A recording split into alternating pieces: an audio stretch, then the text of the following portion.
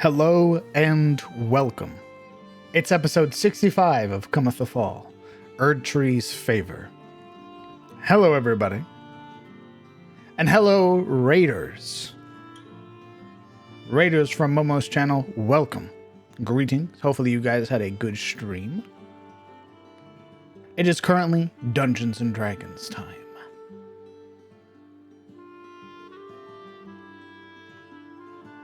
How's everybody doing this fantastic Friday? I myself am having a great time.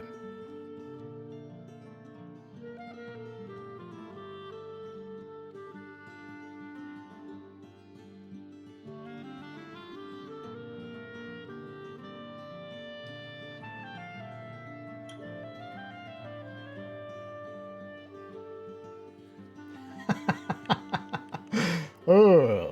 Wow, even without seeing it, ICAD, you could tell it was a natural one. That's a pretty good ear. God damn.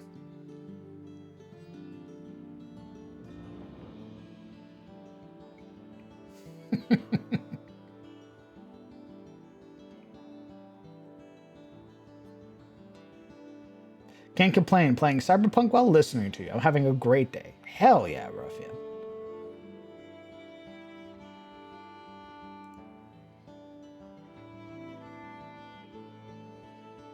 Ready to hear more about Tonic and Raw. Hello to you too, Goal. It has been ingrained. Nice. Very good. That's what we love to hear, baby.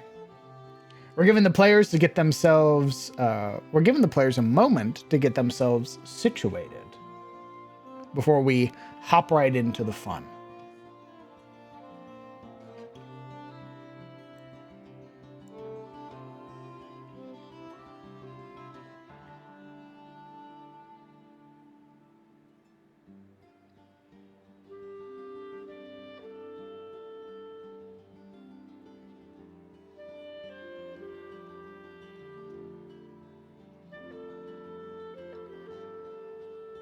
I am very curious what the story is going to hold for the party. What they plan on doing, where they plan on going. I foresee either a ton of very interesting events transpiring or danger. So am I. Very good, Idis. Very good. Into the unknown.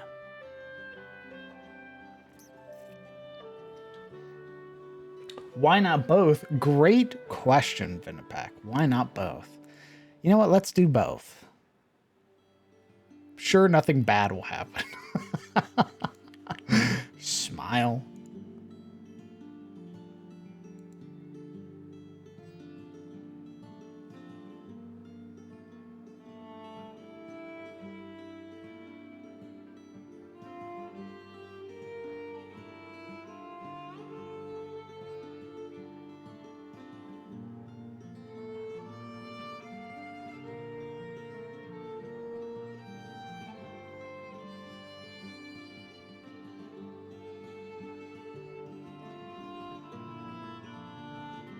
We're going to give the players a few more moments to get themselves situated before we hop on over. A couple things to note. I have scaled down the world map or the hex map. So hopefully when things are rolled in the background, it will not take 85 years for it to roll across.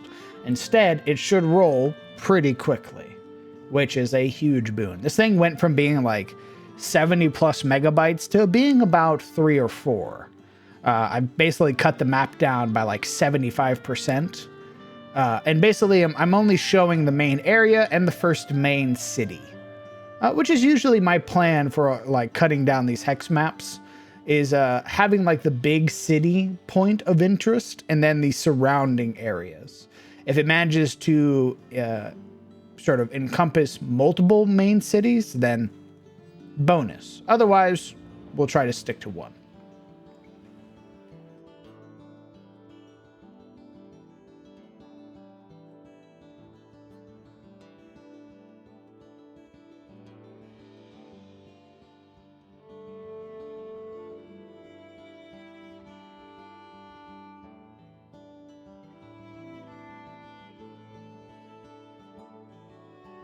80% of Tyros? No.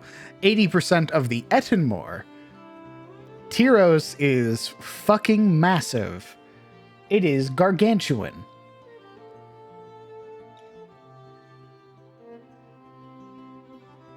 I cannot wait to make like the other hex maps, like to make the hex map for Rowfield, to make the hex map for the Grimwald.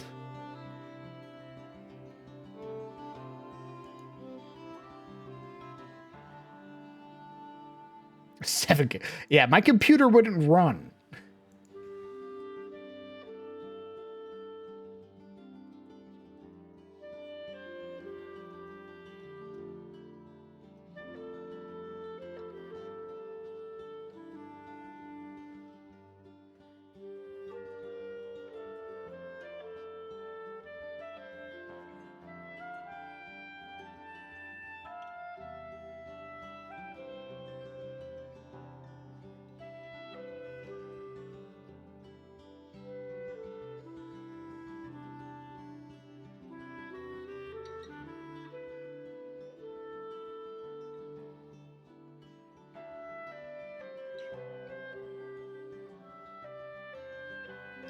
How big is Tyros compared to an in real life country?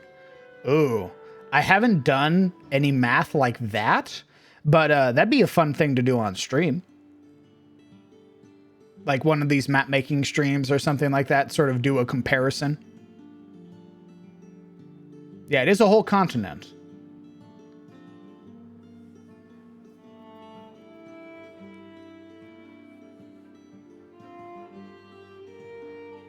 I think I did the math, and it takes 70 days of uninterrupted travel to travel just within the Etenmore from Elion's Tier to Sunfall, which is the other place the campaign is taking it.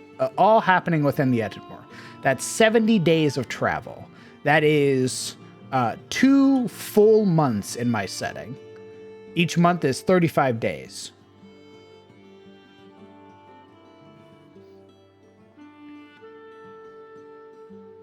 So just traveling, not stopping, not going anywhere else along the way. Just the most ultimate, like the penultimate path to get from one campaign spot to another is 2 months of travel just in the Etenmore.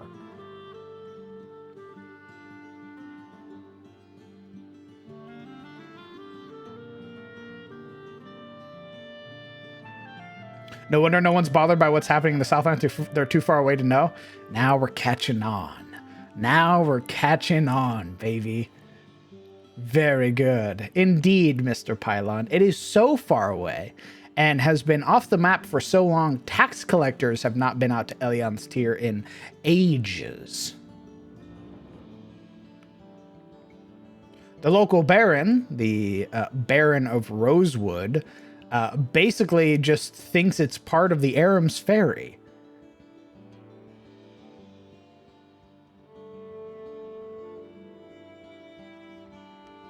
We're on Fantasy Jupiter.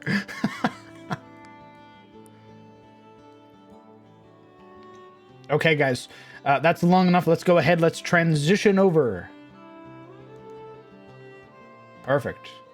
You will notice beneath me the cast. Our lovely friends, players, companions, all of them. As well, you'll notice behind me the void. Currently bereft of life. It will be filled up the more you all chat and talk. Your words will be recorded behind me in perpetuity for all future VOD watchers and all future YouTube watchers. If you have anything you would like to say to your future self, now is the time to say it.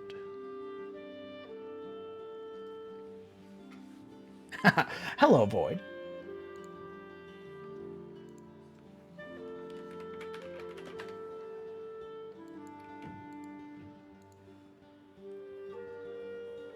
Very good, very good. We are going to give our players a warning that we are unmuting, and then we unmute. Johnny Silverhand is supposed to be David Bowie. Oh. All right. Let's meet our players. Hello, everyone. Hello, Oh, DM. happy Hanukkah. Oh, a little early. Happy Valentine. A little late. But also early, if you think about it. How's everybody doing today? It's Friday! It is Friday. A nice reprieve from the workday. Now you guys get to enjoy some D&D and then enjoy your weekend. Unless you work on the weekend, then get fucked.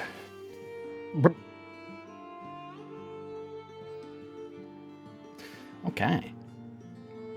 Is everybody here? Is everybody ready? Yeah. Perfect. Can you guys see the map? Yeah. Yes, I can see the map. And it's not laggy at all, by the way. It's surprisingly smooth. Like I told the others, I cut the map down by about 75% and reduced its total size from like 40 something megabytes down to like 3 or 4. As well as I made it a WebP format. So it's no longer a PNG or a JPEG you have to load. Well, my computer apparently looks at that and says, I don't care, I'm 8 years old, and then lays down and dies. Well, sucks to suck, I guess. I'm sorry, I tried. That's okay, I appreciate it. Okay.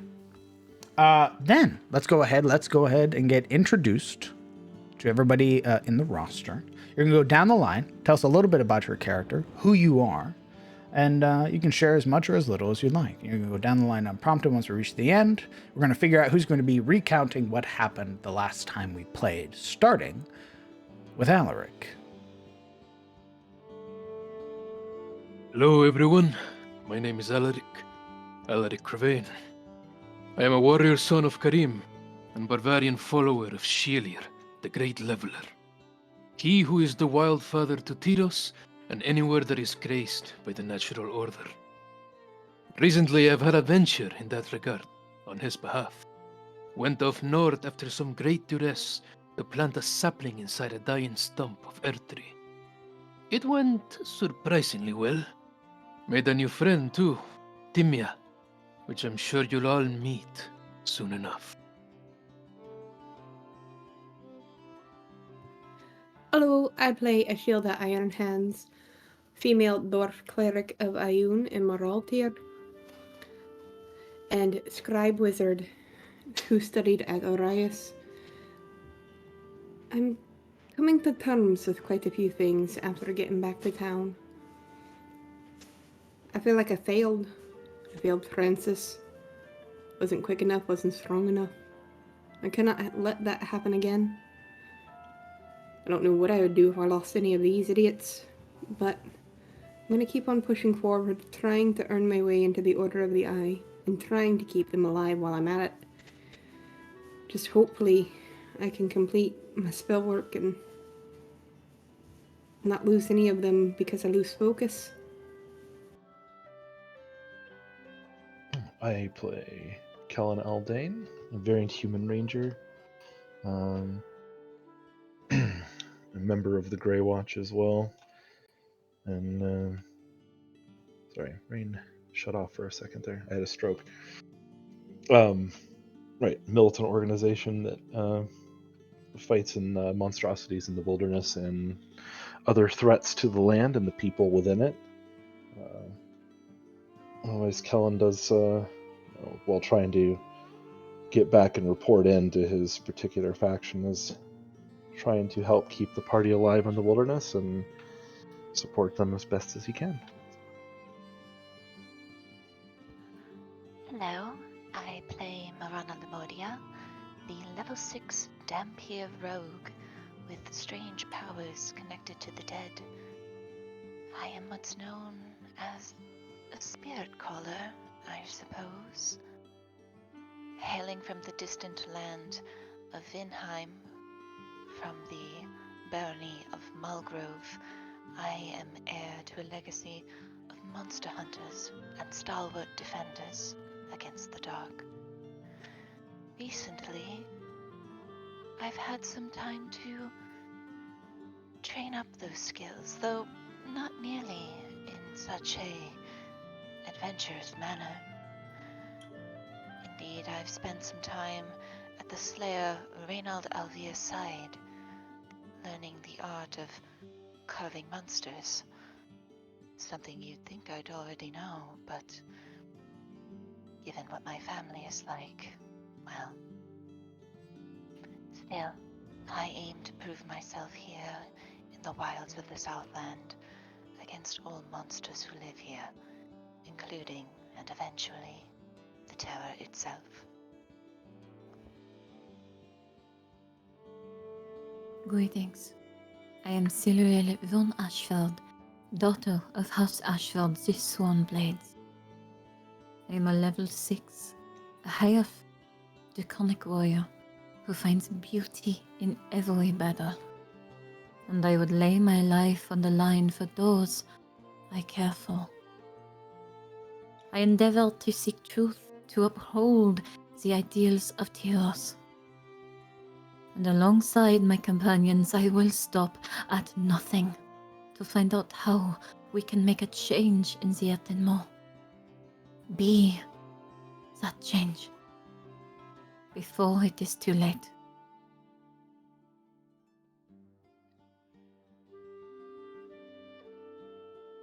Greetings, I am Yuri Zairi, a level 6 sorcerer hexblade hybrid from the distant lands of Shademore.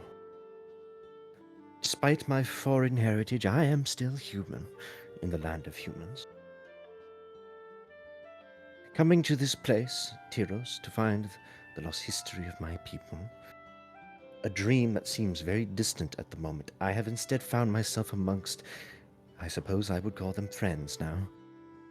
Allies and a party in the depths of the Ettenmoor, hunting monsters and cultists alike. Trying to do my best, not only to survive, but keep, the remnants of any civilization I have seen thus far, Elion's Tier, from collapse, from the darkness that seems to surround it. With my efforts and the efforts of my friends, we have already slain the basilisk, and our next target is now a little more difficult to track, the phase spider.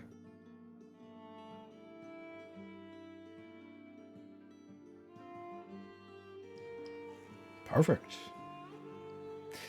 Okay, but everybody is kind as to roll me a D100. The number you are trying not to hit is 1. I love these rules.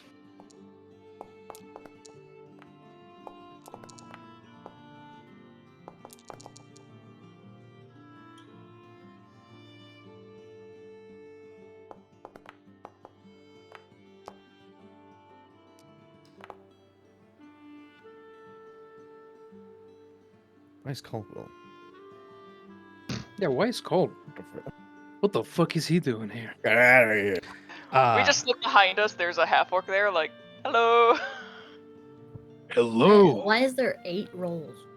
Great question. Okay, so this is what's gonna happen because you're all Just the party. psychopaths. Because the party rolled twice and they didn't unselect our characters. We're gonna zoom out. And I'm gonna put your tokens down.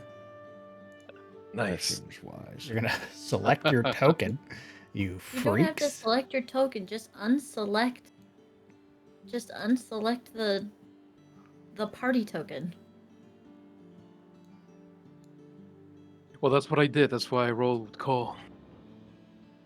I need to change my dice. I'm rolling as Halidil.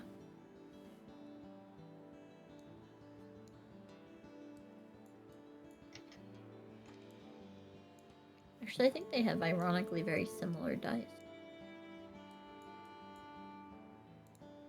Okay.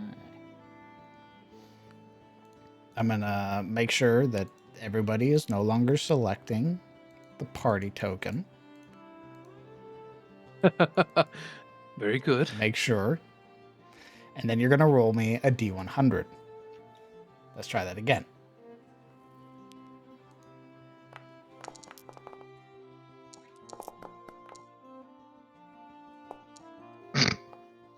Oh, rolls a 70 before. Whoa. 3. holy shit, Kellen. I'm gonna be real honest with you. I don't remember much of this session.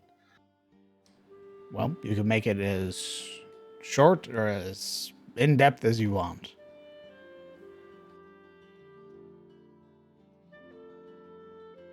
DM, could I give him like a summary, maybe? To I mean, you can fill in the blank if I miss something, but mainly what I remember of it is, we basically reconvened after everyone had kind of split off, and we had essentially met at the breakfast table and to kind of like share the stories of everyone's little adventures and all of that. Some questions were asked, some questions were not asked.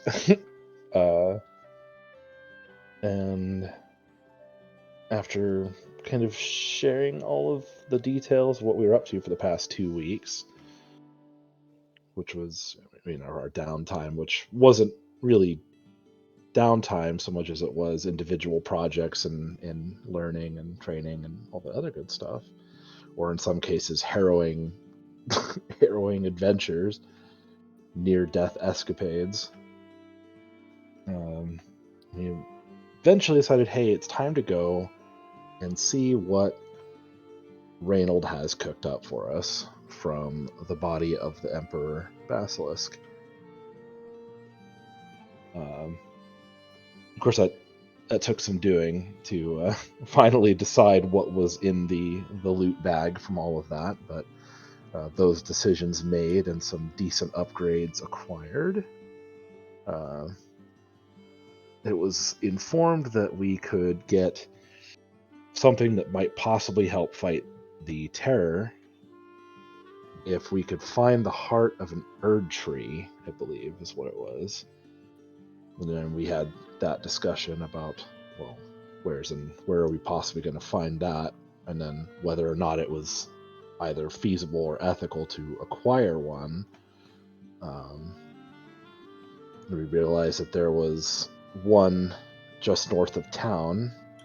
There was the baby one that Alaric had planted, and then there was a sort of deadish looking one back where we had fought the Night Sister matriarch, all the way south on that southern coast peninsula thing, as well as some other interesting questions about like Kellen's heritage regarding these Elidtrees, and I believe we eventually settled on going to the one just north of town first just to kind of suss out the situation. And ultimately, we were planning on going out to deal with the phase spider, the last non-terror of the Southlands threat remaining. But a quick stop by the northern Elidtree first before we do any of that. I may have missed something, but again, it's been 2 weeks and my brain is. Any complaints, party? Did I miss anything particularly vital? I mean, the last session was mostly town RP. Yeah. We did give the box of diamonds to Amira, the cleric, who can now cast Revivify. Morana did also talk to some of the dead people, and we paid our respects to Francis Blackburn, who had perished in a Shield Days side quest. And we had also talked to the carpenter before going to Reynolds about upgrades, which we spent a healthy chunk of money on, and that's going to take about 2 weeks for us to do. Those are the two big places we went to. We did go to Reynolds and have a huge discussion about the weapons. That was the last thing, right? And then what we were going to do next, I believe we were talking about alternatives, or going to the, I think, Alec's matriarch to talk about alternatives from the Elidtree in order to either, as part of the recipe that Reynolds wanted for, it was either tracking or preventing this phase spider from using its abilities. I believe it was the latter. As well, it's not just Revivify. She can cast Raise Dead. She can use our corpses somehow. Yes. That doesn't. I don't think that fills me with much confidence. Don't worry, she's a good cleric. I Don't- smile. She's a professional. Guys, she's a good guy. Wink.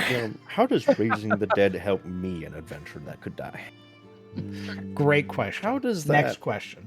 All right. So, as well, I have removed and updated the hex map.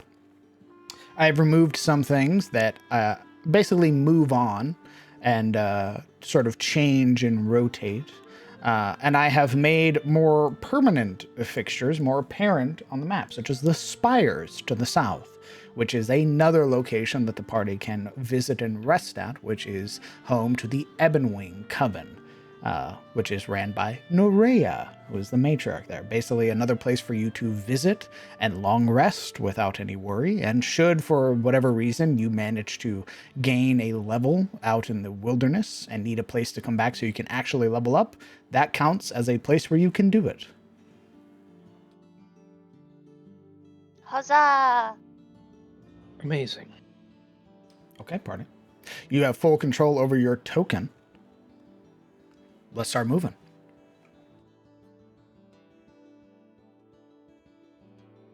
So let's start. What do you mean, DM? DM, we haven't gone to the general store to stock up on supplies. Yeah. Silly. Okay. Hold on, let me map Really? transition real quick. Don't be silly. You don't need that. I'm not going anywhere We without my ball absolutely do. ever again. You'll be absolutely fine. do. Understand. It'll be fine. I don't think you It won't. understand. You won't be fine, bro. Let me map transition It's real quick. fine. You don't. I don't think Don't you worry understand. about If it. we hadn't gone shopping, Yuria and Silveril would not be standing here today. We would be wondering, hey, where's Siluril and Yuria? I haven't seen them in 2 weeks. It'd be a whole new series of Correct. adventures. It'd be, guys, we gotta find where Siluril and Uriel went. Nah, it'll be fine. Don't worry about it. Out into the Come wilderness, smile. I was going to say, finding the one of the princesses of the Etmore might be high up on the list. The phase spider just sitting there like, gosh, when is it gonna get to me? Rubbing its little legs together. Guys, I've been I've been waiting. waiting for like months. I keep being moved out of the script. I show up here, I bring everybody coffee, I'm waiting. I got Starbucks and it's fucking cold now. Is it weird that every time the DM talks as though he was like a cartoonish version of every monster he has, I just imagine them with a mustache? Like, I just always imagine them with a mustache. Even the lady monsters, mustache. You Okay. possess Somehow that them makes it temporarily. worse. I don't know. Why are they coming for me? The mustache bristling, upset. Leaving Reynolds' home with Bullshit. your new equipment in tow. Maybe a little lighter on coin after your recent deposit into what is actually an investment in the form of your new carriage, your new Tarosian carriage. You make your way back out into Elidtree proper, finding yourself outside of the home. Yes. DM's gaslighting us We- right now. It's an investment, guys. Do we have any more gems left? I believe you still have plenty of gems. Yeah, there you go. I spent them all. What? I fucking hope not. I spent Blackjack. a lot of hookers. fucking money, okay? Listen, coke and hookers cost a lot of money, okay? I You mean, guys it's not- went from about 1,200 gold worth of gems to about 550 right now. Oh, that's I still a want a good amount. lot of money. I edited them. Let me look here real quick. We still have... Alright, we have 200 GP, 220 there, Oh, and yeah, 330 babe. there. So 550. We're fine. Not to mention, you kept a artisan plate from the recent trade, so you still have one artisan plate, which to certain vendors is worth 100 gold pieces, as well as your own personal coinage. Yeah, I spent my personal coinage, so I would. Didn't we get some back though? Like, didn't we? Yes, I Sillaril. spent 180 gold of my personal money, and we got 20 gold when we went out. So, yes. He checks my pocket. Definitely more than 20 gold. You currently have What's 5 that? platinum pieces in your pocket, which Okay, is 50 gold, that's by the not way. that's not 180 gold. I don't know. You guys got all this fucking money. I got like 46 gold. Yup, I don't know where the fuck they're making up with these fucking sums. Yeah, holy shit, man. You guys holding out. We were out robbing cultists while you were hugging trees I and spent talking to 180 hobos. gold before I left. That didn't We all had money. I didn't even know you could spend that much gold on my behalf. No, I didn't spend your fucking gold. I spent my gold, my personal gold. Where did Right, you- but you're obviously holding us accountable for those losses, so... Because I bought it for the party. That's what I mean, you expect us to repay you, right? No, I want gems. Right. So you get paid back. At least a little bit, yeah, in gems. Okay, I'd like to think that's this what I'm is an saying. in-character argument. This argument happening as you all are walking through It Elion. is Go not ahead and start making your way The towards the player wants towards the money general back. store, please. How many gems do you want? Because I was trying to get more value out of them. I don't know, dwarf. How much are they worth? Well, as I stated, we have some 10 GP gemstones. We have 2 of those, which is a tiger eye and a rhodochrosite. We have 4 50 GP gemstones, which is a citrine, a zircon, a chrysoprase, and a moonstone. And then we also have 3 more 10 GP gemstones, which are azurite, turquoise, moss agate, and 6 more 50 GP gemstones, which is 3 zircons, a bloodstone, and 2 moonstones. Yeah, when you started naming names, you lost me. Like I said, you have 550 gold worth of gemstones total.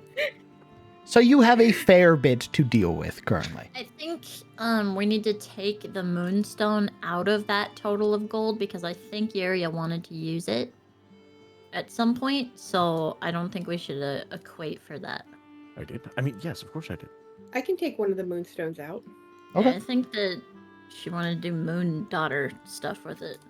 Okay. I just will remember her take- You mentioning just wanting to see do that. Yuria the next day wearing it on her finger. What? Yep. I did moon stuff. Go ahead and mark one of the Yeah. moonstones off of that total, and I'll slap a moonstone onto Yuria. All right, I'm taking it out of the regular gemstones that I had, not the emperor ones. Perfect. Okay. Arriving at the general store, waiting for you inside is the large form of Mr. Broadhurst, currently in the process of stocking shelves, as numerous people have come through with the recent sort of injection of supplies here in Elion. People are finally able to start going about their lives normally. So there is a lot of trade happening currently, a lot of bartering. You arrive, and Mr. Broadhurst greets you all warmly. What are you looking to buy?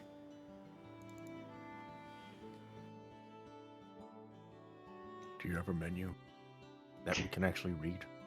Pass us the catalog, please. Can I have Yeah, I'll post it again. Here's Roebuck catalog. Just Man, alright. I would go through my inventory, but I spent most of it. Takes notes, doesn't take notes of what the store sells. Maybe because I expect the store to know what the store sells. And also, mister, didn't they restock so it'd be different? No. You piece of crap. No. I shake my fist at God.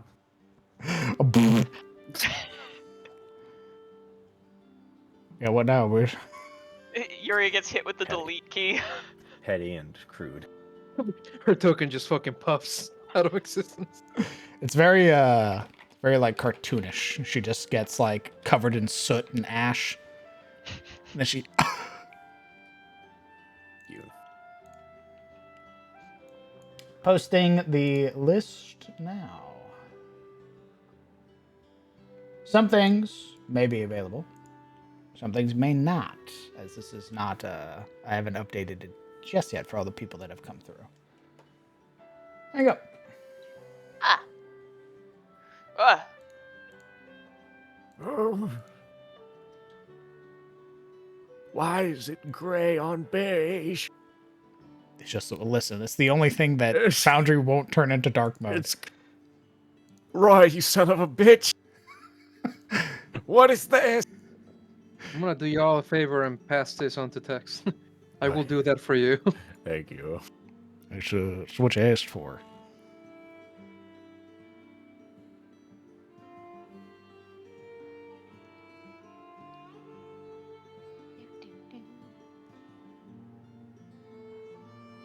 This is where we see if anyone in the party's colorblind. I can't see it, guys. Oh. I'll take another screenshot, but in the edit window. Looks at page. It's blank. Everyone's staring at Yuria. I see.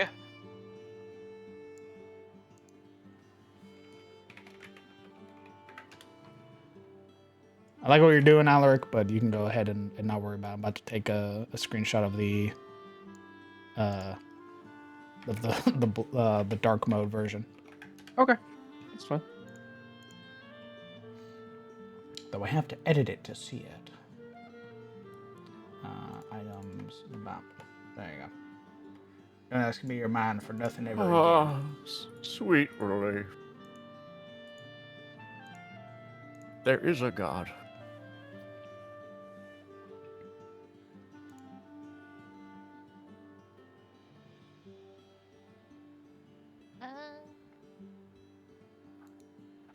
How much are the vials again? Vials, because they are still a commodity, are 1 gold piece each. And Are how much these, are... Sorry. I was just gonna restock on rations. How much are those? Rations are 4 silver piece each. Is the in-stock menu accurate? Like, does he only have 1 healing salve? Yes. So the only thing he doesn't have in this list currently are augmented whetstones and stimulants. Everything else he has. Augmented whetstones. Oh, okay.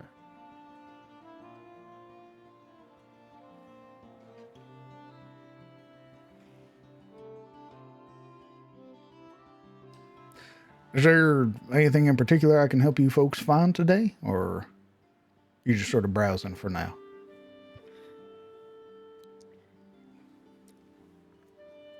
See here. Ashilda is eyeing the mason's tools.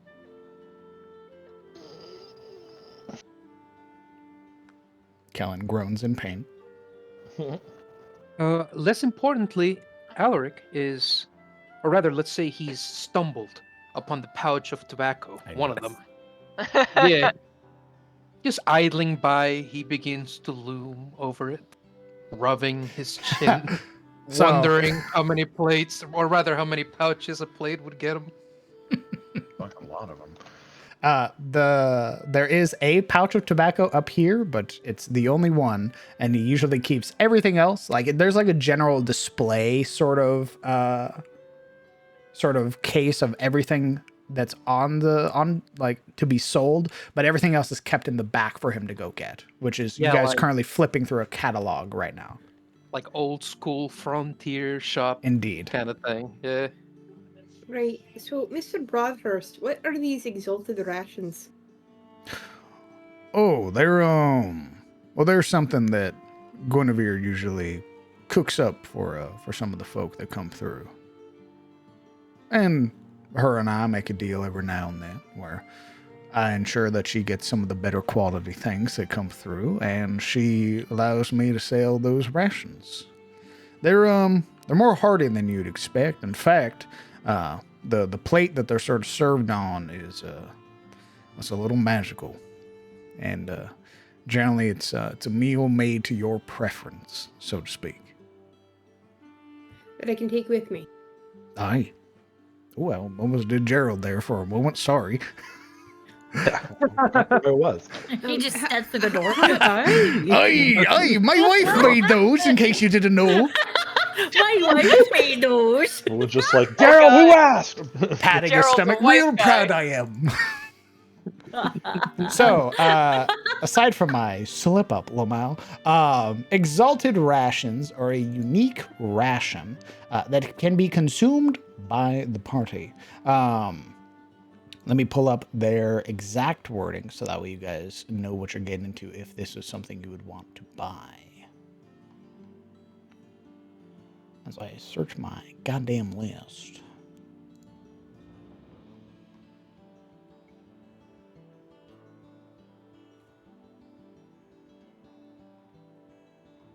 That's right, I moved it. Lamal. Exalted rations. Delicious meal at your fingertips. You need only think of what you desire and it's yours. This enchanted meal provides a unique benefit unlike mundane rations. When consumed, the user gains 1d4 plus 2 temporary hit points that last until you complete a long rest. The ration is destroyed after this use.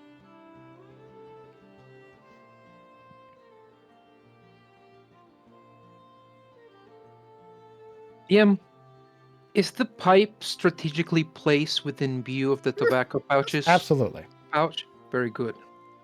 At the Very front of the good. store, so you just see it coming in. Yeah. Because sort of the nature of these rations, they'll run you about 5 gold each. Alright. And do we have regular rations? She flips through the catalog. He'd bring a finger up, flip through a couple of the pages on his own book that he has, his own ledger. He'd go, actually, scratch that. They're about 4 gold.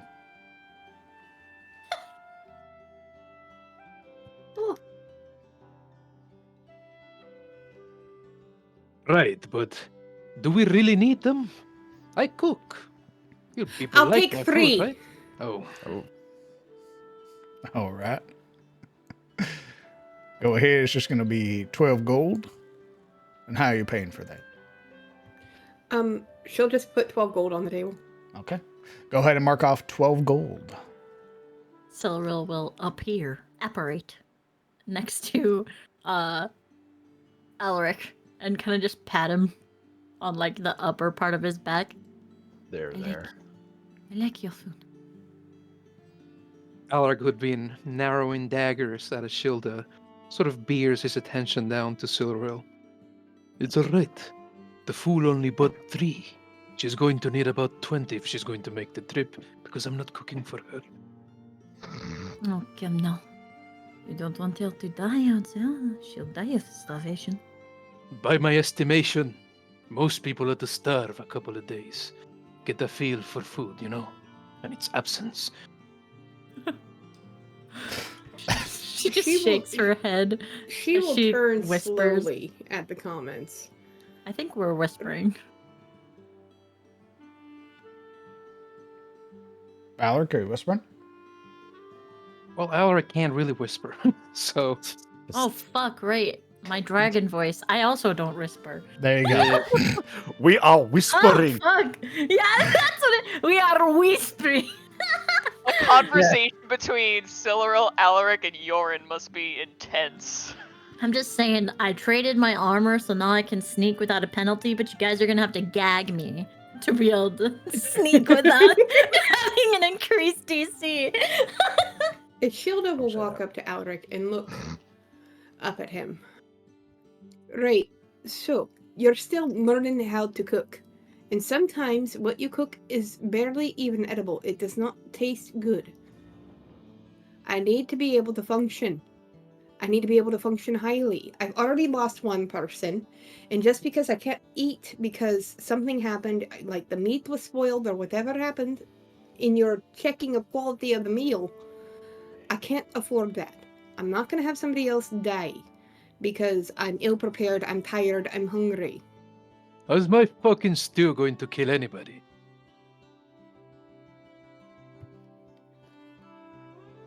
It's about me being at my best, and sometimes what you make isn't the best because you're still learning. Are you going to accept the fact you're still learning, or are you going to think you're the best cook out there? You think 3 of those meals are going to save you from my stews? You're going to have to eat regardless.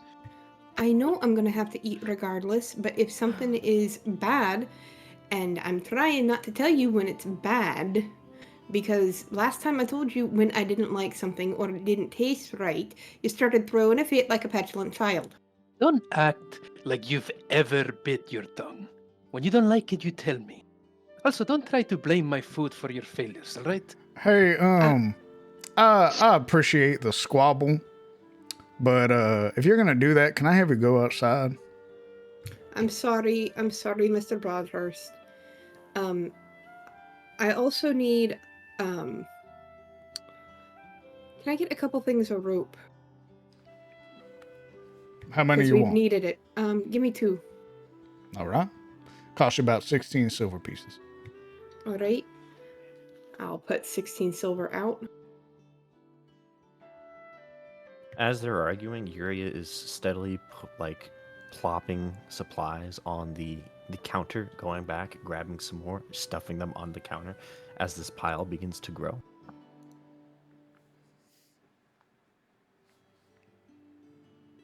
Yeah, after Silril, after the fight had gone on, Silril would have departed it and went to do the same with Yuria. What's the difference between the silk rope and the hempen rope?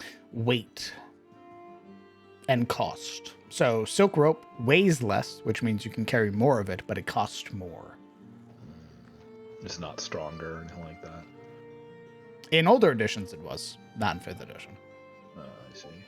The What difference. about your edition? Well, I haven't figured that out yet, Smile, so I'll let you know in the future.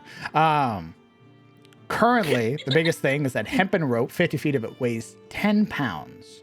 Silk rope weighs half that for 5. However, hempen rope is going to cost you 8 silver pieces. Silk rope is going to cost you 8 gold pieces.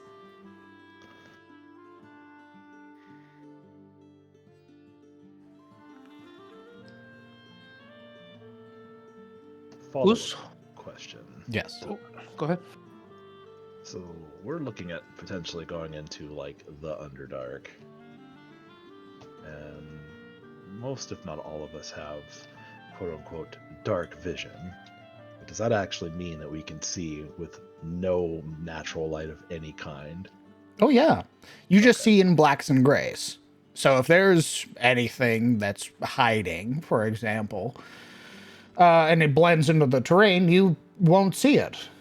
Or if there are any color distinctions or liquids or anything like that, you'll always see in muted grays unless there is a light source nearby. Which means things like pit traps you won't see until you walk into them. Exciting.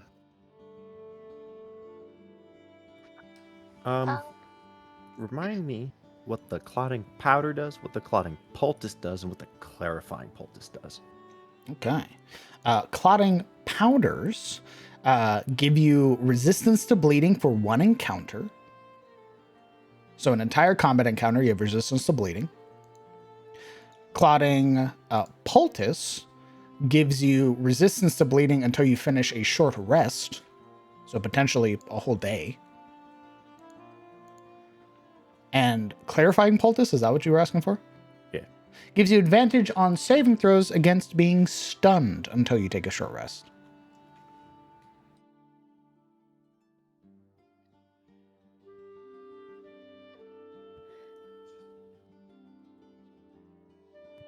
There are 2 other items I would like prices on, Mr. Brothers.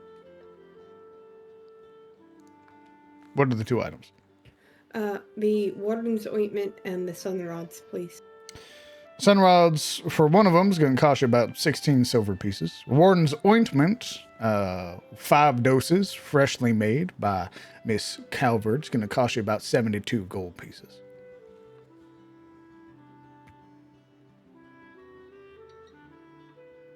$72 gold. I would suggest that we do buy the Warden's Ointment. It will help in healing. Warden's Ointment is basically, for those who may have forgotten, it is a health potion on crack. It immediately ceases poisoned and the blight condition, as well as removes any disease you may have you and automatically heals you for 10 hit points. And it has 5 uses, so it can heal for 50 hit points total. Which one's that? That is the Warden's Ointment. That's 75 gold. 72 gold. Keep in mind, health potions are 50 gold each. Yeah, but I ain't made a fucking money, so. Silril is currently cradling the healing salve in her arms like a very precious stone. See Yuria sort of grab it and then stick it into the growing pile. Here is what Yuria has collected so far.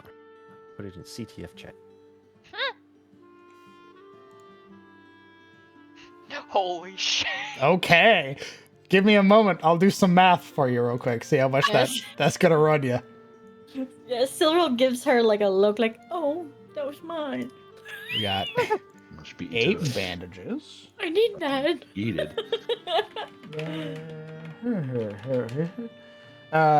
4 anti-venoms. Okay. Jesus Christ. I don't think you understand that we need this shit. Yeah. We would Sounds not like a we terrorist. would not be here now without those items. I don't have that much money, guys. 4 burn salves. Can we come back from one experience? It's and great you're because like, it's not like meta. It's not like you're metaing, right? It's like we've been out in the world. We've experienced the horrifying shit that's out there. Guys, we need this. It's not we're not buying it because we want it. We buy it because we need it. 1 medicinal. Is it 3 medicinal herbs, 1 healing salve? 1 healing Yes. salve. All right. That's all they have. I would You take know- as many as they have. You know how a newbie in Darkest Dungeon just sort of buys food and torture? But run like 100 dungeons and you're bringing fucking everything. Holy water, anti-venom, bandages. Buying 3 medicinal herbs, 4 milk-soaked linen. For those who do not know, that removes the blinded condition on a creature. What if you're averting your gaze? You have to be affected by the actual blinded condition, not self-imposed. Like a creature hits you with an ability and you're blinded. Milk-soaked linen gets rid of that. You averting your eyes, you don't counteract it by milk-soaked linens, because then you're just looking at the creature again. Yeah, I was mostly kidding. Mostly kidding. Entirely kidding. 4, 6, 8. 2 restorative herbs. Oh my god, you're buying out this fucking shit. Been outside? I'm surprised this isn't like just what standard people take to go outside and mow the lawn. Restorative herbs. Clotting powders. We're gonna zeros. We don't need none of that. We don't even wear sunscreen. And I'm going to trim the roses. Where's the clotting powder? They might grapple me. You gotta cut, put some spit on it. You'll heal. Clotting powders. You look at the clotting powder, it's just dirt in a jar. Holy Put shit. some Windex on me. Windex. Clotting poultices. Oh boy, that's a healthy one right there. 3 of them? Okay. Clotting poultices. That's 4. And then clarifying poultices. Clarifying poultices. Another. Okay. Let me add that all up real quick. Now that I've priced out what it is. Roy brings out the adding machine. Yeah, bust out an abacus real quick. What does the neutralizing powders do? Neutralizing powders, I believe. Let me go read real quick. Neutralizing powders give you resistance to blight for 1 encounter.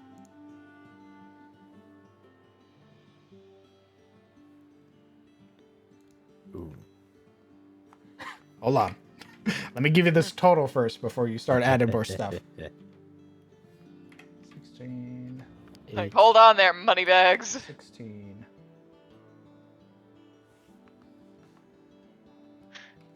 Get the tussin. 22. Okay. So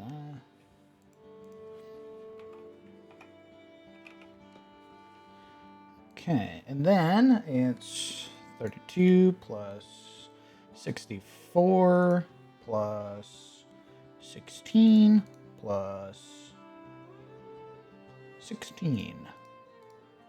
Okay, so all in all, your shopping spree for all of that would cost you 92 gold, 128 silver pieces. That's a lot less than I thought it would be. Holy shit, that's a bargain. Now let's barter. You already are getting it at the cheapest price available because he likes you. Yeah, but let's fold this motherfucker like a pretzel. Let's see how much he'll bring it down. I ain't bartering. Well, there you go. The end. In fact, I increase it. You barter with me and I'll raise the price by 15%. Damn. Get Alaric out of here. Do you want me to use the gemstones, some of the gemstones to pay for this? Get him out of here. He is down to trade as well. So, equipment, you don't want any more. Tools, gems, things like that. All things he is down to trade for, given that now there is almost a robust trading scene here in Eliond again. Yeah, us. We show up, buy him I out. imagine we've seen more people that we haven't really had like a chance to see come out of their house. Like I imagine there's like a merriment around the town, Absolutely. right? You'd have seen a lot more people as well when you went to go visit Amira in the chapel. There were a lot more people you'd never seen before. Climber's kit only works for 1 person, right? Correct. So, what's different between that and just having a grappling hook? Grappling hook will let you get over walls. Climber's kits are what's going to allow you to traverse the mountains. There's only one of them anyway, so. I wouldn't fucking sneeze at it. I mean, I had to go through a lot of mountains the other day. Yeah, with the climber's kit on, you'll traverse the mountains normally like you would everywhere else. So you'll be able to travel 2 hexes as a individual. As a party, the whole party will need climber's kits. Yeah, so maybe we could probably get it in the future, and then next time somebody has an adventure lined up and they have to starve through 7 hexes of mountain, we could give it to them. Yeah. Yeah. No, I don't know. Just Likelihood of that happening? with- Never again. I can move people with my mind, so I don't really. I mean, if you want it, you know. It's not your You mind. want it? And you can't move them up mountains. I can move them upward in any direction for 30 feet. How many 30 times- feet. How many times can you do that? 30 feet. How many times can you do that? Yeah, that's cool. Voices in my head. What does a stimulant do? Stimulants are not available. Oh, okay. Yeah, stimulants and augmented whetstones are not currently in the store. They're still being unpacked and prepared. So, seeing this pile of stuff Juria has gathered, Alaric would snatch 1 pipe, take 1 pouch of tobacco, and very calmly move up, lumbering closer and setting it down beside it. adding it to the list. Uriel looks at you in the pipe, squints back at you. Glad to see you have your priorities in order. Shilda would add a warden's ointment to that. Holding Juria's case for a moment, he'd squint. What? You've known me to want to smoke for a while now, and that I've gone this far without it. Should say good things about me. Warden's Ointment's going to add 72 gold to that total. Holy Pipe and shit. Tobacco is going to slap another 20 silver pieces on top of that. We gotta cut the pipe. Sorry, bud. What? So what's our total? You want me to to? put this on layaway? What the fuck? Is that an option? What's the total up to? With the Warden's Ointment and the pipe slapped in there. And tobacco. So your total comes to 164 gold pieces and 148 silver pieces. Would the grappling hooks help us at all in Underdark? Or Maybe. All right. What is maybe? I don't know if we're It- just going straight to the under. It could potentially help you, or it couldn't. You've never been in the Underdark or the world below, so. Once it's announced that it's 20 silver for the pipe and the tobacco, while still staring very intently at Juria's face, Alaric very impishly sets 2 gold coins on the counter and slides it across. Okay, so paying for your own pipe and tobacco. Yes. Okay, that lowers the Two price back gold. down to 128 silver pieces and 164 gold. So, I guess what I'm asking about the grappling hook thing is like, does it actually assist in like, oh, I don't know, basic climb checks? Let me pull it up for you. So the way we used it was that we tied it to rope. We could basically sling it across holes, and that allowed us to traverse the hole. Well, you didn't use it at all. You kept getting pushed across and pulled across. I did. For the person who used it, it was advantage on the athletic check to get across the gap. And it, if it was secured well enough, it lowered the DC.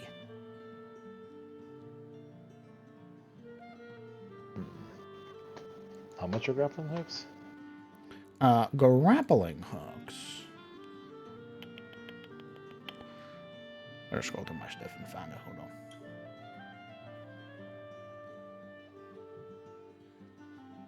Grappling hooks are 16 silver pieces. There are 2 of them. I think I'll just buy one to have. Okay. I'll just pay for it out of my.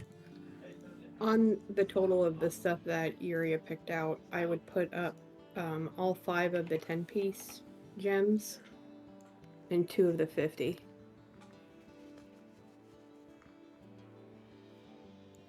Five of the 10-piece gems and 2 of the 50, so that's 150. Yep. Okay. Let me know when you've marked off the 16 silver. Already have. Okay. There's your grappling And hook. Thank you, sir. put How much are you putting down? I put down the entirety of the silver needed. Just out of my pouch. Okay. So you are, go ahead and mark off 128 silver pieces. I already did. Okay. And then what are you putting down gem-wise? All 5 of the 10-piece, so that's 50, and 2 of the I'm sorry, and 2 of the 50-piece. I'll throw down the citrine and the zircon. Okay. So we're knocking off, that leaves 14 gold left.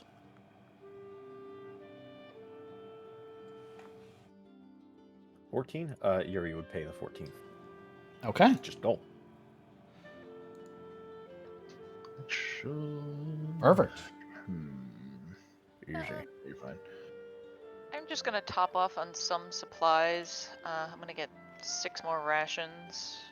So 6 times 4, 24 silver.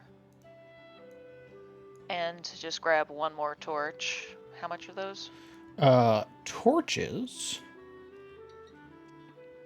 8 copper pieces. Oh boy. Breaking the bank. No. I don't have a lot of money anymore. I lean in. So you said you got 6 rations? Yeah, 6 rations, 1 torch, and I'm waiting to see the weight on that before I There you consider go. buying You have rope. 12 rations now and 10 torches.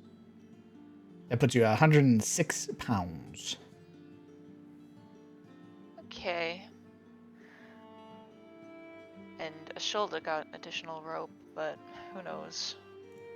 Ooh, I'm also gonna get 3 more vials to put back into the alchemy box. Okay. Go ahead and mark off 3 gold pieces.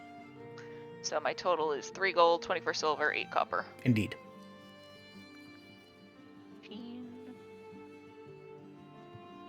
The only other thing a shield is looking for her is how much for the mason's tools, and that's just because of the stone stuff I've been finding out about. Mason tools are going to run you 8 gold pieces. All right, I'm down to 3. Okay.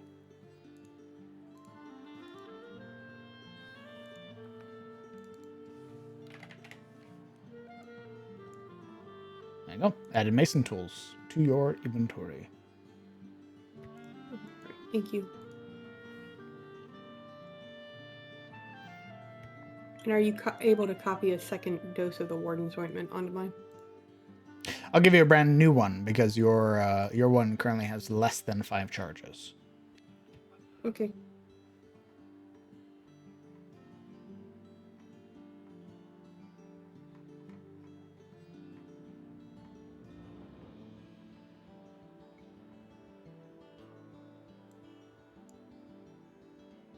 Never mind, it stacks it anyway.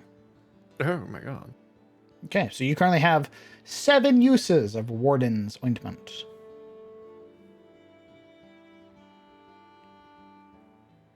Who has it? Ashilda. She has the 2 jars.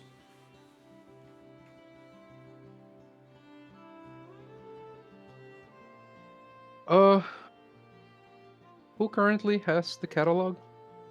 Or should It's- we just say that it's within reach of everyone? It's within reach of everyone. Yeah, I think Alaric would inquire after the fire grease. Okay. He'd reach back, grabbing for this.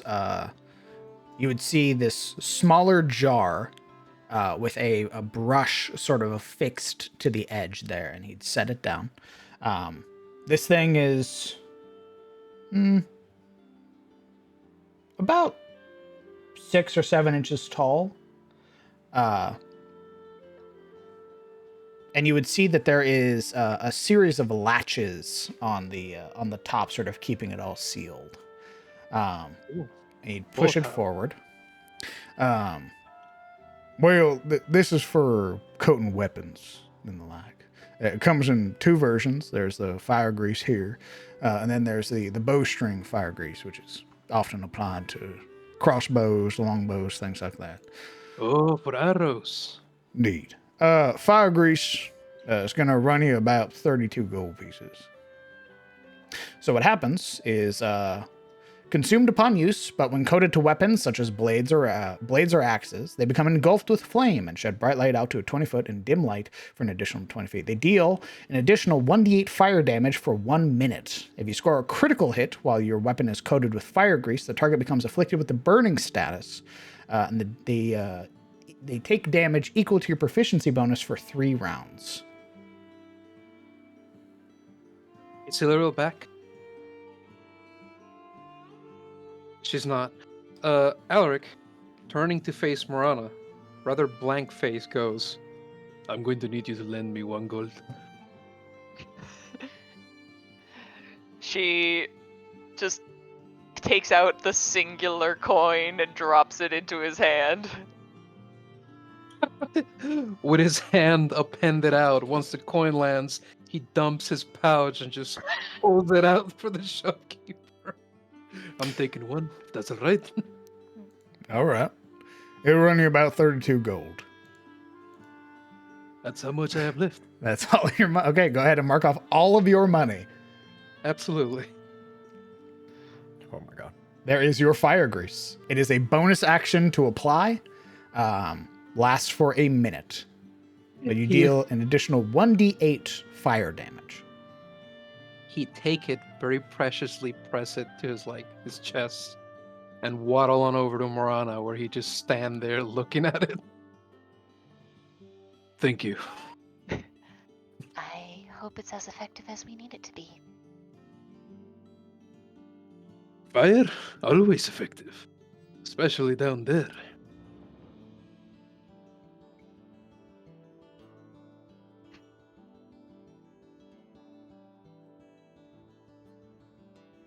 Anything else you guys are looking at?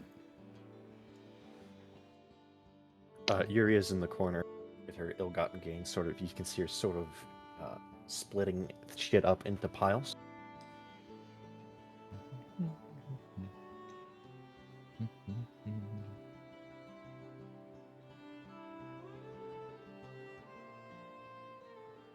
Oh, I just realized looking at my own list, there should be health potions on here. We don't need those. Fake and dumb. Yuria head whips around, eyes go red. What did you say? Killing him. Yeah, they at the lower price, they're 42 gold pieces.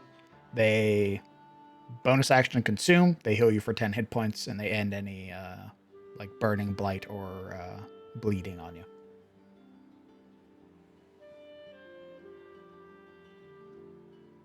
He has 6 of them. Of course he does.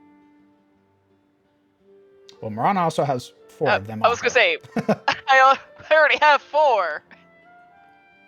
Yeah, you just have 4. Because I took the box to what's her face and got them all identified. Told you that. You just have 4. You Just have 4. told Just chilling me out. You didn't Jingle jangle. give them out to anyone We else? didn't decide who they were going to because we weren't going anywhere yet.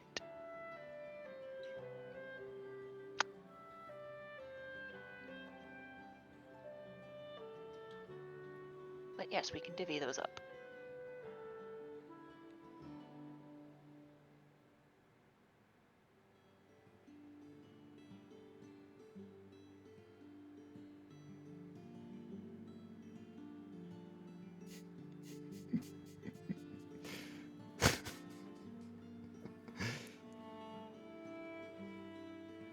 Okay.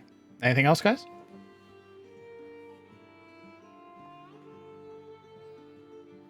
Hold on, I'm still splitting shit up. Yuri's Okay. busy right now. Come back later. Yuria's playing quartermaster. Like, you and you have these. You take these. This is not a democracy.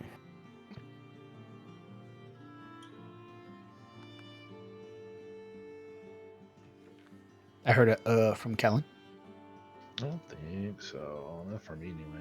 Everyone else already pretty much bought everything else they could have even thought of. So Nothing else? Looks what do you over have it. in mind? What did I didn't have anything in mind. I'm just asking if you had anything that caught your fancy. I mean,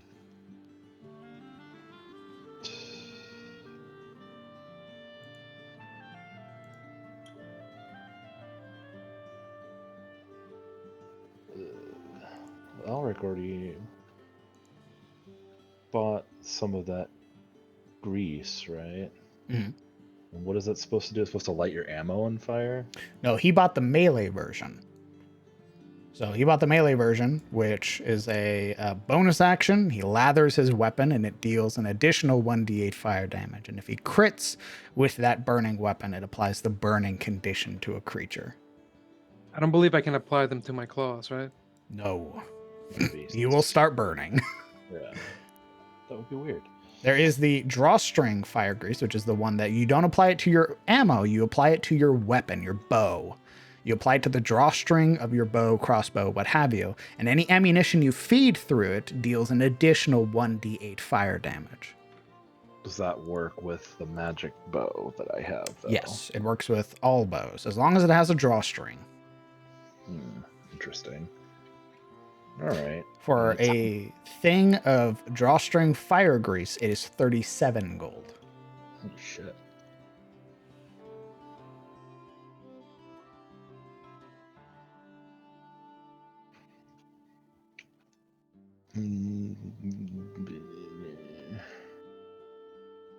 Meh.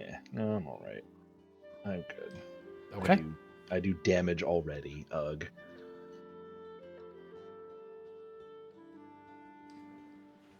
Okay. Siluro?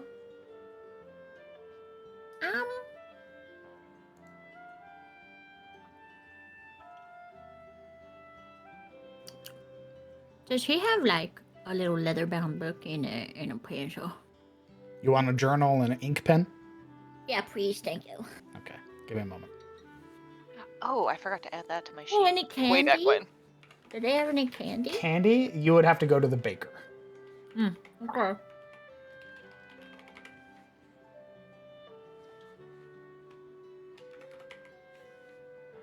Do you remember how much I said your book was worth? Let me double check. Da. Give me a hot minute.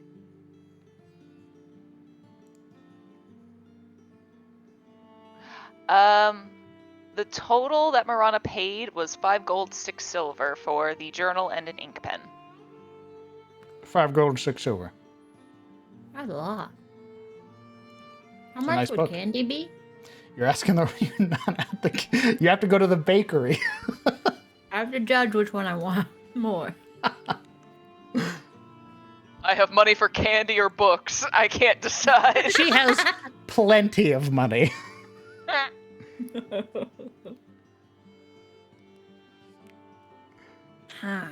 Okay, fine. I'll take the book and journal. Okay. Mark off 5 gold and 6 silver pieces. And is that an item you add to our sheet, or do we just make that up and throw that on? I'll add it. Okay, because It's not a journal. It's just a book. Yeah, that's fine. And an ink pen. I want one of the magic ink pens that can like never run out, and I can change colors with it. Except it's like one of those like old school pens from like the 90s where you have to push down the individual little thing. It clicks into place. Whoa. I'm old. There you go. Thank you. My mom has a few of those. All right. I like trying to Yuria- push them all down at once when I'm at her house and break them.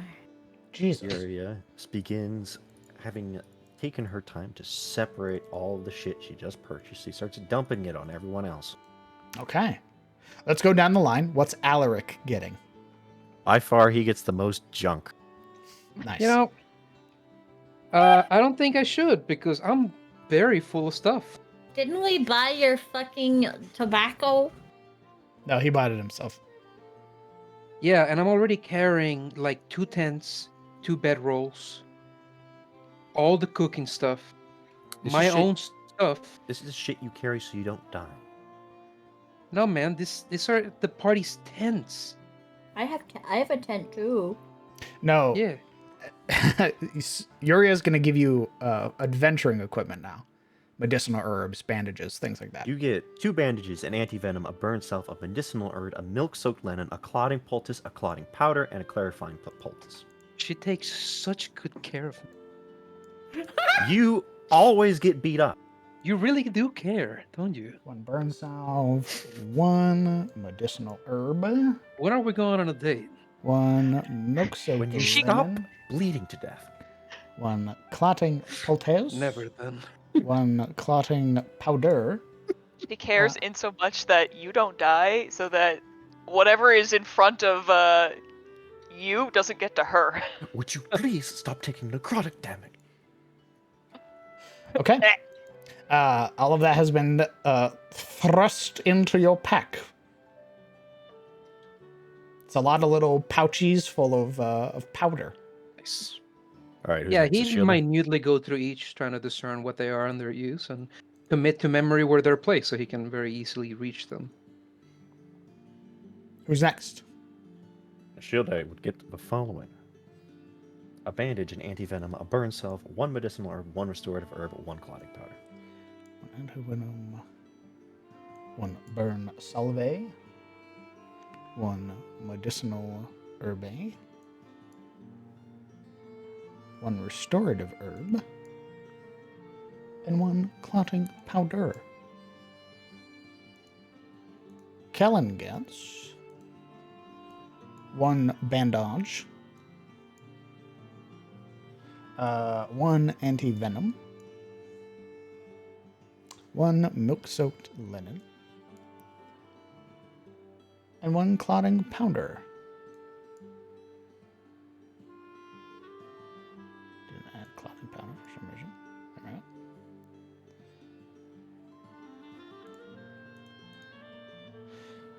Alright. Marana gets 2 bandages.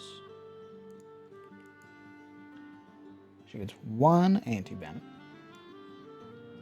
She gets 1 clarifying poultice.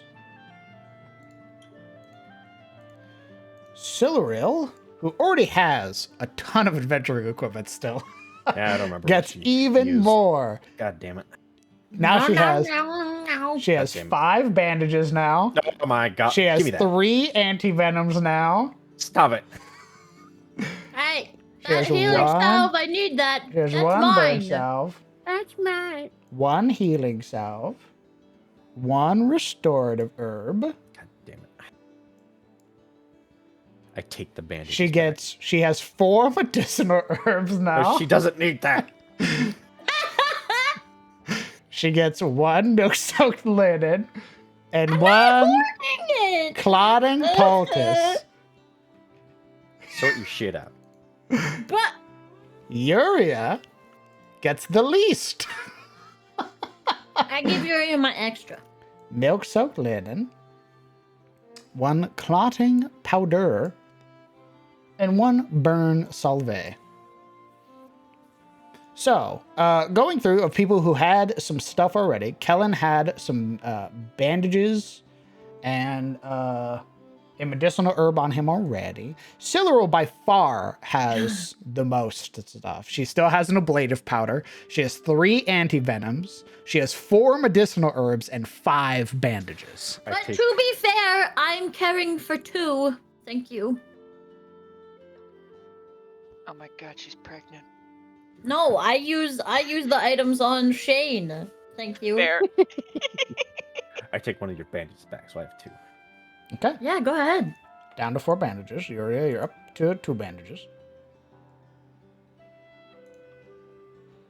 We still got 4 medicinal herbs and 3 Nope. anti-venoms. You don't need 4 medicinal herbs. It's true, I helped with Shane. That's 2 for each of us. I fucking guarantee you that Shane will only ever see the bandages, nothing else. That's not true. No, when they did their solo adventure, she would pass things to Shane, or Shane would take things out of her equipment and use it on other people. Oh, nice. Or on herself, yeah. We were a fucking unit, bruh. It was amazing. Yeah, So- I was just kind of there. Let's say, like, once Shane is more familiar with the other party members, he'll recognize where your equipment's at. But for Siluril right now, if, let's say, Yuria is next to Siluril and she's burning, and Siluril says, Shane, use the medicinal herb on Yuria, he'll take it from her pack and use his action to use it on Yuria. Well, that's Okay. dope. How about this? Who doesn't have a medicinal herb? I don't, but I have potions of healing I'm going to distribute, as well as Okay, we'll other give stuff. 1 medicinal herb to Marana, so everyone can use a bonus action, take care of their own shit. Are we taking it from you? No, Silver. I can't find what the fuck. You're fine. You still got 3 of them. Yeah? I'm not hoarding. I know you're not. All right, who's getting the healing potions? I'm gonna toss 1 at Alaric and 1 at Siluril, because, well, yeah. So, and 1 at Who has the heaviest armor? Or has decently heavy armor? Currently, everybody has medium. Nobody's wearing heavy anymore. Okay, so medium is the Yeah, highest, we got and rid of that that's cringe. and that's between Yuria and Evelyn, correct? Who? Yep, Evelyn. Who? Oh, sorry, Who? my brain. I didn't know that I was here. Get out of here! I didn't realize Get she was out of wearing armor. here! When did we end in this town? Looks over, there's this giant fucking elk. Oh, Evelyn? so Philoril and Yuria have the heaviest armor, correct? Currently, are you mean highest armor class or highest like heaviest Armor, armor? heavy armor. It weighs the most. Yes, I believe. What is a Ashilde wearing? Ashilde is wearing nothing. Okay, so yes, both Scylla and Yuria are wearing the medium armor. I used to have a shoe. I'm probably going to give the potion of water breathing to Yuria Interesting. Okay. in the event something happens. Is this because I have the Your heaviest your armor and the athletics lowest is- strength? Yep. You think I'm If gonna you go into the drown? water, if you go into the Alright. drink, I'm gonna That is pretend a I'm not offended. but I'm Potion let of you know water better. breathing to Yuria. okay, so, who should get one more potion? Actually, I have 2 more potions. I will go ahead and give the Elixir of Aptitude to Kellen.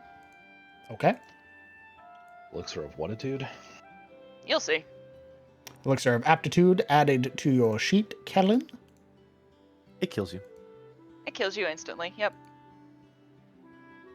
It's just sulfuric acid. Just aptitude at dying. Got it. Understood. Aptitude Fair at enough. dying. Oh, an Elixir of Aptitude gives you a bonus to any check using one skill of your choice for an hour. And it's a bonus action to drink a potion, but it's an action to use the Warden's Ointment, correct? What? One more time? What action is it to use a potion on yourself, and what action is it to use the Warden's Ointment? Consuming anything on yourself is always a bonus action. Using it on another person is a action. Okay. So Warden's Ointment, if you have it on you, it's a bonus action to consume or lather yourself with, and it's an action to use it on somebody else. I think I'm going to give... I think if I can give input, I think Ashilde should have a health potion That's what I was thinking. because it means she can use her spells more instead of having to use a healing spell. Basically, that's what I was thinking, like the airplane, assist yourself before assisting others. So, yeah. Secure your own health potion before you try to heal another. Exactly, so 1 health potion of healing is gonna go to Ashilde, very well.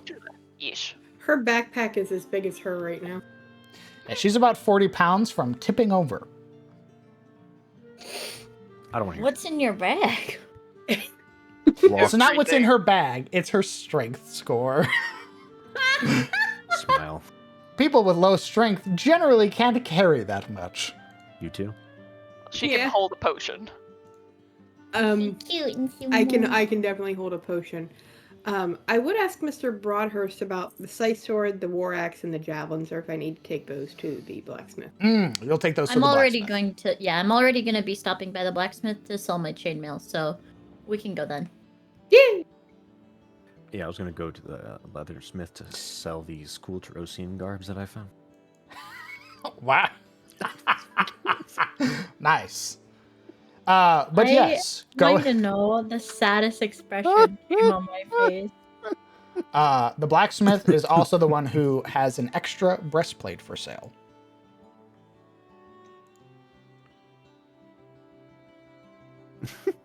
I wish this is like one of those moments I really wish we were a cam group, because my face when you said that, My I was instantly just. My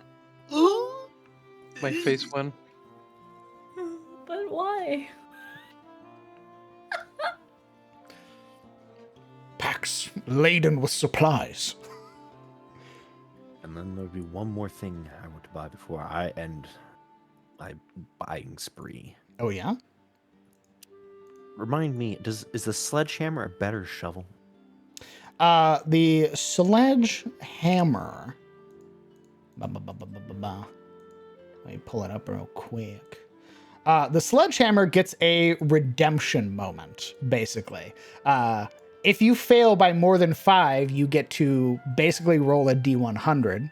And if you roll over a certain threat, actually, sorry, it's a D20. Much like your breastplate of fortification, if you roll over a 16 or higher, it doesn't break.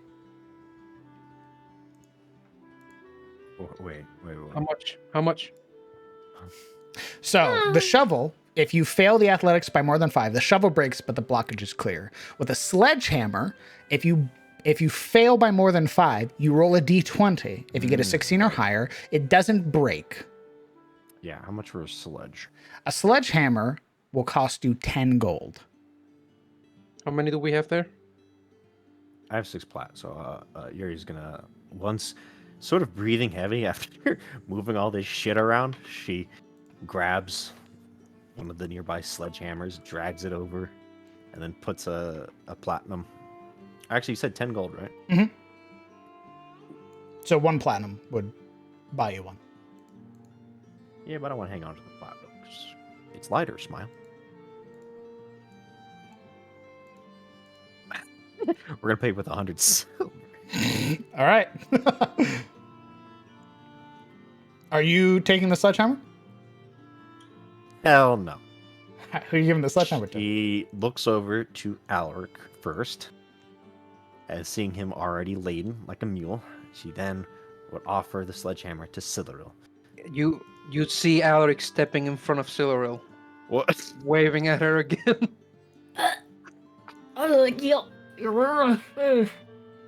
Yuria, seeing this hand waving in front of her, of course, looks to the source. Don't you already have a shovel that you are very much attached to? I could grow attached to a hammer too. Don't you already have a hammer? I could have 2 hammers. Actually, I should ask him first. I don't know if him? he'd be fine with that. Look, it is complicated. Cyril, do you want the hammer?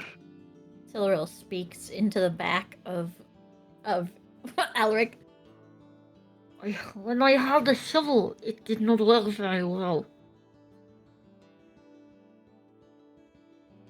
Alaric She doesn't would bother. just wave off the sledgehammer to Alaric. He doesn't bother looking for Siluril. He just sort of vaguely turns over his shoulder and nods. She's just pressed against like the wall part of the shop, and Alaric tapping him. Yes, you didn't hear. She doesn't want the hammer. I heard, yeah. Can She you doesn't so move? much hand it to you as sort of heaves the handle up to your hand. And it lands in his palm. And ceremoniously, his fingers etch around it in this tight grip, cold and heavy, like truth. I'd like Alaric to unarm feels- attack Alaric. What? I'd like to unarm attack Alaric. Okay. I'll let you guys settle that. I'm not actually going to. I'm just waiting until he moves. Anyway, he takes the hammer and he steps aside. All right. Sledgehammer is 10 pounds. And it has siege equipment. If you fail the check by more than 5, you can roll a d20. On a 16 or higher, the sledgehammer does not break. However, if you fail that roll, then the sledgehammer breaks as normal and the path clears. Can we use the sledgehammer as a weapon? An improvised weapon. What's Wait. that as a dice? Well, it's until I can figure it out, 1 plus your strength modifier. And Alright. you unattuned from Enduar. What? Ba-bom. Never mind. It's a tool. It's a tool, baby. That's, It's- there you go. There you go. The hammer No pats you shovel on the knight for back. you. Alaric, Yuria. does the hammer react to your other hammer? Perhaps a blush on Andor's A hammerhead. glare. A glare? Very well. A glare. Never mind. I imagine they act like two cats suddenly put in the same room. Yeah. Ooh, no, I get it. It's weapons can be so demanding. Is she prettier than me? I hate her. Okay. Is there anything else you guys would like to buy? We have spent a lot of hard-earned coin, gems, and equipment here, but the journey is not yet over. There's still the blacksmith and the leatherworker to visit. I'll pop off 2 rations actually, because I have 8. 2 rations? Yeah. How many rations would be like a good idea? Guys, how many rations is like a good idea to have? Actually, I was just about to ask. Alaric would inquire about how much it'd be to refill his cook utensils. Back to a 35 cap? Yeah. What are you currently at right now? It's not 28. I'm actually at 24. Okay, give me just a moment.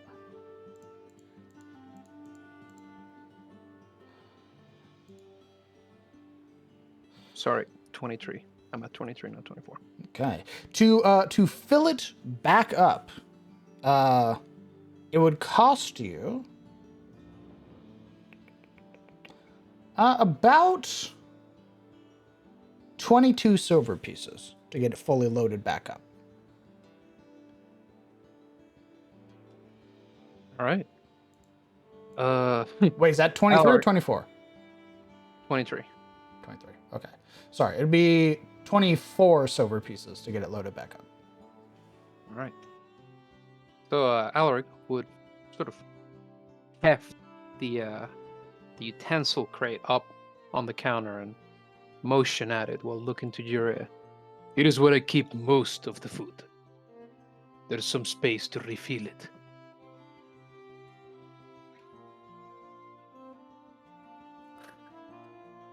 Unlike a Shielda, Yuri doesn't seem quite as offended of Alec's cooking. Simply shrugs. But if that's where most of our food is coming from, I guess I won't buy extra What? rations. Are you just now realizing it? What? Where do you think the soup comes out I of? know where the soup comes from. I didn't know how much supplies you had left. You truly were a novel out in the east, weren't you? I'm the one that just bought you all your supplies. Never cared to learn where the food came from? Amazing. No, it's fine. Don't refill it. We'll eat berries instead. I would expect nothing less from a Tarosian. Hey, Not you. Subtle pops out. Now on the offensive. Insulted the whole room, by the way. Mr. Broadhurst sort of Everybody hated that. leans forward a little bit.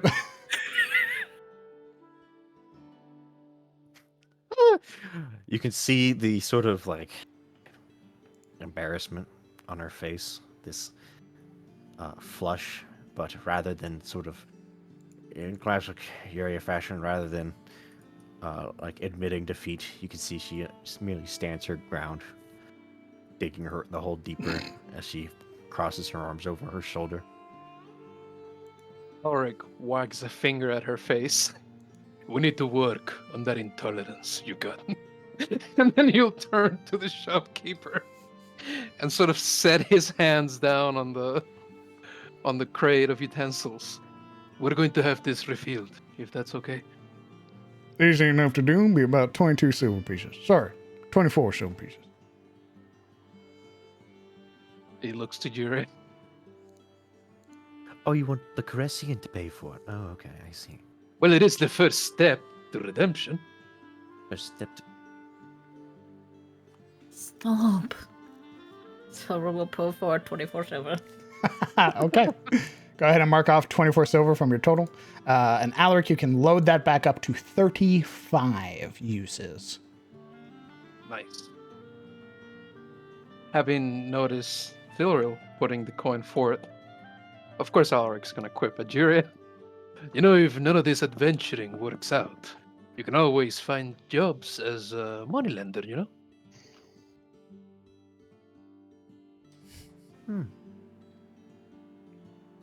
Noted. Being cheap is a very important trait in them. Uh-huh. Miserly, I like to call them, actually. Coin pinching, right? Alec, be nice to her. Enough. He'll You see his hoist the fingers supplies. tapping against her arm. In that way where you know somebody doesn't have a comeback, so their only comeback is to look angrily at you.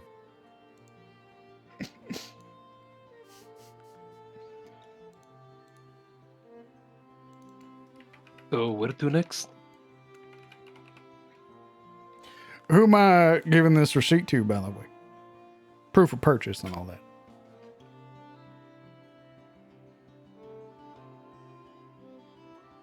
Oh, Marana would absolutely go for her receipt, even though it's not much. Hands you your receipt. Yuria considers.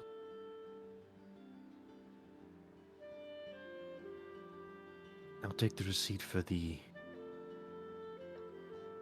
supplies that I ordered.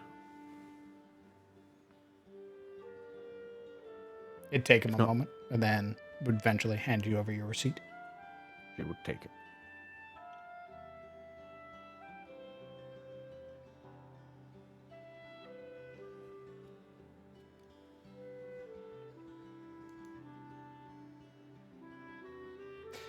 And without being asked, because everybody's remaining quiet, he just set the other remaining receipts down into the counter. Oh, they actually wrote him a receipt for the pipe and the Mhm. pouch? Oh, yeah. I'll He writes include he writes the receipts for everything that's purchased. Perfect. This So really it's is not a bundled. fantasy world where I actually want the receipt. He'll slap a hand down on the counter, drag it over, get a read of it. Is it good handwriting? It's hard to read. Very well. He'll squint at it and then roll it up, spool it up with his fingers, and tuck it away.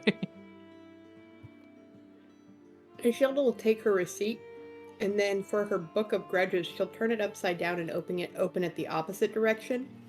And when she turns it upside down, it says Book of Finances, and she folds it into the book and then turns it around. Understood. Book for everything.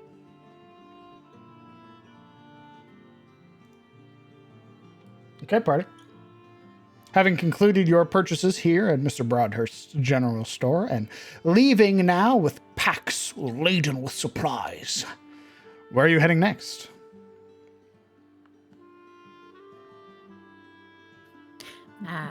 Blacksmith. Okay. Heading to Miss Rowe, who is the head blacksmith here in Eliond. Go ahead and start moving.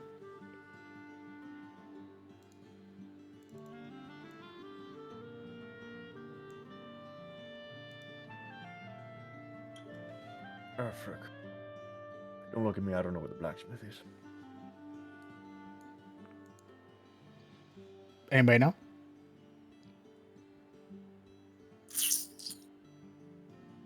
I have a slight memory. You know, you don't have to, like, ping Is it. it- You can just move the token.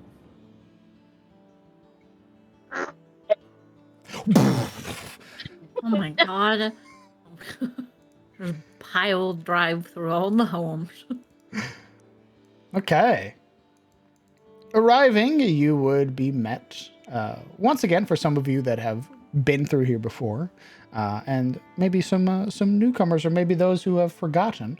Catherine Rowe is the blacksmith here, the one in charge. She is what's known as a armorer, and she is a member of the Blacksmiths Guild, the Craftsmen's Guild. She has a number of services that are available to her after the return of the supplies, such as she can silver weapons, as well as upgrade some pieces of armor and downgrade pieces of armor. So, for example, plate can be made into half plate and then down into a breastplate. Leather armor can be upgraded into studded leather armor.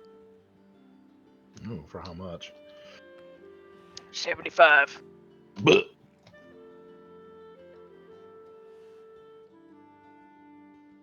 That's a big Don't never have so mind. much money. That's a big never mind there. What do you want, Kel?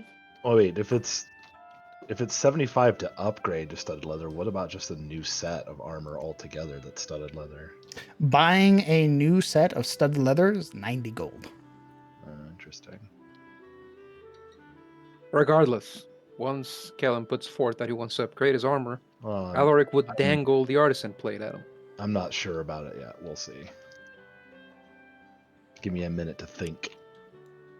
It takes about 3 days. Well, there is that problem as well. Do they have a new one you could get? Sorry, I lied. It is not 90. The reason it's 75 to upgrade is because of her skills and abilities, basically cutting down on time and resources. To buy a new set of studded leather armor flat out is 135 gold. Yeah, never mind. Let's get the fuck out of here. We out. This right here is the trap. We at the trap. Yeah, we've yet to meet the one guy in Elion's tier who's like, oh, look, the adventurers have brought in supplies. It's time to swindle them.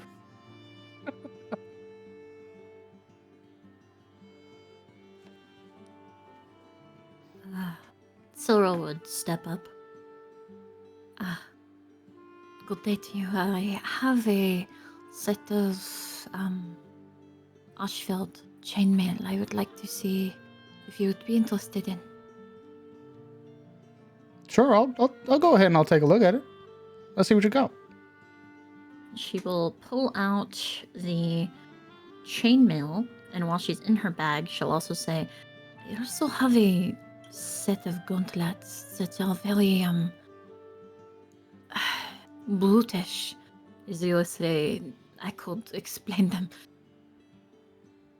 But I must warn you, that they have a bit left on them from the foe I slain who wore them. Would it be alright if I took them out? I don't want to upset you. Appreciate that, darling. I'm not squeamish or nothing, so. Then she pulls out the pit fighter gauntlet. Flesh dangling from. These massive, like crude metal gauntlets. These things are huge. They are the size of like Silurill's entire torso. You can see where there are like spiked protrusions at the top where they almost dig into skin. As well, these pit fighter gauntlets have size restrictions where only a larger, bigger creature can wear them. Anything who wears this gets a penalty to their attack rolls. I have no idea how you've been carrying those around for so long.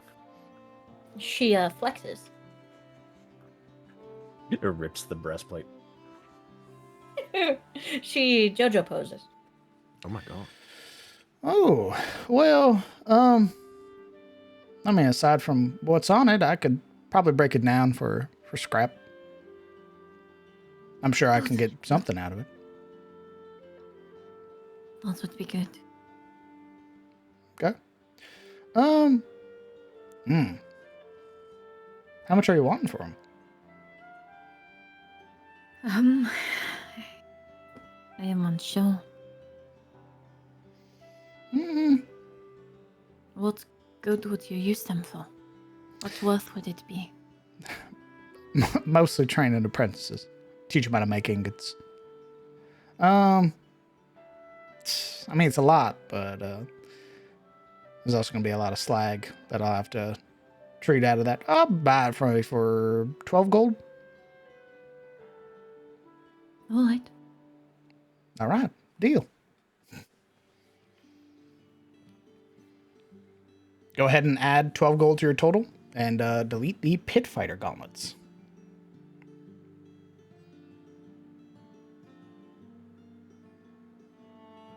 And Shielda would walk up, look over the counter. Hello. Pleasure. what can I get for these? And she put the scythe sword, the javelins, and the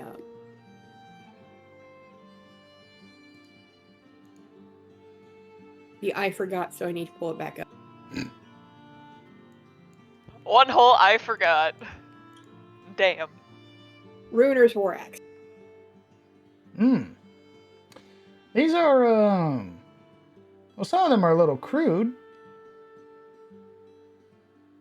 And these definitely aren't made by any blacksmiths I know. Where'd you get them? When Mr. Broadhurst and myself went to go get the supplies, these were off the moorlings that attack us. Ah. Well. Alright. How many javelins you got? 10. So you have 10 javelins, 1 scythe sword, and 1 war axe? Correct. Okay. A scythe sword? Indeed.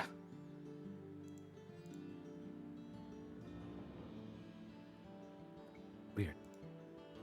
You've seen Morlings that fought with them before. Yeah, but I try not to remember. You should.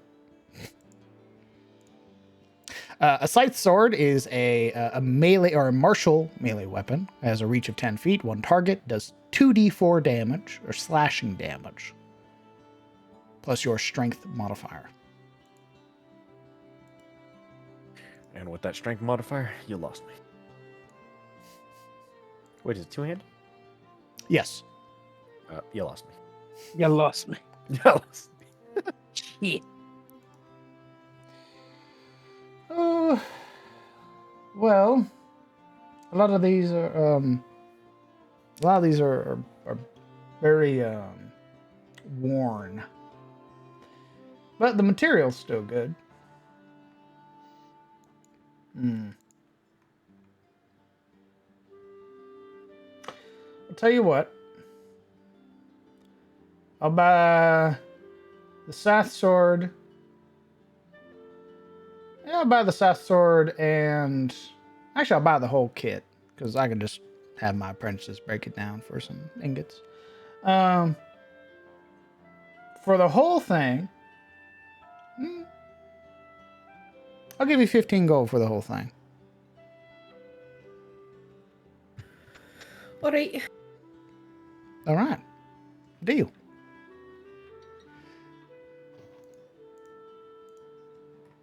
Go ahead and add 15 gold to your total. Okay.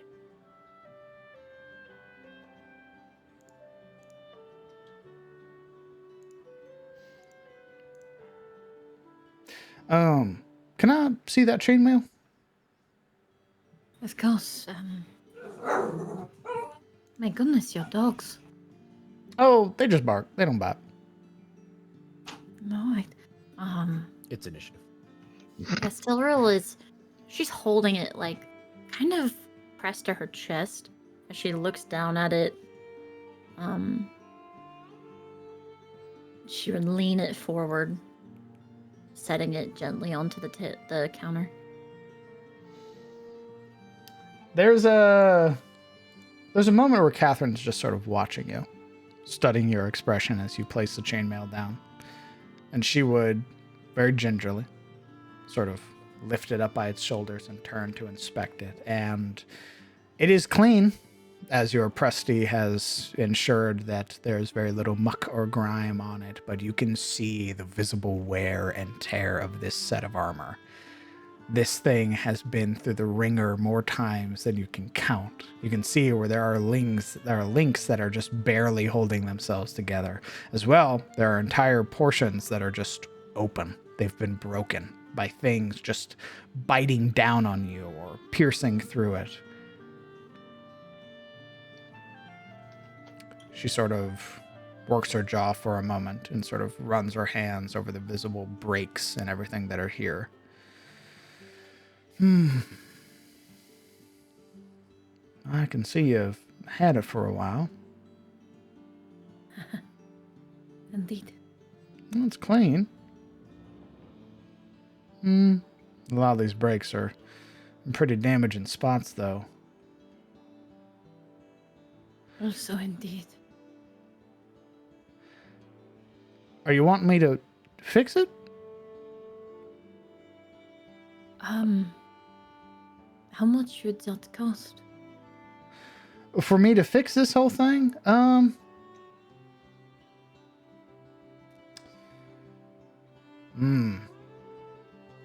Probably a little less than what I'd buy for it.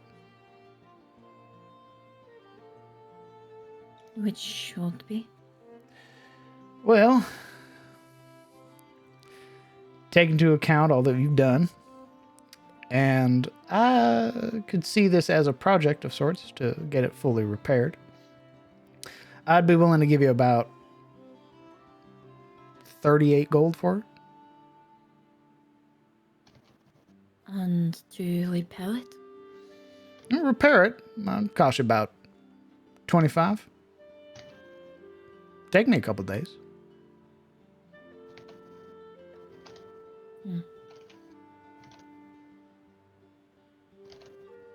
I'd like to have it repaired, if possible. All right.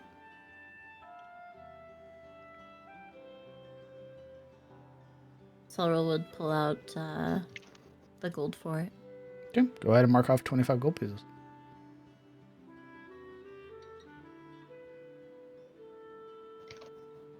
And go ahead and delete the chainmail from your sheet.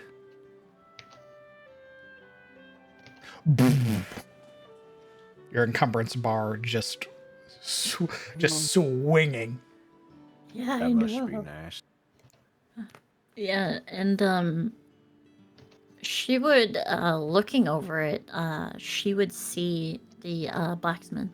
She would see that, like, inside the leather collar of the chainmail, there's an engraving, and like, it's definitely from the capital kind of chainmail too. That metal that's there.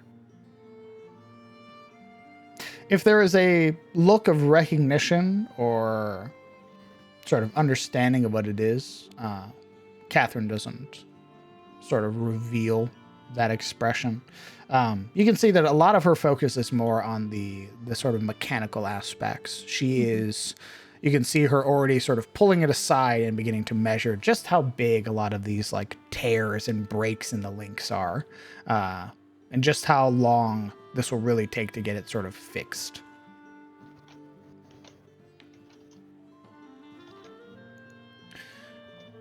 Is there anything else I can help you folks with?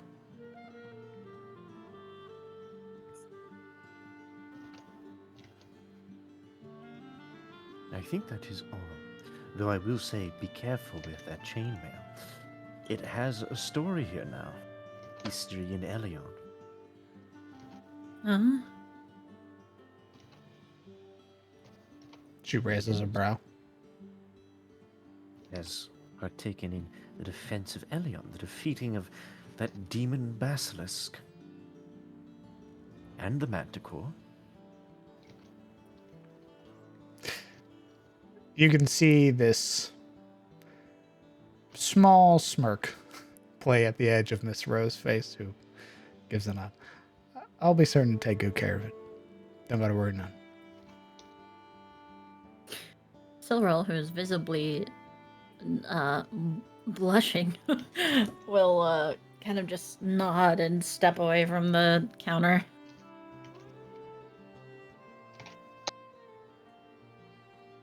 Should be ready for you in a couple days.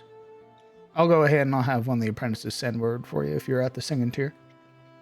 We may not be here, but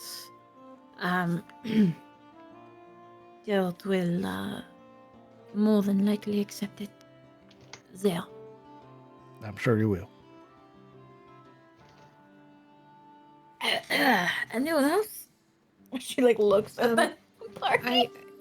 She will take out the regular shield she had, not the blood guard that she uses now, and she'll set it up there.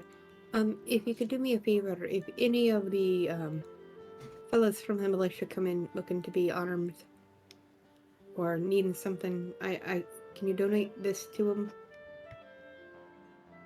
Oh, donated to him? You don't have to sell it. It's just you. They would come here to get it. That's where I came to get it. But it served me well. But I have something else right now. All right. I'll go ahead and I'll set it aside for the militia if anybody comes through needing a shield. Very kind of you. Thank you.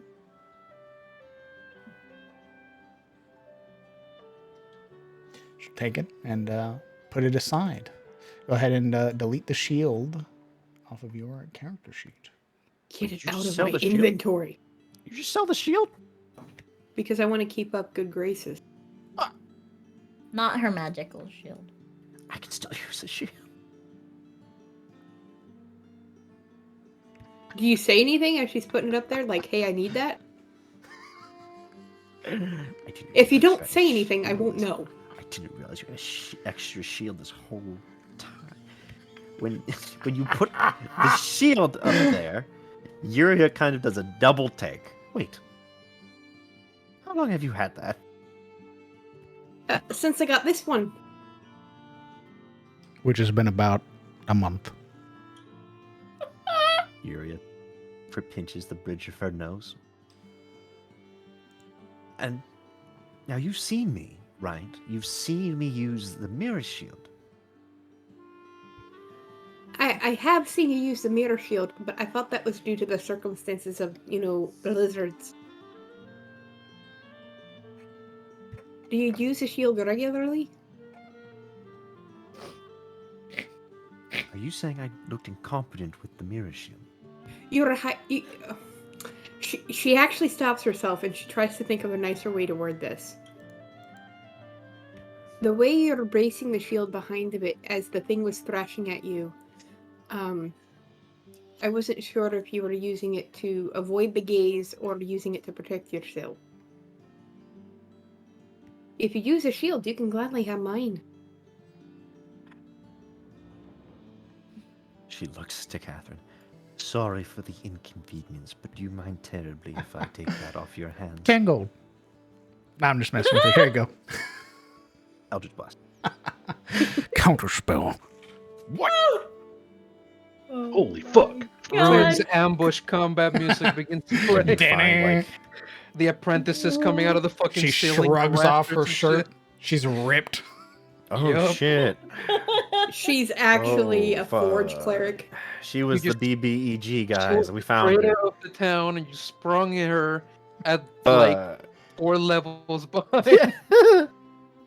we weren't supposed to figure out she was the inside man until like The chapter hammer 4. connects to the side of your head. Uh-oh. Guys! Smite. No. Seems We I've can been settle this with a found. dance off. Come on. We'll pose off. You buff her off, it's fine. It seems they're on to me. They must be dealt with. Alright, I went ahead and added the shield and deleted the shield from your precious. sheet, Ashilde. Never leave me again. I touch the shield. I will. Oh.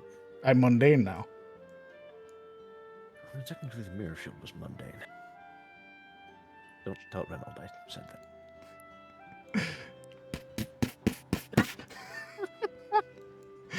Like the cop in all like raining meatballs. Yeah, I'm rounding the corner, sprinting at you.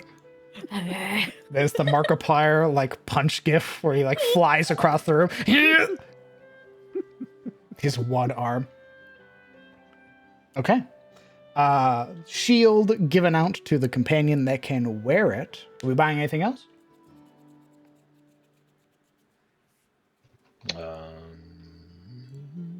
Maybe. Let me see. Let me check one thing. I guess I got to keep that dagger from the crew. Unless he took it back. Oh, that was one of his daggers. He definitely took it back. Oh, well. Mike. Is there... Nice try, Is you it- little freak. I think you deleted the wrong thing just now, whatever it was. I didn't delete anything. I did. Get out of my sheet. Well, if you took it back, how much is it's a good fucking knife gonna cost me? A knife? a +1 knife. That's not a knife. That's a knife. Bless Paul Hogan. Rips out a Yes. greatsword. A Tarosian knife for you, sir. Yeah, it's like the fucking BattleTech meme of like the Steiner Scout Squad. It's just nothing but Titan, but Atlases. No one gets that meme, bro. Well, it's Yeah, because you all sorry, suck and don't have Zero referential images to that. just don't have good taste in TTRPGs. Clearly, Not sure what you know. I'm laughing, but I have no idea what you just said. get out. You have Are you wanting Really? a dagger or a parrying dagger? What? Are you wanting a dagger or a parrying dagger? Or are you wanting a kukri? I'm sorry. Gesundheit. Parrying dagger. Sounds hot. So explain the difference. I mean, I know what a parrying dagger is, in theory, but So, a dagger, basic dagger, which is part of the light blade weapon group, has finesse, offhand, and light thrown, meaning you can throw multiple of them type deal using your dexterity. So, if you have like extra attack, whatever, you can throw multiple of them in a turn. A parrying dagger has light, offhand, and defensive. It is a superior light blade. A parrying dagger has the defensive property, which grants you a +1 bonus to armor class while you wield the defensive weapon in one hand and wield another melee weapon in the other hand. Wielding more than one defensive weapon does not increase this bonus. To gain this benefit, you need not attack with a defensive weapon, but you must be proficient with it.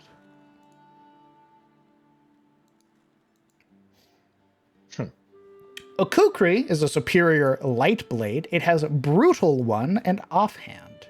Brutal 1 guarantees that the damage die you roll with it, being a 1d6, can never roll a 1.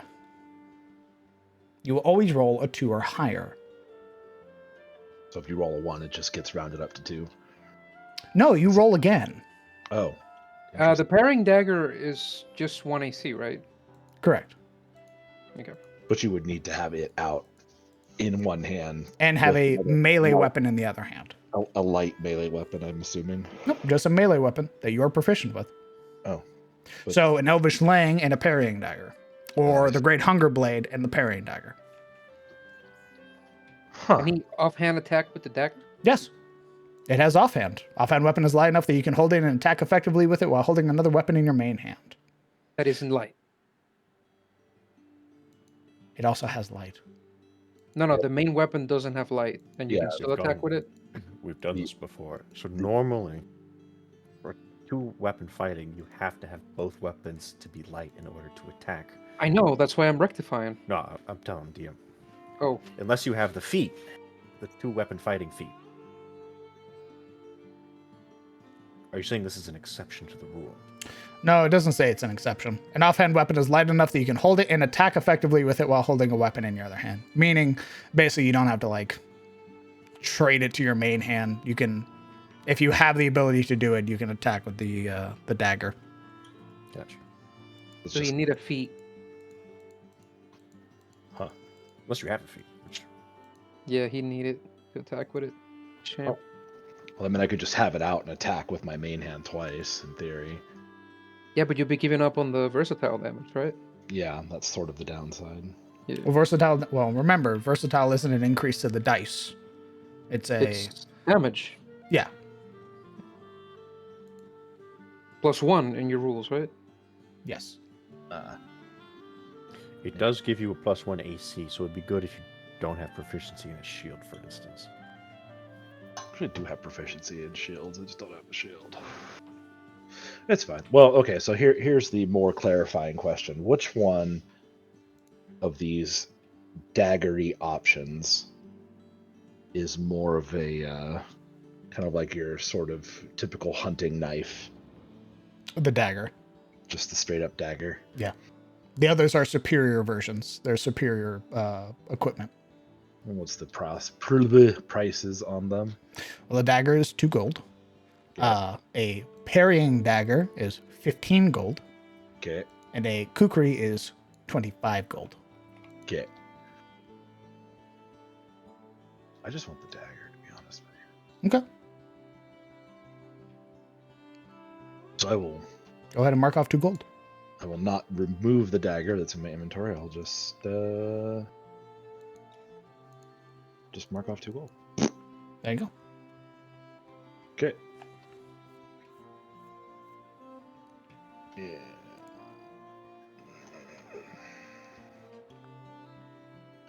Da-da-da-da. You know, I need to do something about this old longbow. You have 2 longbows. Oh, that's right. We found that like cool looking one, didn't we? But it was just it's not even in my inventory. You have a longbow, your old one, and then you have a masterwork longbow. Yeah, I don't think you added it to my. I didn't give you a card for it. Just as I didn't give you a card for the scythe sword you also have. Yeah.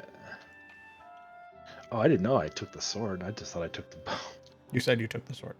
Oh, okay. Well, that was also like 3 or 4 weeks ago, so shut up. Take notes. Well, I would have found my inventory if it was in there.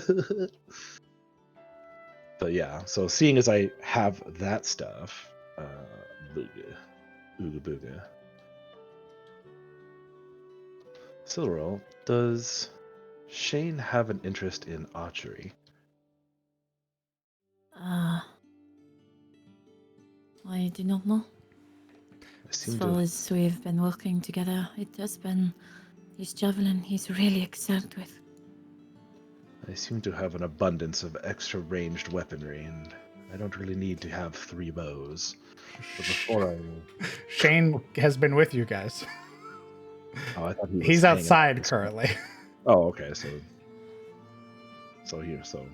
I'm not talking as if he's not actually here, because he's not actually here. Well, if he does, I could give him one of these extra longbows. I do have one that's actually really, really fine make. And then there's my old one that I've been using since we met. I will converse with him and, or you could, whichever one. He's really been excelling with his javelins, though. I'm not sure he would want me to duel him any harder than another, weapon. Very well. Since we're at the blacksmiths, and I have this weirdo scythe sword, I can kind of like... Don't know if they want that. Oh, just like I told your friend, I'll buy it for about 7 gold. This is just a basic ass scythe sword, right? Yeah. That's fine. It's best not to be carrying around extra weight that I'm not going to use, so maybe one of the militia can use it or something. Who knows? She sort of holds up this very cruel-looking weapon. I think they're probably better off me turning it into ingots or something for a proper weapon. That's fair enough. I mean, considering where I got it from, that's probably actually the best bet. All right. Go ahead and take the 7 gold. Okay, 7 gold.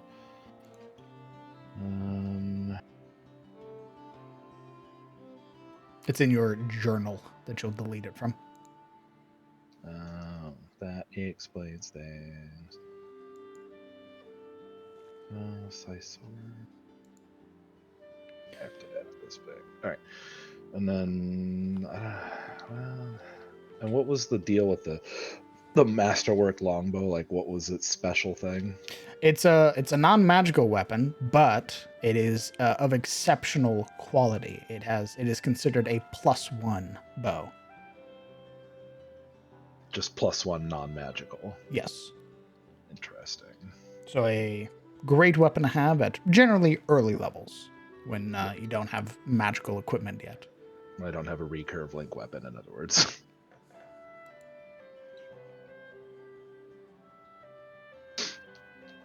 I suppose I could sell it off if nobody else wants it.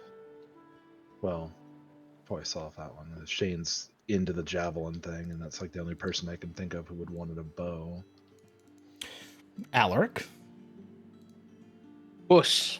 would your retainer potentially want a bow? That's right, he has a retainer now too, doesn't I he? do have myself a retainer. Let's see. Her Fabo, kind of cute. It is her signature attack. Let's see. Is it a longbow? It is. It is a masterwork longbow. Amazing. So it is a +1 non-magical bow. I don't believe her Fabo is magical, is it? It is like a common magic item. It doesn't give a bonus or anything. Oh, it is magical. So it's for the sake of bypassing. But if you were to give her the Fey bow, or if you were to give her the Masterwork bow, it would improve her plus to hit. As she would basically homogenize it into her Fey bow. She can do that? Her Fabo can consume it. She's a dryad, brother. She's magic by nature. Of course she can. So What she can, are you not? So she can like pact blade that shit. Yes. Every time we get a cool bow here, throws it in her face. It just rips it out of Kellen's hands, throws it to the retainer. Yes. I wish I could do that. I'm jealous now. I pact bow all my shit. Well, start hitting on my retainer. Maybe she'll give you shit. Who knows? I don't think it works that way. The reason she can is because she is a magical creature, right?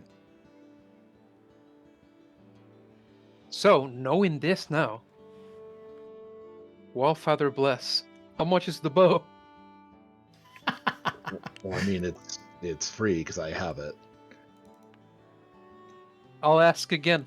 How much is the bow? Oh, you want to buy it from me? No, I think he wants to sell it. Sell it? No. I don't want to sell it. I think he wants to give it to his retainer, but he's trying to give me money for it or something. Yeah, I don't want you to just, Well, why doesn't Alaric ask his good buddy Kellen? But that's the thing. I don't know. Well, I've just whipped this thing out. Right, but given it perspective, she has like this arm bow thing in her hand, right? So would he go, she likes bows, things coming together in his brain. Maybe she'll like this bow too. Yeah, there you go. See? Are you asking if Alaric would think that? Yeah. If you would Sure, go ahead and roll me insight or history. I think this is more intuition, so maybe insight. Oh, damn. Looking at Kellen for a moment as he and both Catherine are sort of inspecting this masterwork bow, your mind wanders momentarily, and you recall the fight with the wyvern that you had, where some of Thamia's arrows sort of didn't find purchase against the rather thick hide of the wyvern. And you wonder perhaps if a better bow can alleviate that issue in the future.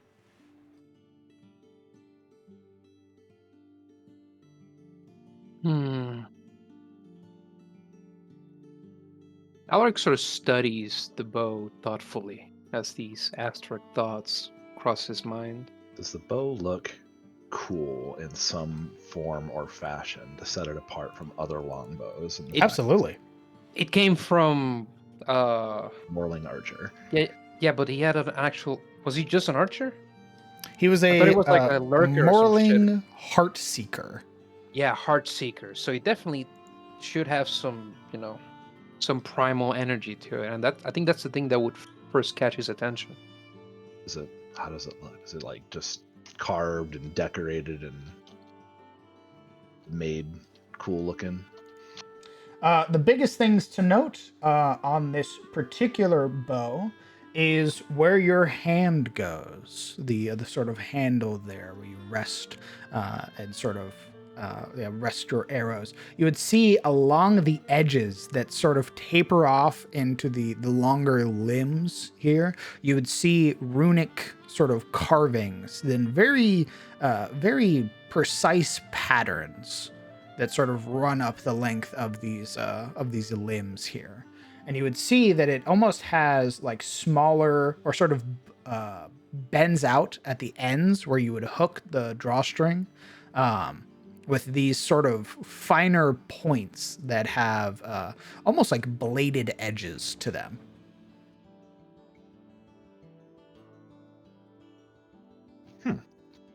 It definitely screams primal to me. There you go. Now you have the aesthetic. Ellen, is that bow yours? Are you going to use it? I found, well, I recovered it rather from a Morling Hotseeker out in the wilderness when I was training with the crew. What? A man who has an interesting nickname. Oh. So you killed. This is. One of the things had this. Yeah, that and the scythe sword that I just sold that no one needed. So, but yeah, I don't really need 3 bows, let alone 2 for that matter. You remember the companion I spoke of? The Dryad? Briefly, though, I think we haven't met. You'll meet her. She'll show up, I'm sure. She uses bows. I was thinking perhaps I could show her that. If you're not going to use it. Well, if it's for your companion, is she coming with us to wherever it is we're going? I'm not sure what she'll do, but I'll ask. Well, the only other option I really have is to sell it off, so in that case... And he just kind of picks it up and holds it out to him. She had a very fancy bow of her own, so she'll probably just wave it off. But no harm in asking, right? We can always sell it after. Worst case scenario, it still can be sold to somebody for something. Alric would then take it. She gets a fun gift from you, which I suppose is good to treat your newfound friend to something nice. If you find that your new companion or what have you doesn't want it, we'll buy it for 50 gold. 50 gold? I mean, she has her own bow. It's all right, Alric. Oh, you should have seen it. Came out of her arm. He's already pressing it towards Kellen. No, just ask her. It's only money. She'll probably think it's quaint. Came from a beast. Why don't you go ask her? What if she takes it as an insult? And you can sell it for 50 gold and be sad about it until you get the money. I'm not sure I could explain in words the temper of this woman. Well, just be yourself and go up to her silently, hold it out, and then make a grunting noise. Or easily at quiet. Fine. Sure, why not? Ha! Victory. You Surprised press that, the bow to his chest. surprised that actually worked. Holy shit. Okay. The other longbow. I'm assuming that his original longbow is just a bog standard, nothing special about it bow. Correct. I don't think he decorated it with anything. It was just here's your standard issue longbow. Good luck. And it's been, I want you guys to understand, your mundane equipment has gone through the fucking ringer. Yeah. Yeah, it has. Well, if you want my old longbow, for anybody I know, it's a bit worn, but it probably could be cleaned up a bit and made use. It's definitely served me well. Why don't we throw it to the Dryad as well? Couldn't hurt to have options. Well, there's just nothing really special about it. It's a standard issue, basic as it gets. Nothing special? I didn't even have time to really customize it, to be honest with you. My friend, that is a Tirosian longbow. It's kept this nation together for many centuries. I'm sure there's got to be something special about it. According to the powers that be, no. Oh, sorry, not 50 gold. She'd buy it for 150 gold. Okay. Yeah. Holy Hey, man. She'll buy your longbow, the one that you've had for a while that has been through the ringer. She'll buy that for 22 gold. Oh, that's fine. And yeah, I'll go ahead and sell the original longbow for 22. Okay. And we'll see if the dryad enjoys the masterwork. Go ahead and delete the longbow on your sheet and go ahead and add 22 gold. I want to say that it was Alaric who was in physical pain, had given up 50 gold. Now it's me who is in physical pain, had given up 150 gold. Unfortunate. Look. I want to know what all our weapons would be worth. Just right now. And Dora is priceless. Your magical equipment, they're not going to buy. Yeah, they don't have that kind of money. I said I just wanted to know. How much for this? Whips out Goggle Eye. Oh my god, no, put that away, put that away, put that away. You'll pay me 125 gold to take it off your hands. So I can burn it. What? I don't think you're considering the opportunity here. You're right.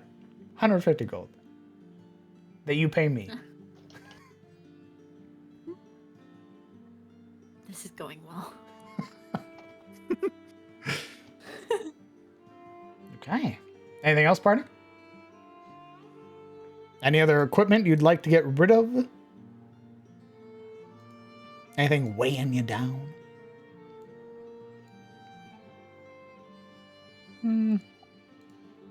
Let's see.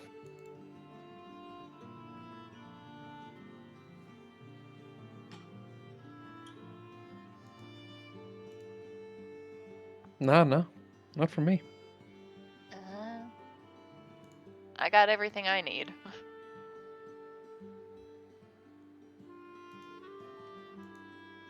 I'm good.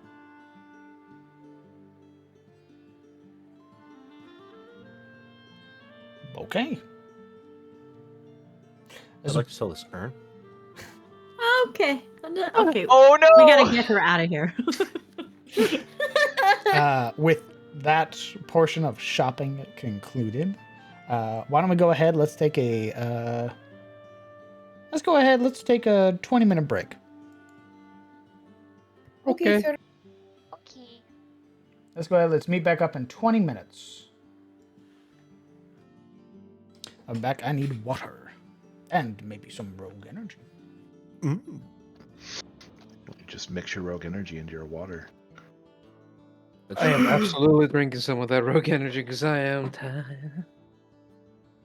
I'm an old man. I need caffeine. Be right back, my beloved. Shut the fuck up.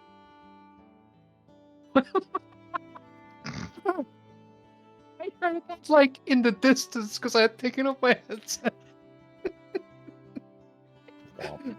Kieran.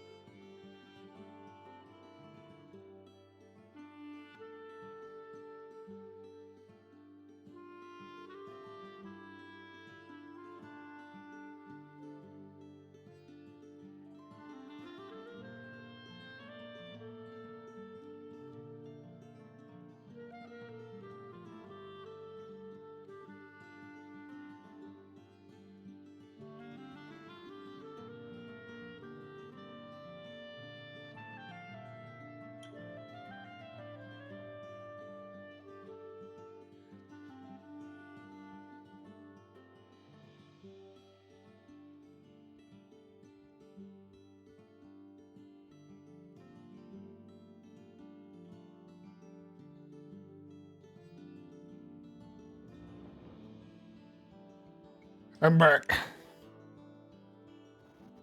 Welcome back. Hello, back. I'm Sparks. Shut up. Dork. Nerd. Geek. Question for DM: what games are you excited to see coming up just because of seeing the trailer for Dragon's Dogma 2? I don't know any games that are coming out recently, or are planned to come out. I just sort of like it comes out and I go, oh, neat. And then I wait like a couple weeks to see people who've played it, and then I see if the game's any good. And if it's good and I'm interested in it, then I'll probably buy it. I mean, smart. The new Armored Core looks pretty neat. Hell yeah, baby, that's a FromSoft game right there. Yeah, that's the only downside. I'm just kidding. You mean the only upside? No. Although apparently it's an interesting mix of the previous Armored Core games and like kind of a Souls-like game, but at the same time doesn't make me want to kill myself, so I might actually try it. I don't know. I've never played an Armored Core. I'm just a FromSoft simp, so I'll probably buy it and play it. It's just mech combat with, you know, dodge mechanics and stuff. Sounds dope. Yep. And you get to be a big stompy robot, and that's pretty cool. The Battletech nerd in me is just like, well, it's not exactly Battletech, but since they can't make a good Battletech game to save the fucking life, it'll have to do. So for the turn-based one, that was pretty good. We don't talk about MechWarrior 5 Mercenaries because that game is stupid.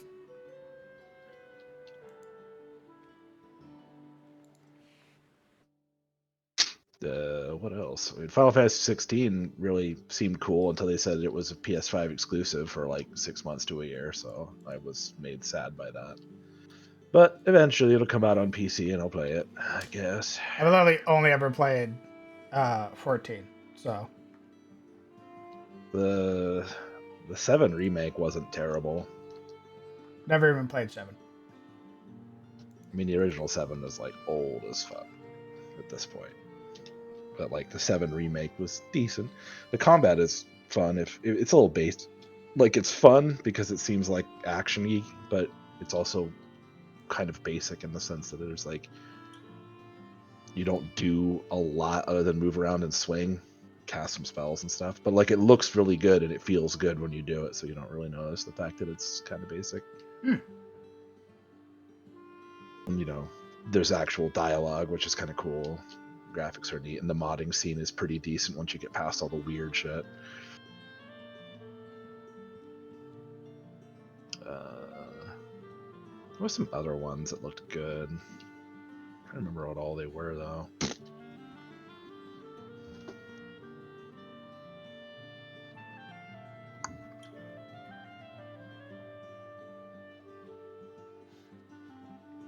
I love the MechWarrior series until Mercenaries. Yeah, I mean, that's a valid fucking point. Mercenaries was like, hey, let's capitalize on the series that people have, like, objectively loved for decades, and then just shit the bed at every available opportunity.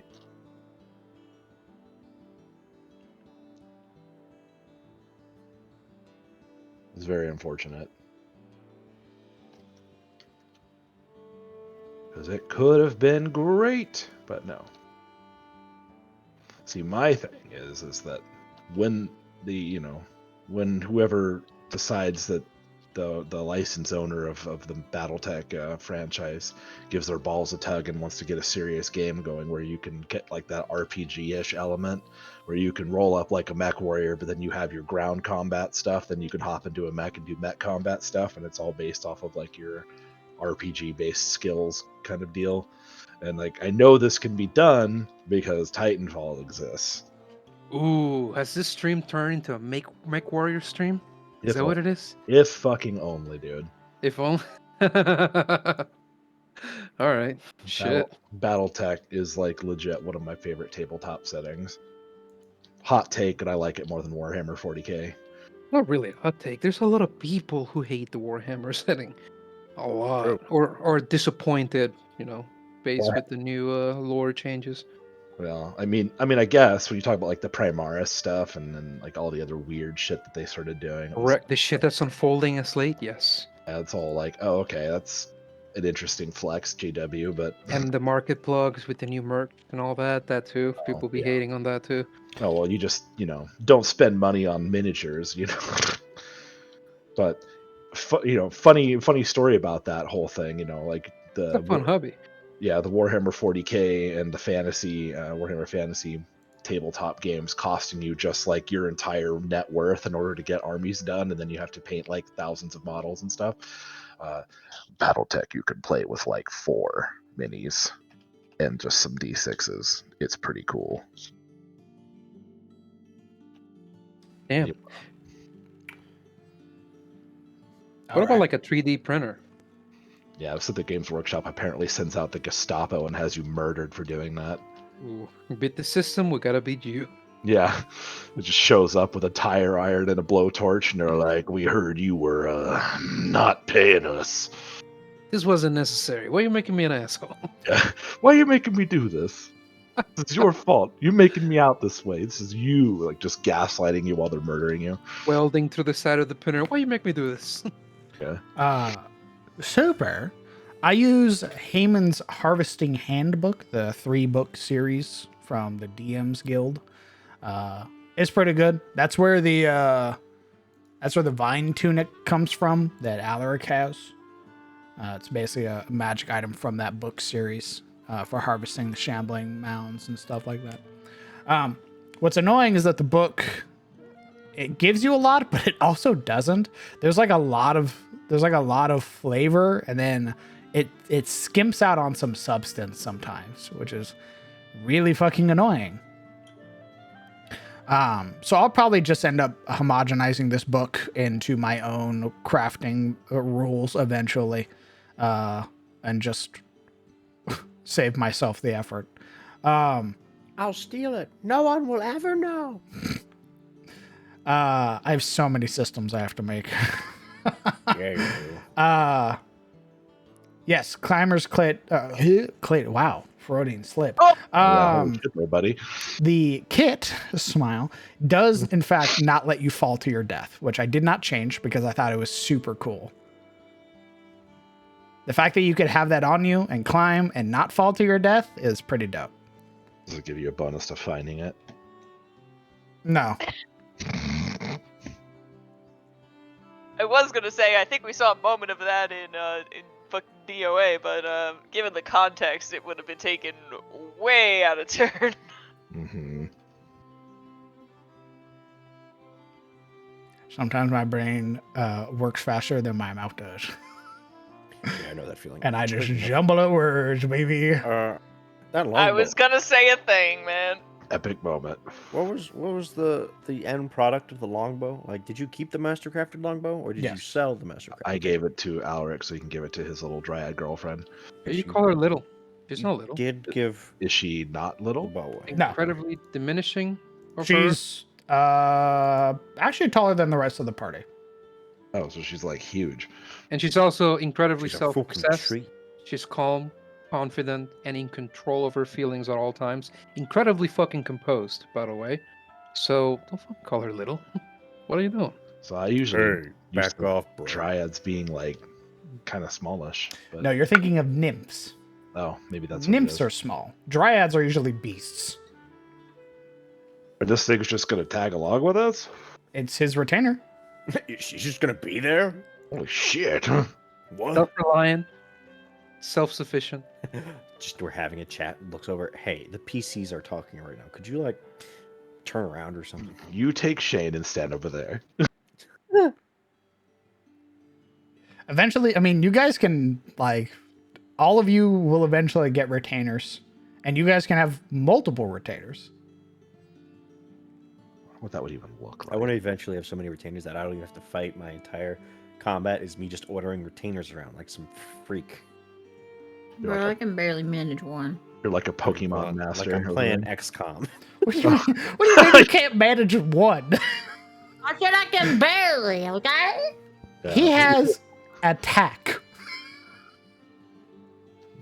if you're like, I'm playing XCOM, you shouldn't make that particular reference Playing XCOM. because it's gonna be like, oh, you have a 95% chance to hit, you miss. I know what I Oh, said. you have a 95% chance to dodge, you're dead. There's retainers and then there's units. Units you may die. are like war units of like a Armies. regiment of like dwarven raiders or a regiment of skeletal archers. Like there's an upgrade above retainer and it's war units. I want to be a summon deck. All my deck are just peasants. Be a white summon deck, please. Yes, I'm talking about MTG. I'm a huge dork. Nerd.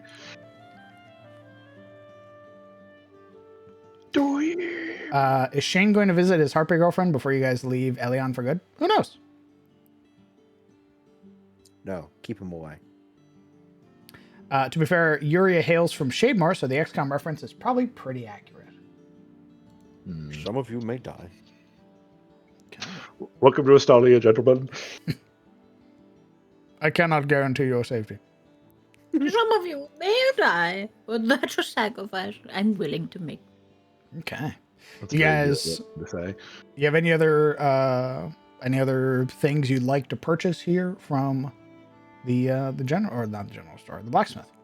The Burke Not Murph. I. Do not have that much more money to spend, so no.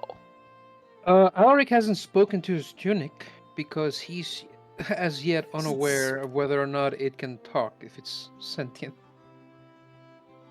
Are you gonna start talking to your hentai shirt? No, it's just he doesn't have the perspective to go, oh, me talk to plant, shirt plant. Talk to shirt, you know? Can't wait for him to decide to talk to the plant, and all he hears, "You're so soft." You know that? Or worse, it's like it's just like, what are you doing, I big brother? love the feel That's- of your abs. I against like my how tendons. warm you are. It's when the adventure grinds to an hour word of a halt as we on a tune from the fucking shirt and Ooh. throw it in a ditch. Feels like you're perspirating. My favorite. Conversation for me. Ellery, Trapped calm down. moisture. Your heart is racing. Trapped Your moisture in my pheromone. body. I love humidity. I fear the moment that the tunic goes like the happening on Alaric. How The what? so? What? The What? movie The Happening, the plant pheromones that just kills him because it's sick of his shit. Oh god. What? That's I don't remember this movie. What the fuck just Oh, happened? boomer This took movie. a turn. It's M. Night Jesus. Shyamalan. Oh, that's why. Anyway, Visual casting, guys. M. Anyway. Night Shyamalan. Anyway, what you guys doing now? I want to go to the baker for candy, please. is that what we're doing? What? I have money now! I want Nothing. candied blueberries! Okay. Jesus, okay, fine. Take me there! I mean, Someone's diabetes is acting up. Let's go. You scream about it. Princess want candy blueberries! God. Okay. I guess we're going to the bakery. Okay. So we're all in 10 years. Should be fucking getting our H1C blood test every day. Morana, do you remember where the bakery was? Shit. I think it's like somewhere around here. I don't remember for certain though. Goes to the bakery. Forgets I- where the bakery is. I asked the blacksmith where the baker is. Oh, I know where it well, you're just gonna go down the road here, and then on about your first ride, go ahead about 3 buildings down. Should be the yellow one. Thank you. See, I told you. Hmm? Oh, when you get there, tell Lynette I said hi. What was her name? Lynette. That's my mom's name. How dare you? She better be a nice lady. I swear to God. Oh, she's mean. I'm coming For into your all room. the Thanksgivings that she invited me to, all the Christmas dinners and everything, nope, I made her evil. I'm rapidly approaching your location. Her name is Lynette Goodhart. Now you know she's evil. A name like that, she's got to be like chaotic evil. It's the Just most walk in ironic as an shit. actual hag. Harry, Oh, would you like some candy? I made made it it out for of- children. I made it to Oh. orphans. Here, eat the Snickers. I made some Butterfingers. I just put some fingers in some butter. Eat it. Angela, Bu- who? Okay.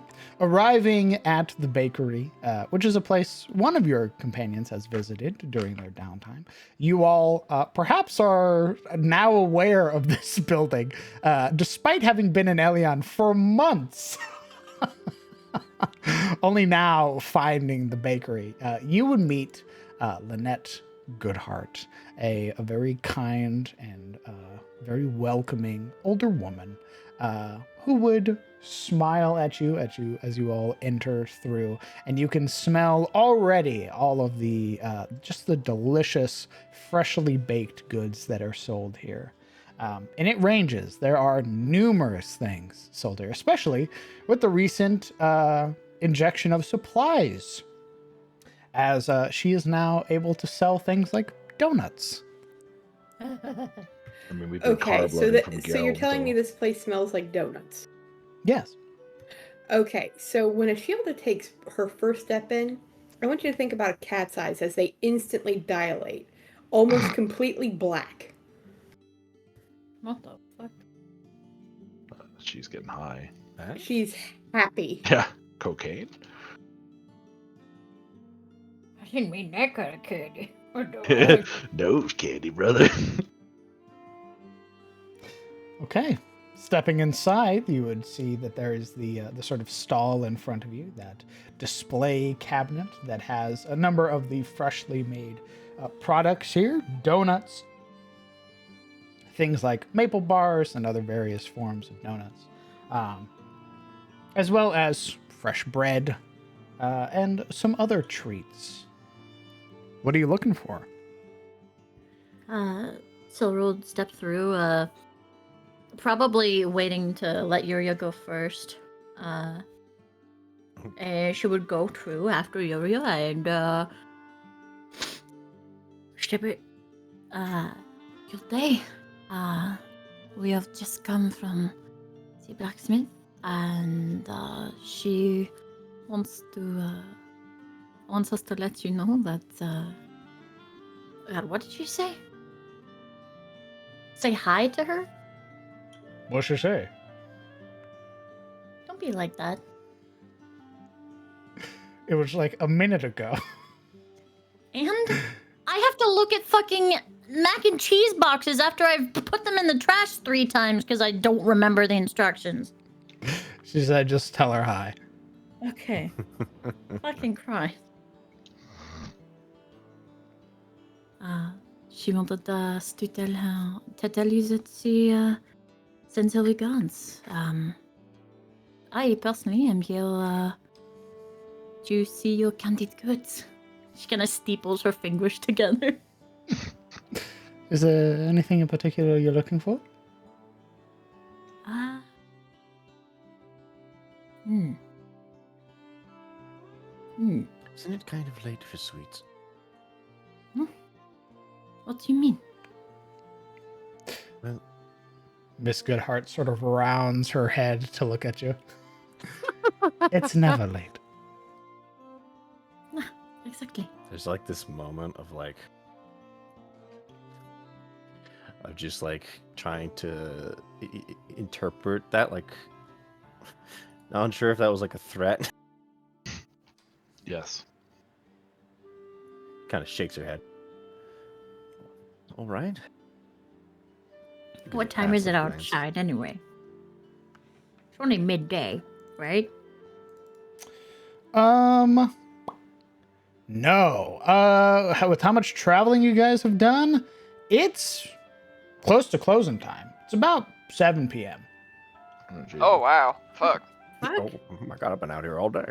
It takes us 3 hours per walk to get past 5 houses? You guys have been out all day Oh. shopping.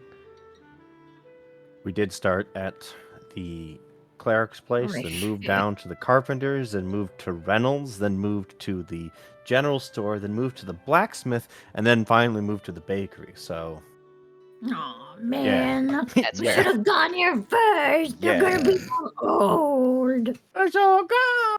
You can buy all They're the gonna be discounted. old candy from the morning that no one wanted.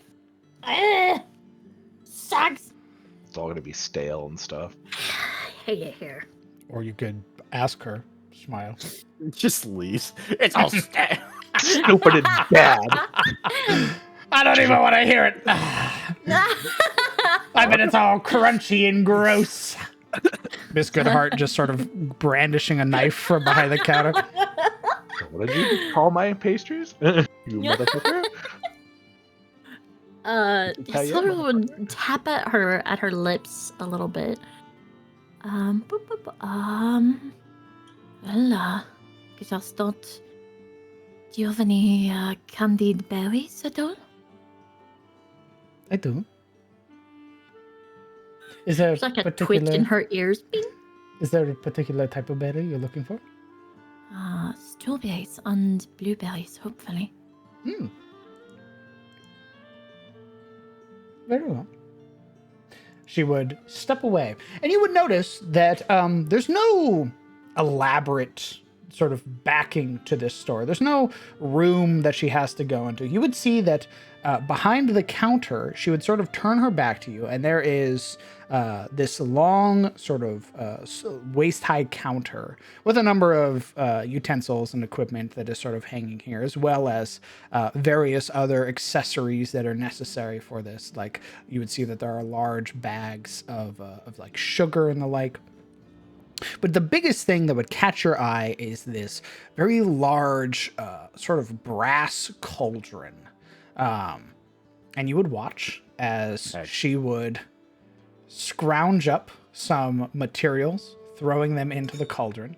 You would watch as she grabs this rather large spoon, and you would watch as she'd run it along the rim there, sort of inside of the cauldron, as if stirring. You would see her stir about 3 or 4 times before the cauldron's edge lights up and then relaxes. And then she would produce, pulling out these already sort of packaged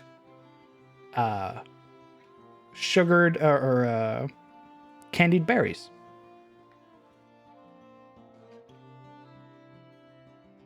Did she just like do some weird summoning shit to just whip out some berries in a fucking like, Cauldron of holding. in a fucking cauldron pot thing? Mhm. In an exact way that like a hag would. I don't know what you're talking about. Anyway, she would. There's this, you know that like scene in Red Dead where Arthur's sitting there and like he's talking to the brother and sister, and some weird shit starts getting discussed, and this like dawning of confusion gets on his face. That's Yuria right now. Yeah, but do you eat the food? Hell, fuck no. Setting down both bags. There is a bag of candied blueberries and a bag of candied strawberries. Oh, yeah. Silver would kind of much to contrast Yuria's skepticism as she watches this happen. If there was like a glass pane, Silver would be pushed against it. Like her face just. She watches her do this. There's this, like, just this chime, this twill, this other, like, out of character emotion that takes over Silver, that she's just excited to see these bags presented before her. She'll clap, like, that is marvelous. Well, I hope you enjoy. It'll be 10 silver. Of course. And she will pull out 10 silver and set it down. There's a very small nod of her head. The smile persisting all the same as she scoops up the coin. She would look to the rest of your companions. Hello, I'd like a dozen donuts. Anytime. I would like glazed and jelly filled, and chocolate if you have them. Of course.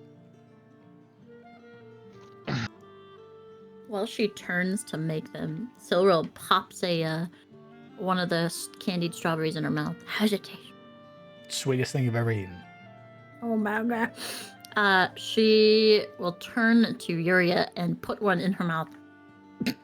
See her head almost violently like whip back as you try to push this like magical blueberry in her face. No, thank It's a you. strawberry. No, thank you. Whatever. Berry.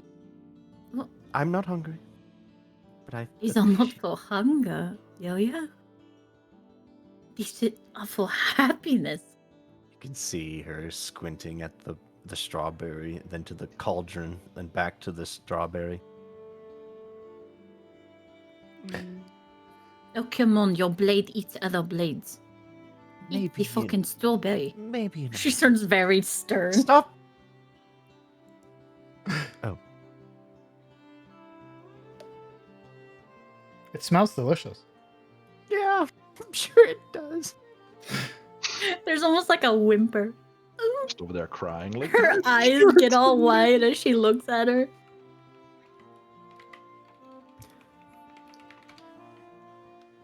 Shield is watching intently as she makes the donuts, if she doesn't already have them. You would see this time around where like the shelves that are there in the back have like a numerous amounts of jars with labels on them, and you would see as she would sort of pull one off and pull out like a pinch of like cocoa powder and sort of dash it into the cauldron, cork it, put it back, pull another one, and just begin like adding a bunch of these small ingredients to the cauldron. And then once it's all finished, she would sort of churn the inside of the cauldron as it begins to build with that energy. She does it more times than with Sillerils. Like she gets like a good dozen like churns in before eventually it flares up, relaxes. She would reach in and then begin sort of setting aside the individual donuts. Was Yuria this really, Yuria like really is denying the strawberry, right? She is just sort of like she's not advancing nor retreating. She's sort of standing there, like hoping the case will sort of resolve itself. Like if she just stares or squints at the strawberry, maybe some revelation will happen, or maybe the cauldron will consume a shield day and we'll know for sure that it's a hag. Yeah, after a few moments Fortunately. of just like pouting, she'll turn to Alaric and offer it to him, trying to push it to his mouth. Alaric, who'd been gawping at all the baked goods, sort of turns weirdly around and looks at it. And he'll immediately grow suspicious, squinting. What, she didn't want it? No. She said no. Why? Did you do something to it? Rub it somewhere? No. He'd sniff it. It smells delicious. Good. Being a creature of instinct, Alaric will try to pluck it from her fingers and eat it. It's the sweetest berry you've ever eaten. Real quick, I heard Marana pipe up. I was gonna say, was this a feature of the bakery the last time I was there? Yes, though you didn't see it because she was very busy and she was already handing out a lot of things. But now that it's like all quiet in the store and it's just you and your companions, you can see how these things are made. Okay, so this is not a new development. No, this is something she's had. The numerous like new like ingredients though, the shelves are definitely more stocked than they were before. A shield day, you would get a sort of closed paper box containing all of your donuts. She would set it down onto the counter. For a dozen, it would be about It'll be about how much? 1 gold, 5 silver. She puts up 1 gold, 5 silver. She smiles very warmly, taking the coin. I offer a donut to Alaric. Let's fatten this lad up.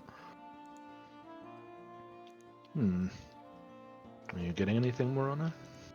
Alaric is going to take the donut, suspiciously sniff it, then hold it up as like a quasi-toast to Ashilda before he takes a bite. out Which of it. one does he take? Does he take the chocolate, a glazed, or a jelly filled?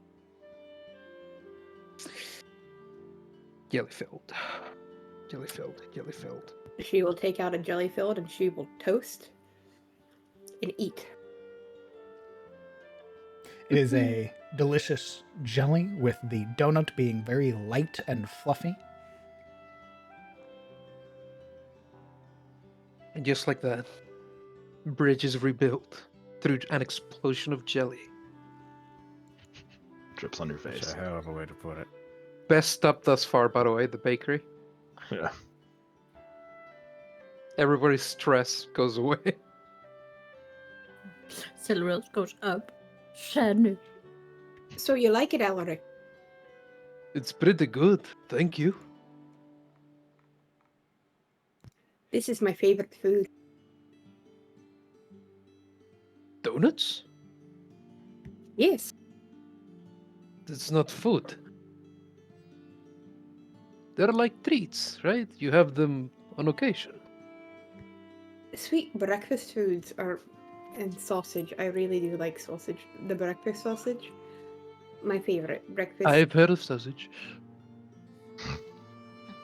Miss Goodhart has sort of folded her hands in front of herself, and she's looking to the others who haven't bought anything with a very curious expression.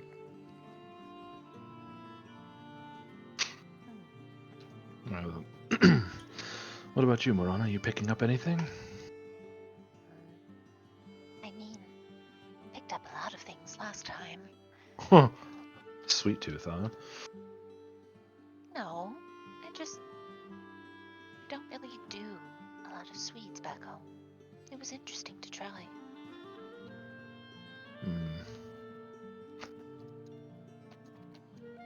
Miss Goodhart, do you make shortbread I can. with your little cauldroning trick there? She sort of like quirks a brow at that. I'm just curious. It was kind of interesting to watch. Yes. Very well.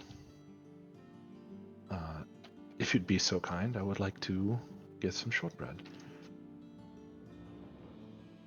If you have a certain specialty of it that you would prefer, I will defer to your wisdom on it. My wisdom. Well, the cook knows best, right? She's a baker. She says through like popping a strawberry in her mouth. Baker is just a cook who is also a scientist. That's not right. She's a queen. What? Like, baking is like chemistry for hungry people. What the fuck is chemistry? She dissolves the cup. She just put I it mean, in. it's a compliment in either case.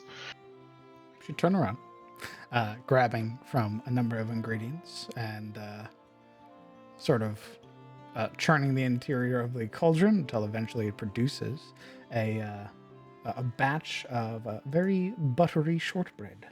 Badass. Ooh. My favorite. This will be 5 silver. I'm sure very well spent. You will hand over the 5 silver. Shall not.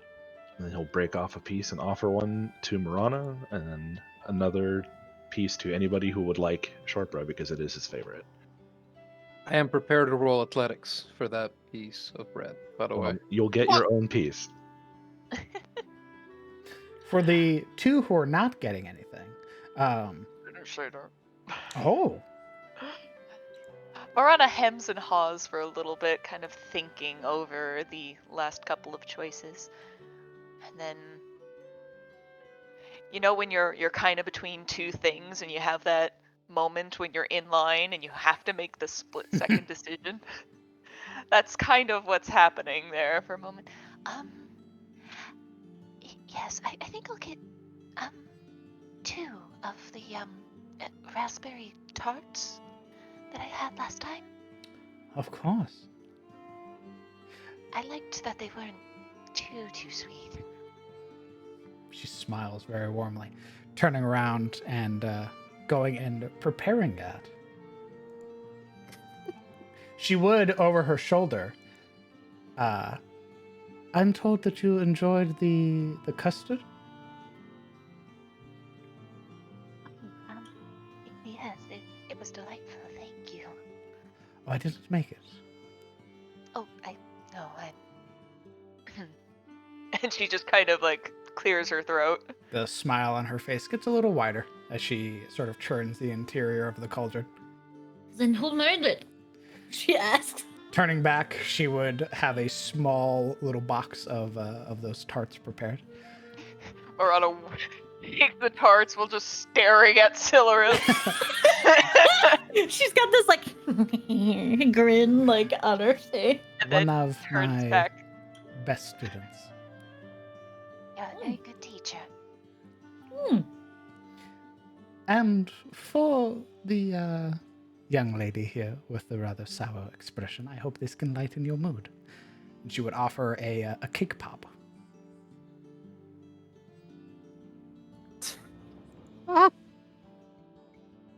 Kind of realizing that she has this very suspicious face, you see it instantly relax. Oh, no thank you, ma'am. I'm just not hungry for sweets right now. Late in the evening, you know? Ugh. Licorice?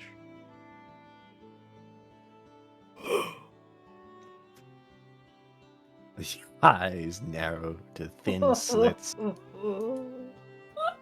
You have licorice here. Yes. If that's what you want, but if you're not hungry for sweets, then... She looks to the others, looks back. How... mutters, how likely would Guinevere let...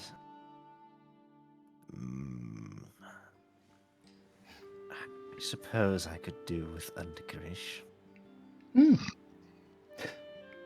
She would, without even asking what type, she'd already turn away.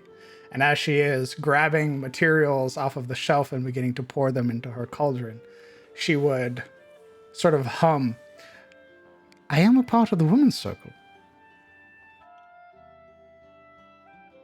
Churning the cauldron, she would produce, in a similar packet to what Siluro had, a packet of black licorice. Her face relaxes, sort of hardens. Part of the what? The women's circle. Oh. It's on the house, my dear. She gingerly takes the licorice. Is it just like the licorice, or is it like a box? It's a little pouch. She gently takes the little handy pouch. She doesn't eat it right away, but she sort of nods her head. I appreciate the gesture. Very kind of you. A shame we could not beat you sooner. You know, I was very surprised to hear that a bunch of newcomers had arrived and had been here for months. And this is the only time I'm seeing you. She would pop the cake pop into her mouth. Alaric sort of perks up at that. Well, we hadn't money to spend, madam. Now that we do, here we are. It was a couple of rough months. That and Gerald and Guinevere saw fit to keep us very well fed, so. Then we spent most of those time not in town as well, so there is that. And most of us felt like we've been imposing enough on them. didn't want to impose on you as well. Well, I had heard that a bunch of very capable individuals were helping others, and there was no help offered to me. Is the bakery in need? I'm teasing. Still, a bead of sweat had gone down Alaric's forehead, having failed a local elder. Roll initiative. But then he Still sort of rolls slumps back. mortified. A lot of the busy work is relegated to my students who come through. Lynette You don't has have to worry. used Guilt trip. God, she's a mom, isn't she? I'm not the only good heart in town.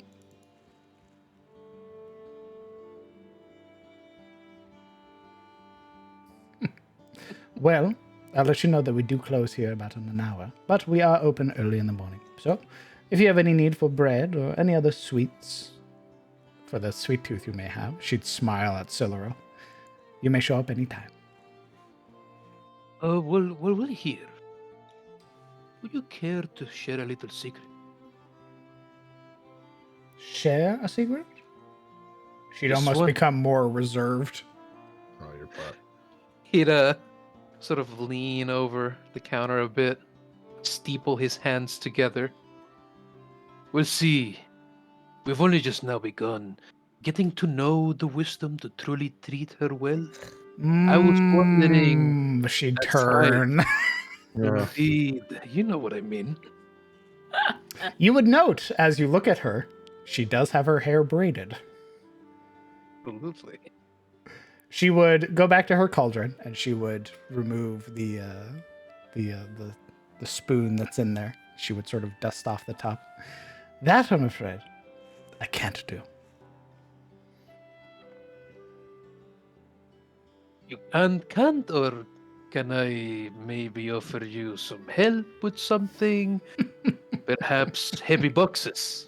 I'm great at lifting. I'm afraid not. The reason is that Miss Calvert does not get sweets often. And when she does, it is a treat. I would rather it stays that way. Maybe she's more of a sausage person. Right. Well, when she does get treats, is it for something special? Usually. When was the last time? She hasn't got it yet, but it'll be coming up soon. He sort of perks up at that, expectantly. Is it her birthday? No. She'd look at you for a moment, sort of studying everybody's expression. As she'd sigh softly. Eller, go ahead and roll me a persuasion roll. Oh.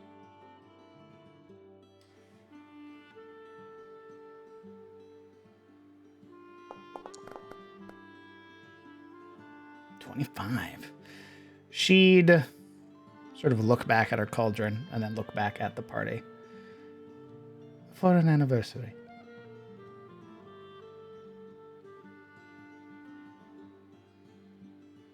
Oh.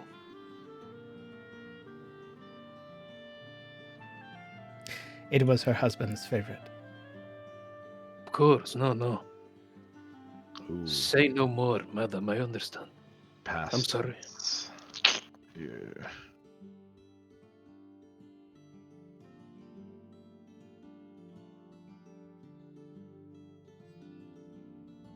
She nods thoughtfully.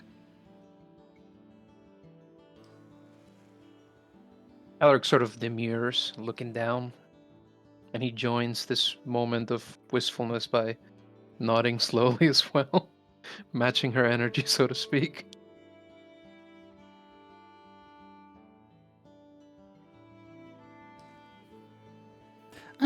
I'm sorry. Can I offer you anything else? No, but thank you for these. You're very How welcome. much will it be to pay for that? For the anniversary? I've known Miss Covered for a very long time. It's always on the house. Ah, all right. That and perhaps she wouldn't feel comfortable. That, Such things tend to be almost rituals, in a sense. that is very thoughtful of you, though. True. But forget we asked. Everything was delicious, madam. Thank you. I'm glad. Could I get a second bag of this strawberries? Of course. And blueberry. Oh, doubles, very well. Well, Just now turn that we're around. having seconds, Ooh. about them donuts my friend here had. You would also like a dozen. They were very delicious. And we won't be in town for a while, so maybe a little something something when the getting gets down. Very well. She'll go ahead and she'll make another set of candied berries, which will cost you another gold, Siluro. And a dozen gold. donuts. You said 10 silver. It's the same thing. It's the same thing. Okay. Don't tell me. So I have a question. Don't you have a fuck ton of money? No. Okay, yeah, you can do 10 silver then. I just looked at your gold. Poor Omega Loaf. Fuck off. So I have a question while this is going on. What's up? How does the shortbread compare to his mother's shortbread? Don't ask that. I'm asking. Oh my Don't god, that ask is that. them fighting words. Holy shit. Jesus. I I'm want you to asking. know that you asking that, I've already added a roaming marker on the map now. Nice. Your mother. It's your mom. Coming for you. Holy shit. That would be like Somewhere my son is talking shit about my cooking. no. Rolling pin multi attack. He wants to know if like Mom's is still the best, or is this wow? Damn, Mom's is she- always the best. That's Yeah, a good it's answer. nostalgia. That's the answer I was hoping you would give, but it is pretty good. The Like marker we're appears on the map. She will We're talk- operate in 1d4 days. It's a momling. Oh my god, I can't unlock my phone. You know when a marker is conspicuously going after you, it's not just randomly roaming, it's just gradually moving towards it. Yeah. That's right. Oh, maybe if we go up instead of down, maybe we'll throw it. Oh no, never mind. It's like if you get too close, it starts beelining to you. that would be actually really cool to. I wouldn't meet his mother because then she would probably destroy us all. So Just Kellen. no, well, I mean, Pushes him into a crater. And then leaves. Alaric is ahead with the old lady, so he'd be fine. Alaric, it'll cost you 1 gold, 5 silver for your dozen donuts. Yeah, Sealer will take care of that. Auntie, buy me donuts, please. He absolutely got the donuts and just sort of left her there. No, the Cyril already persona. left. Bill. too late. Oh, left. Wait, Yes, the donuts Cyril came has- last? Yes. Yes. All right. They take longer to make. Alaric will produce an artisan plate, and he'll What? No, get slap out of that here. on the... Yeah, well, I gave you a chance. I fucking... Use your gold. I don't have He's gold. actually poor. He has nothing. He has zero wealth to his Oh. name. Oh my god. A Gave shield you the will- altruistic chance, and you dashed it against the rocks, Oh, so to wicked speak. chance. I gave you a chance to be altruistic. Shut the fuck up. I'm out of You here. had a chance to pay for me. Are you Holy trying to shit. prop you up morally? She's not gonna take the artisan plate. She's not a member of like the Culinarians Guild or anything like that. Okay, who remains within the shop As that can soon as pay he for pu- the donuts? As soon as he pulls out the artisan plate, because she has been standing there stuffing her face, her eyes would widen and she'd quickly get the gold and the silver up there because you're not paying for donuts with an artisan plate. He would have suggested a tab, by the way, once she gave him like Oh trouble. my god. Get Yeah. out of here. Go Just ahead. Go ahead, Ashilde. Mark off a gold and 5 silver. That's like buying gum at like the gas station and be like, "Hey, can you break this 100?" And the teller just I've looks at you seen like that. you're an idiot. It's more like, keep this 100, I'm gonna be coming back. Then they call the cops. She has no fucking clue. Like, it has absolutely no value to her because she's not a guild member. Uses it as a doorstop. It's a paperweight. Hey man, he's a noble, alright? He doesn't care. Literally went to a mom and pop shop and threw down a credit card. Yep. Threw down a fucking like $1,000. Right, here you go. It would have been like he expected Sluriel to pay, she's not there. He looks at himself. Alright. Here, peasant, have your money. Proceeds to try and leave. Ashilda stops on her way out and then she turns back around. There's one thing, I don't know if you have them. They're kinda a niche item. Do you do chocolate covered espresso coffee beans? Huh? Very niche because espresso is only found in Suna. So Coffee beans are like probably not very common. Shieldé just outing herself as a Sunite. grandma's gonna shake her head no at you. What about regular coffee beans? Chocolate covered regular coffee beans. Same difference. Where do you think an espresso bean comes from? Coffee Yeah. is very much a very expensive export for Suna. That's what made it rich. That and the slaves. And the slave. I mean, Coffee you know, and slavery. yeah. And the Uh, slave trade, Coffee yeah. and slavery. Our Woo! most expensive export is coffee and slaves. What? You would realize or learn very quickly that the way this cauldron works is it's based off her experience. So everything that you're eating is things that she's made in the past, and this cauldron replicates. Okay. She has never made those before, nor does she have any coffee beans as part of her ingredients, so she cannot make that, sadly. It was worth a try. Thank you, though. And Have a I good think night. Marana's like just about to leave when she remembers that she wasn't asked an amount and turns around and goes, Oh, I'm so sorry. She smiles very pointedly at you, Morala. What is it, my dear? and she just kind of points to the box in hand. And with that hand kind of begins and goes fiddling for coin. Do you not enjoy them? Would you like something else? No, I just. And then puts one and one together. Oh, this one's also. There's a nod. And with a one-handed curtsy, she'll thank Miss Goodheart and rejoin the friends. There's a very soft laugh as you sort of make your way out, as she begins cleaning up the shop and getting ready to close down for the evening. Is that what it takes to get free baked goods here? You have to go date the local people? Where's my candy? Alec picking at his donuts. So, stepping out of the shop, Ashilda finally tries the chocolate donut.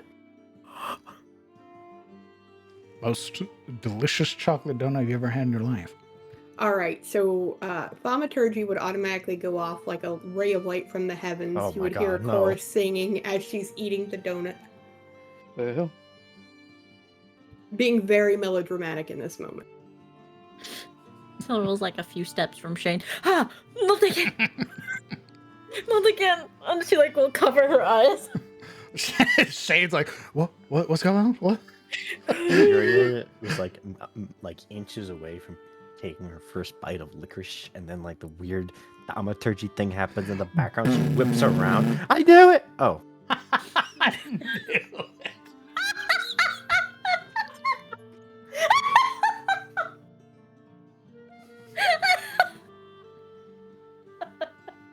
I know it. Son of a bit. Shirley, what the fuck are you doing? This is such a good donut. Oh, God. So confused. PTSD. She just steps away. Yeah, just straightens her Mutarosian garb and awkwardly just kind of backs away from the scene. Where are you guys going, by the way? Well, it's pretty Well. late, so I think we should head out now, guys. Yeah, me too. I agree. Why don't we wait until morning? That's cowards. I agree. All right, we're leaving. Let's get the fuck out of here, everybody. Very well. Let's get the hell out of here, Master G. Yeah. And so we just disappeared into the night. Woo! What are you guys actually doing, though? I mean, probably head back to the singing tier. Yeah. I suppose sleeping is a sensible thing. Yeah, I guess. Well, it's Whatever. 8. Lame. Yeah, but And you guys are only going outside of town. it's True. only 8 o'clock. At night, At in the night. dark, in the rain. What's the worst that could happen? I'd like to sleep in bed. I've seen things in my dreams. My dreams, I see that town. Gosh, is there any conceivable way we could just annoy Duskbrand again? That old man went to bed an hour and a half ago. Is there anything we could wake him Murder, up She Wrote is playing, and he's asleep on the couch. on? Oh, I was my gonna God. say, he fell asleep during Jeopardy. Oh my God. My actual grandmother. Jesus Christ. The hat lifts up whenever he exhales and then pulls in when he inhales. He's old. What do you want Yeah. from him? Answers. You 20-something-year-olds?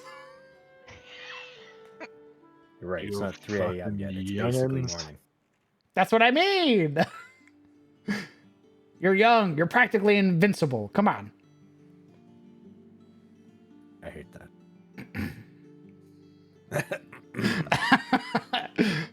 Be pushing the party with a stick.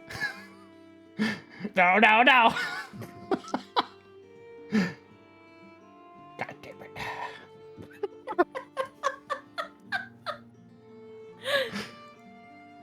Fine. You know, the day can be equally as horrifying. It doesn't always have to be nighttime. Making your way back home to the singing tier, you would find that there are a number of folks who are here already sort of enjoying their dinner. Some of the working folk who eat their dinner rather late, as usually most folks are eating their dinner by about 6 o'clock. So these are sort of the workers that are have finished their shift and are now enjoying the dinner that's here. And as you all stroll in, you are greeted by the work staff and greeted by Guinevere and Gerald, who sort of see that you've visited the bakery. Or she gonna get you. No, By the there's way. no, like, it's like, yay, we have our adventurers here who are supporting our businesses and aren't, expecting everything to be free. They're actually using their coin now. Hell yeah. Whatever it looks. It was an investment for the community, harboring us earlier. Man, that. Lynette was great. I really enjoyed the bakery. Guinevere looks at us. We don't have a bakery. What? No, darling, we don't have a bakery. There's no bakery. Lynette, Looks that's down, the real eating thing. like rocks and sticks. What? So you've just been eating like dead flesh because it's a fucking hag curse. Oh. Oh, I know it. I know it's evening. Could I get a cup of coffee, possibly? Gerald sort of blinks several times. Fucking Oh, sure. Right. I can get you some coffee. Right? Right? No? I'll pay for it. She looks at the donuts, and I suppose it can wait until morning. All right. I mean, unless you're planning on staying up pretty late, I can get you some coffee made, but DM, yes. you said coffee's really rare, right? Unless your name is Guinevere, who just like dragons her way to Suna. It probably just got here, by the way. That coffee. Because we did ask for it before. Well, I think given us coffee before, though. Yeah. Why are you asking? One. Just curious, About the supply and demand, the chain of economics as a noble. It's, So my we'll duty check in to- you in yeah. the same session. DM. The Where does the espresso come from? she doesn't have espresso. Where does the coffee come from? The secret ingredient is people. Where doth she get the bean? Out here playing a game of marketing rather than fucking D&D. Yeah, but the economy at the moment. Yeah, as a noble, it's my duty to know where the taxes are going. You don't pay taxes. You're not a noble. I am a noble. Shut up. It's in my blood. Everyone's glaringly aware of that. So do you want coffee now or later? I'll take wait a until French press. morning. You're not getting a French press. What about a cappuccino? No, it's coffee. Come on, at least an Americano. No, it's coffee. Wait, All there's no Italy in this setting? What the fuck? Yeah. Asshole. It's not here. It's actually called a Caterina. Shut the fuck up. A what? Shut the fuck up.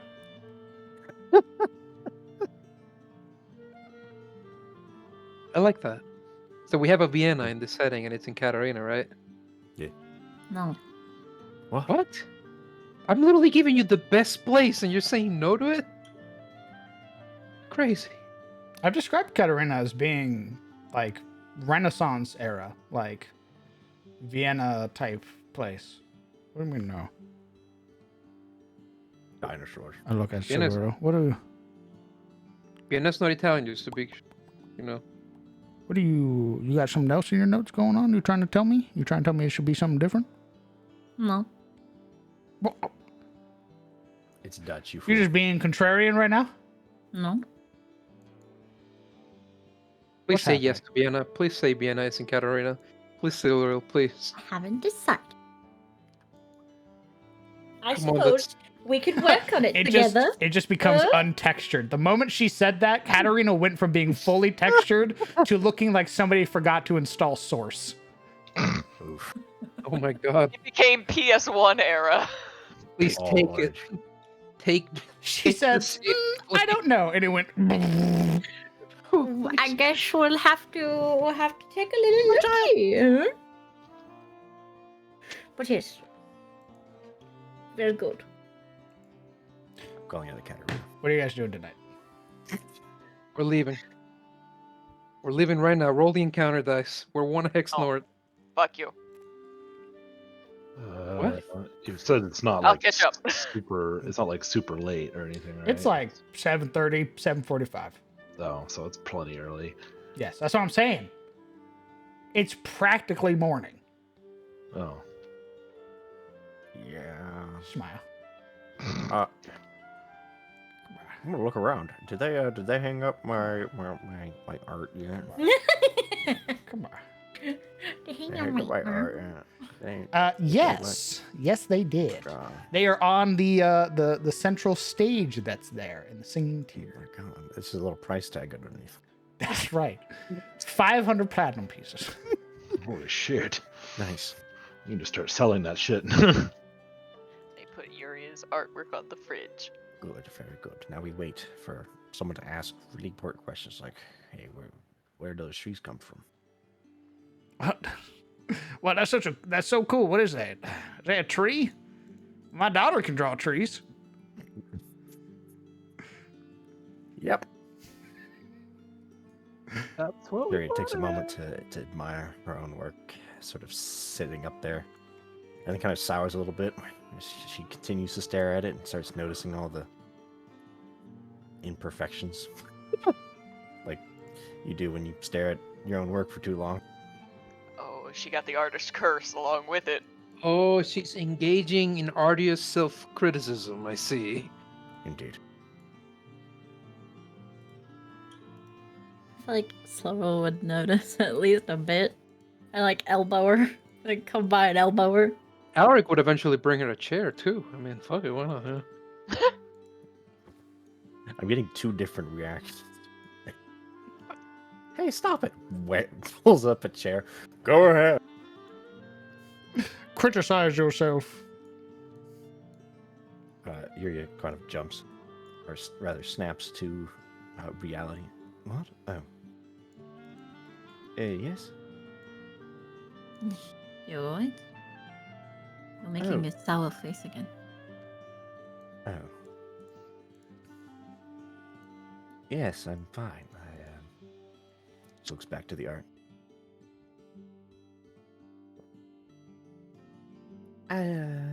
Just admiring my own handiwork.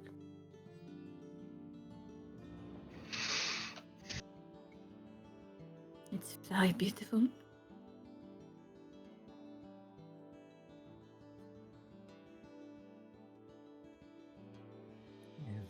But the supplies, the supplies I have, yes, I suppose it is. What do you mean?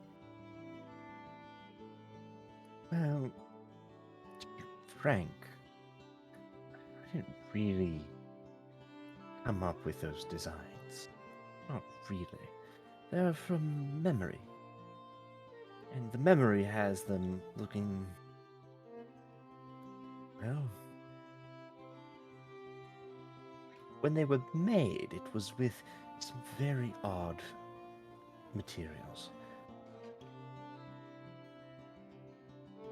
Things I have no way of gathering here. Pigments that I doubt even exist in our current age.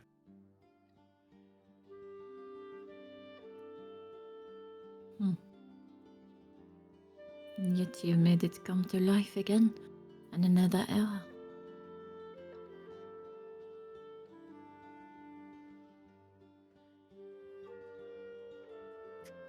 She kind of sighs and puts her hands on her hips. Yes, but I could do better. So we'll kind of like tap her chin, right? And like put her, like rub at it. Probably.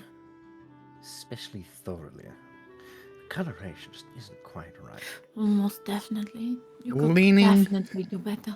Leaning forward, Guinevere sort of resting her elbows on the bar that's there.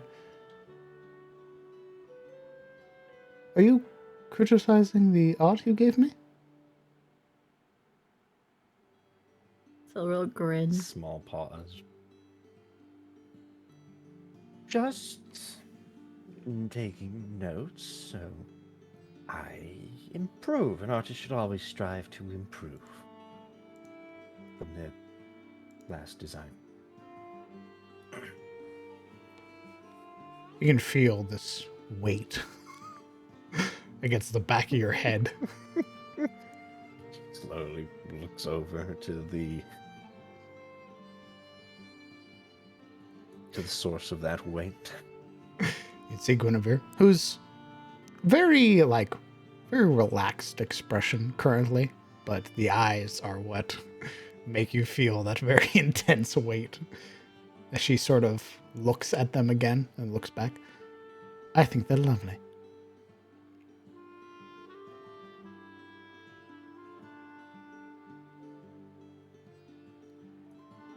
I agree. Open her mouth and close it. That makes 3 of us. Good.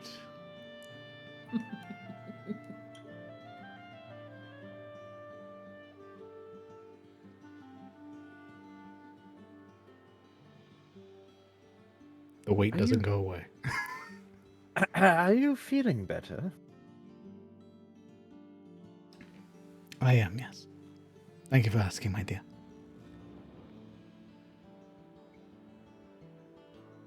Eventually, you would feel it relax.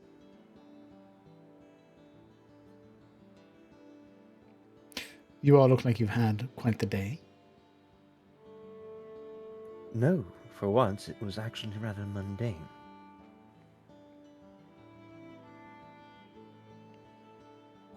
Guinevere would It look. was great. Oh? We wandered around town, ordered commissions,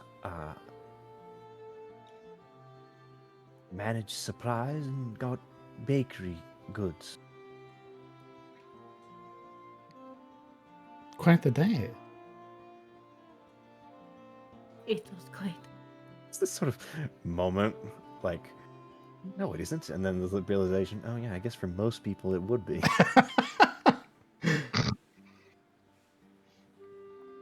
Yes, quite a day. Busy. I see many of you have already spoiled your appetite for dinner. No. No, I could eat. Hmm. I could definitely eat. I mean, real food? Absolutely. Well, sit down then, if you're not going anywhere. Apparently how they feel.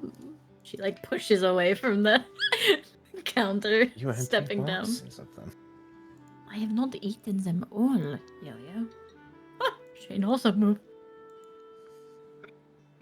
Alaric becomes momentarily self-conscious because he absolutely demolished every donut. Just chocolate in his beard. Oh, absolutely. No, I could eat.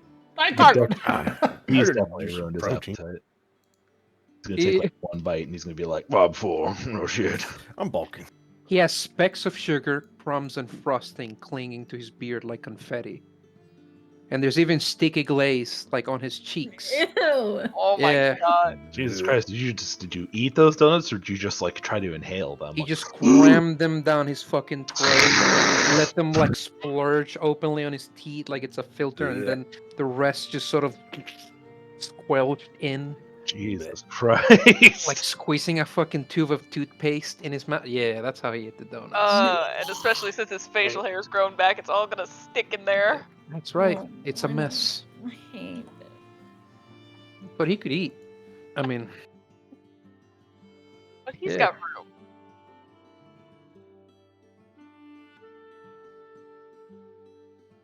We gotta pull up a chair. he sits down. You know? Okay. Hold on, I'm pulling up my my generator for what you guys are eating tonight. What's the meal from Darkest Dungeon? Like moldy food? The fungal plate. Yeah. Right, so you rolled a 1. Here you go. Here you are. I hope you enjoy. I spit in it for flavor.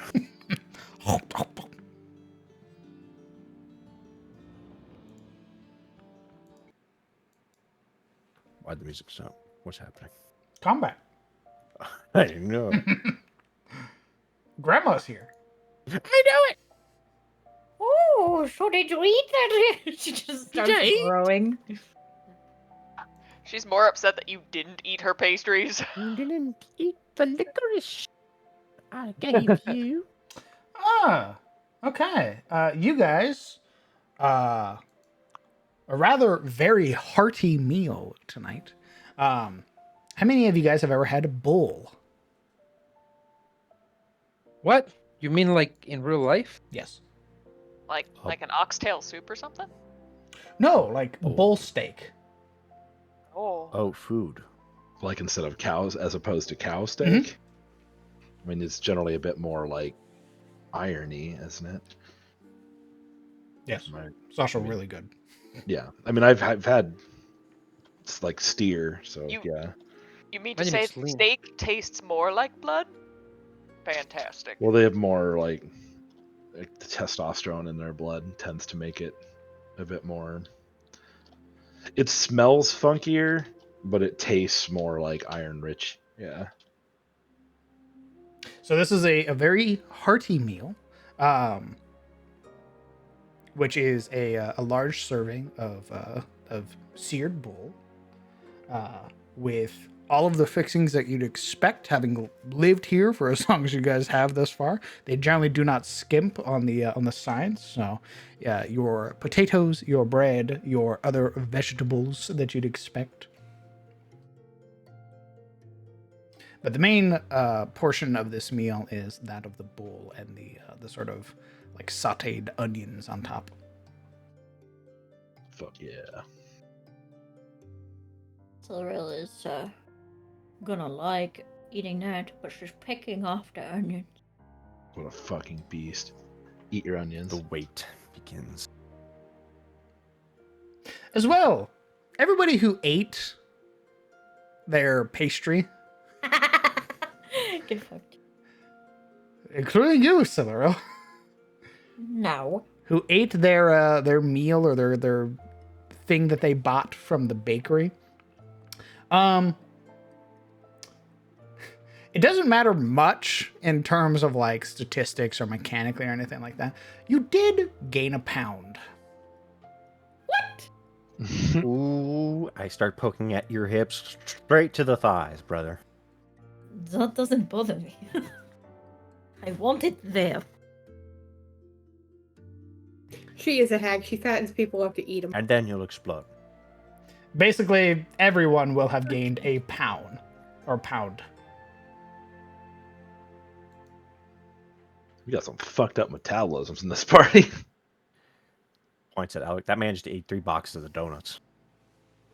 And he gained like 20 pounds. You can't even tell the difference. It's not multiplicative or anything like that. It's literally you ate the sweet and you feel a little bit more plump. What if you were already plump? You're a little bit more plump. Plumper, so to You're a speak. pound plumper. Thank God I get to keep my figure chewing on my... You would also eventually, when What? you eat your licorice, you would No, also gain a pound. No.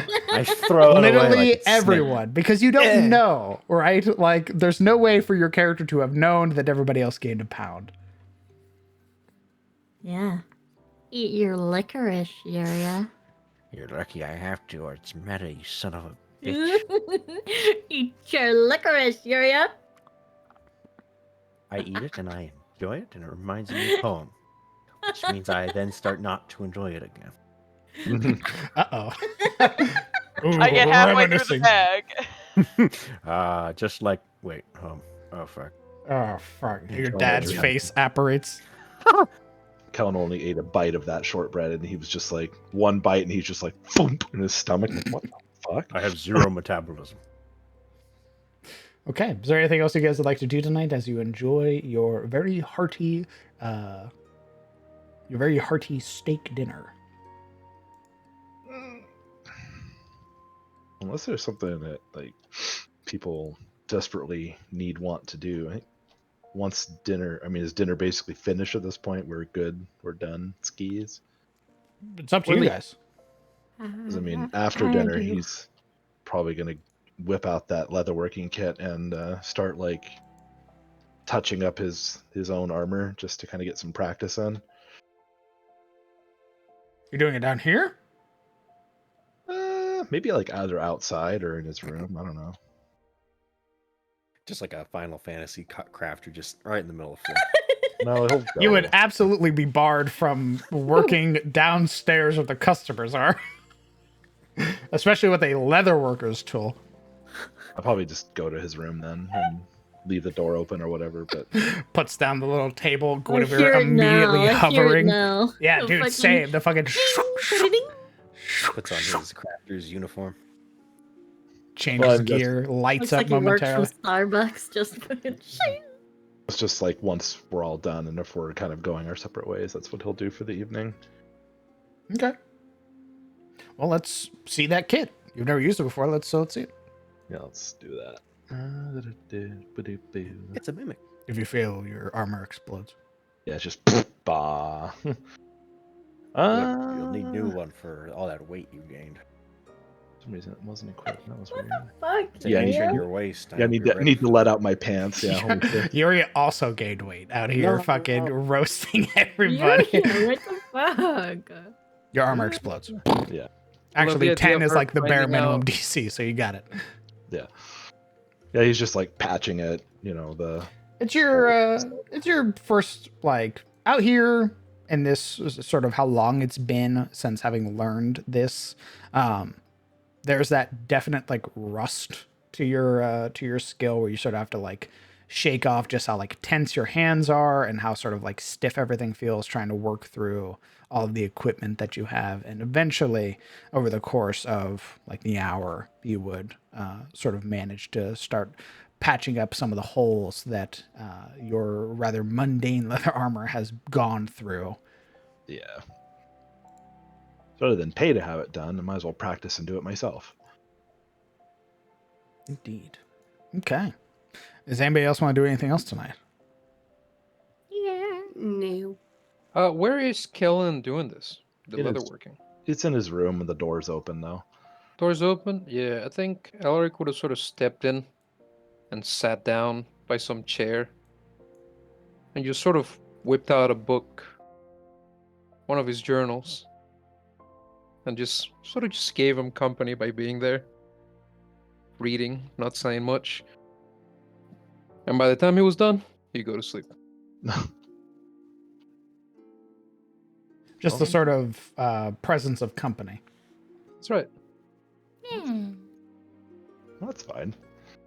I love to watch you work. Yeah.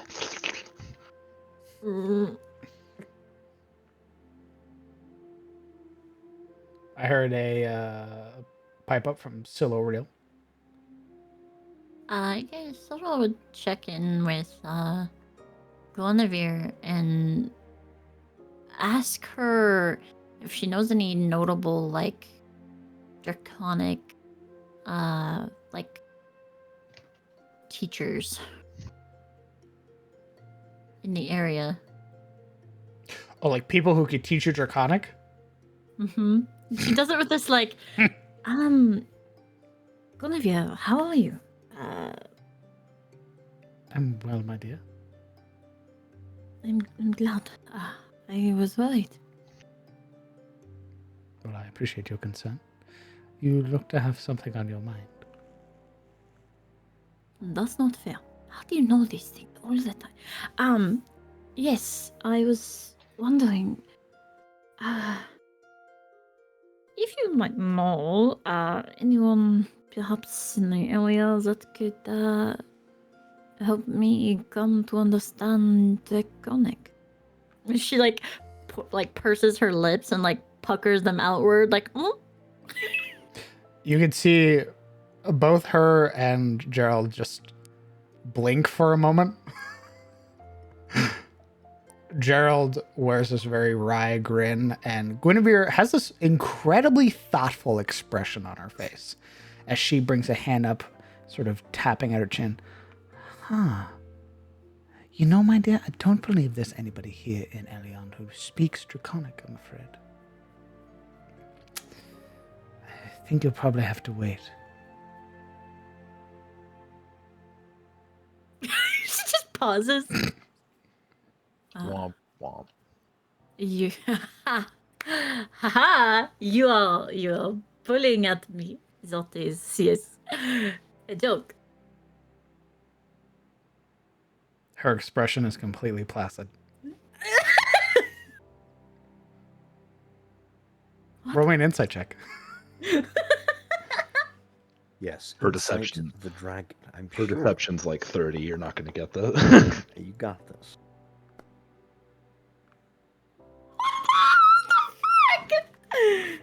You Holy got shit. this. You're so close. I Silver said what I dragons. said. Said That what I woman is a said. menace. She's a man. That Looking woman at is a her, menace. she's telling the truth. There is nobody here in Elion's tier who speaks Draconic, Wait. at least to her knowledge. Really? You mean, of course. Of course, you mean anyone but yourself. I'd have told you if I could speak it, my dear. What? But you... Oh, like, she just, like, gestures at her hands before, like, stopping herself. Like, you're... What? How do you... I'm messing with you, yes. Ah, ha, ha. She was playing. She, like, looks around to see if anyone was there. Shane looks genuinely concerned at your expression, like how you were reacting to the whole thing. You see Cyril or Yuria sitting watching like while she eats licorice. I know She's playing. a few people here in Ilion who speak Draconic rather fluently, myself included, of course. Gerald also speaks it. Yorin speaks it. Mr. Duskbrand speaks it. Wow. Huh. I believe she'd tap at her chin. Does Reynolds speak it? And Gerald sort of shakes his head. Oh, no, he doesn't speak it, any. I'm certain there's another person here in Elion who speaks it. I just can't recall off the top of my head, I'm afraid. But if you're asking for a teacher, well, there are plenty of skilled and capable teachers out there. I'm sure Yorin would be more than happy to teach you.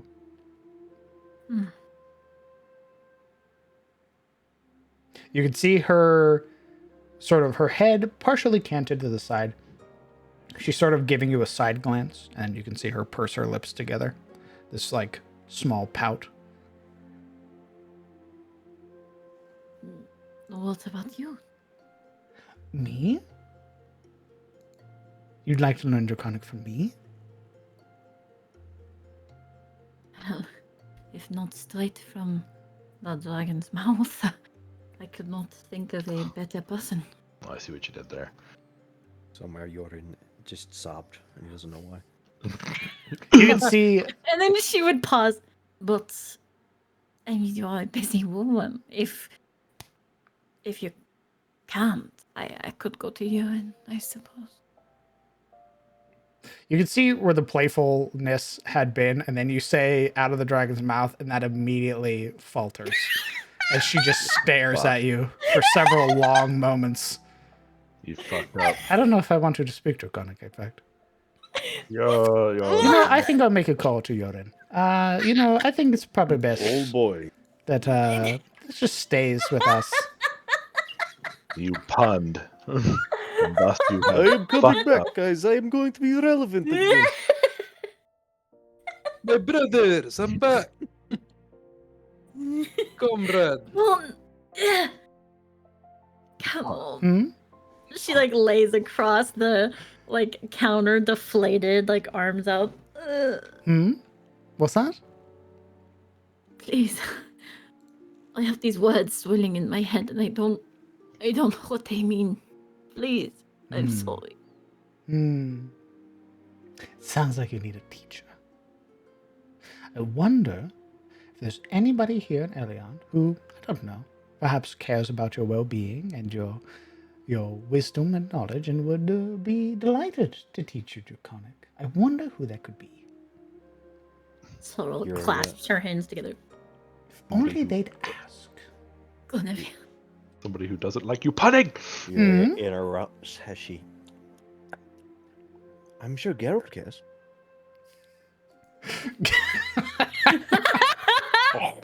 Gerald levels a large, half-giant finger in your direction. Eat your licorice.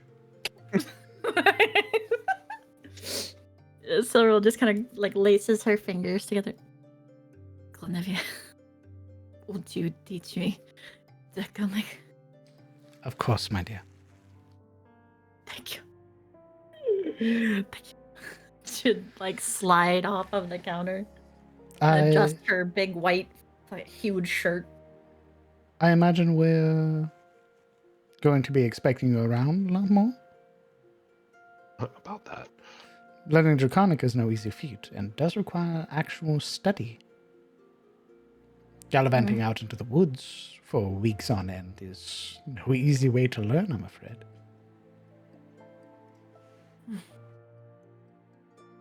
So,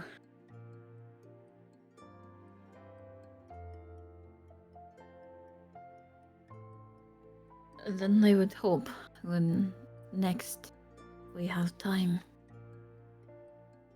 I would very much like to learn, but... And she'll look around to those that are still downstairs. I've sworn myself to my friends. And if we are to go out, I will go out with them. Of course, my dear. Well, should you get some free time in the future, I would be more than happy to teach you. Thank you.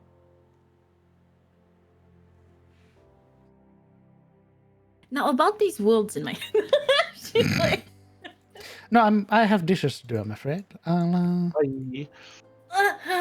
she like holds a finger up. and it's late, my dear. Did she say wards in her head? Yeah. Yuria Word. stops. Oh, words. I heard wards. I was For a curious about moment, the- when you said yeah to wards, I went, oh, fuck. Wait a minute. Yuria stops chewing. Word, like word. W-O-R-D. Gotcha. Yeah, Guinevere goes into the kitchen. Yuria Nyathis lowers the gun. Yuria hears wards. Oh, She throws up. My she's whip just a wish. frozen. I didn't do it. If you're really keen on knowing and you can't wait to know, well, Mr. Dusk Brown has probably something he can help you with. Undoubtedly will cost me more money than I have. Oh, aye. He just so easily agrees. Yuria pipes up. Reno did mention some funny rock Duskbrand could make. I think it translated a language or something. And she'll like turn her back to the counter and press like her hand to her forehead, moving the hair that had come out of her ponytail from the day's travel away from her face, and just lean against the bar top. As much as I want to look for an easy way, I feel I might just want to learn. There's a very wide grin on Gerald's face. Good. Very good. Well, forget I said anything then. Oh, what did you say? She like waves her hand. You see him already like turning away from the counter. Right then. No. Sora would linger for just a bit more and probably step to Shane, pulling out a small packaged bag. I got you these earlier. I forgot to give them to you. And she would hand him a bag of candied strawberries. Thanks. What are they? Put one in your mouth. Find out. Ugh. Always with questions. It's rat poison. Enjoy. All She'd right. walk away. He'd hesitate for a moment, sort of looking it over, and then pop one into his mouth. He's never had candy, never had a strawberry. So Don't he eat is- all of them in one night. So he has immediately She stops. contracted diabetes. He would sort of slow chew it first, sort of experiencing all the flavors, and then eyes sort of go wide for a moment and then looks down at the bag with like almost bewilderment and then pluck another one free. And before he's even finished chewing and eating the first one, he's already popped another one in his mouth.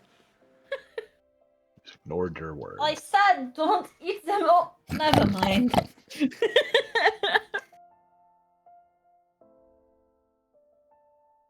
The boy is going to learn what happens when you eat too many sweets in one night. Ooh. Oh, I don't feel so. You think that's good? She offers one of the licorices to him. Oh no. Oh, all right. Would you like to try some shortbread? I appreciate it, Monsieur. Thank you. He'd Mm-hmm. take the black licorice and. No. We're gonna roll for Shane. We're gonna see if he likes black licorice or not. High or low, Yuria? Hi. He hates it. He sort of like very pleasant experience with the berries. The moment he pops the black licorice in, you can see him sort of chew once, and then his head sort of pushes back, his lips pursed together, and he goes, mm-hmm. I'm Thank you, responsible. Yuria. This is Yuri is watching with a placid look, almost like a cow, as she chews over her own. it's very good. Beelining to the nearest window. He'd like gritting his teeth, sort of chew it. You don't have to pretend. Is Shane No one within else 30 likes feet? it. What? Is Shane within Alright. 30 feet? Am I watching this horror? If you're go over his downstairs. face? I am. I'm sitting right across from Marana. You have a ruler. That's 25 feet. Prestidigitation to the licorice in his mouth. What? To Don't you have make to it- see the item? Oh God. Oh, tastes like what? Now there's magic in your mouth, which. I'm gonna make it just tasteless so that he stops struggling. He'd sort of chew a couple times, and then this third bite, he sort of goes, "Oh, a lot of the flavor's just gone." Does it do that? Her brows furrow. She kind of looks down at her own. Not usually. It usually gets more bitter. Huh. So you had the ability to make it taste like anything, and you decided to make it taste like nothing. So he still had the aversion for it and didn't eat it later and get sick. Oh, I Well. see. It's not good, but I appreciate you sharing it with me. It's all right. I don't like the taste either. I just think the color's pretty. Eats it. Oh. Huh. Huh. He's sort of like this revelation that like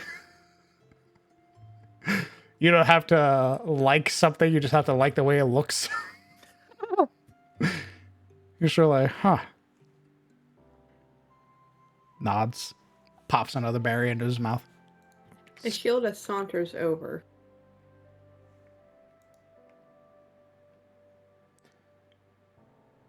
And she just fucking runs across the table. Listen. Okay. Get off my fucking table. I'm Hey, not there. guys. You don't have to circumvent Alaric. She would rip one of the glazed donuts in half and offer some to Shane. Oh. Shane gains 2 pounds. I appreciate it. Thank you. He'd take the half the donut in his bag of candied berries. I just don't want you getting sick from all the sugar, but try that. Oh, all right. I'll eat it on the way back home. All right. He's gonna be sugared up going home to Reynolds, Thank you. bouncing off the walls. Hands up. Appreciate it. Good night, Gerald. Thanks again for having me. Gerald gives a very wide grin and a nod, sort of waves him out. Good night, Shane. Good night, Silver. Don't feed those to any animals. They are very sugary. To animals? Why would you feed it to animals? He sort of mutters to himself, popping another berry into his mouth. Nobles. Oh, he walks through the door. Oh my god, he walks through the window. He shouldn't be walking anymore. Should we stop? Oh, nope. It just kept going. These bears are so fucking good. NPC walks through the window. That's Literally. canon. He walks into the wall. You don't want that energy. No, you don't not want me- through it. He just like bumps into the wall while eating the berries. Oh, shit. He just fucking ate himself into a diabetic coma and walked through the goddamn walls. All right. What the fuck? If there's nothing else, party, It's bedtime. it's bedtime. Everybody goes ahead and retreats upstairs. Let's go ahead. Everybody hit your long rest button. Buton. Ah, thank goodness. I'm glad we're going to be traveling in the nice, safe daytime.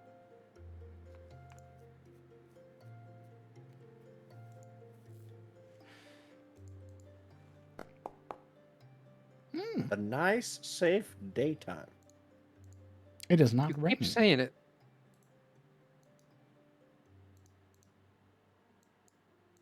If I keep repeating it, it might come true. It is No, not you just raining. don't. Oh, Nice. shit. Woo! It is the 3rd of Wind's Wrath, and it is a beautiful morning.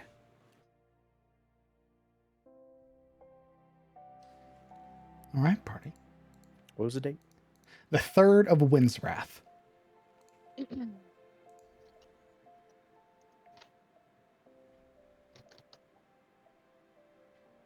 What would you guys like to do today? As you wake up bright and early, the smell of breakfast greets you as your hosts have already waken up before you. Bathe. Eat breakfast. Adventure. Adventure. Another day of shopping, please. All right. With what money?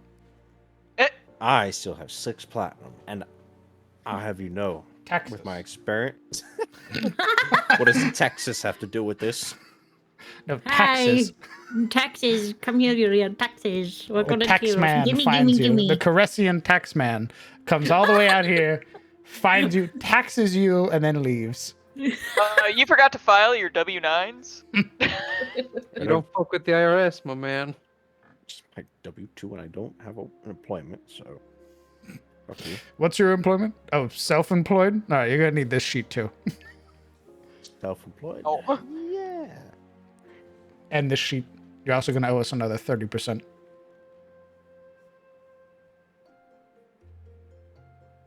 Alright, you can stop projecting now. Takes all your money. Alright, you can stop projecting now. I won't. Taxes suck. It's funny, guys. It's funny. Okay. Wake up, bathe, breakfast, adventure. Where's the music? Where's the music? Music. Very well. Because we gotta go talk to dryads about trees Adventure! and meet Alaric's new friend. Who? Oh. What? Yeah. Why are you pointing that out? Why are you being weird?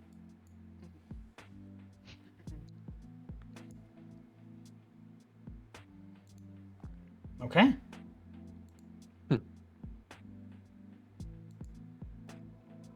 There's nothing you guys would like to do this morning. You are free to roam around Elion. You guys would be fully functional in the day by around 8 a.m. It's very generous. I generally take that you guys go to bed around like 10 or 11. Sleep your full 8 hours. Oh my god, are you saying my character sleeps 8 fucking hours? Oh my god. Yeah. That's amazing. Yeah. What's that like? I want that. I want. Fuck this whole fantasy shit. Give me that. What's that like, DM? Explain that in vivid detail. You guys get the. You Guys, we've get done the- this for 65 sessions now. This is how it's always been. Elaborate on a full night of sleep, please. Yes, Cyril, tell us how a full night of sleep feels. She can sleep. They can also choose to trance. God, I would like to know what a full night of sleep feels like. You are well rested. The aches and pains of the day have long since faded. You wake up refreshed.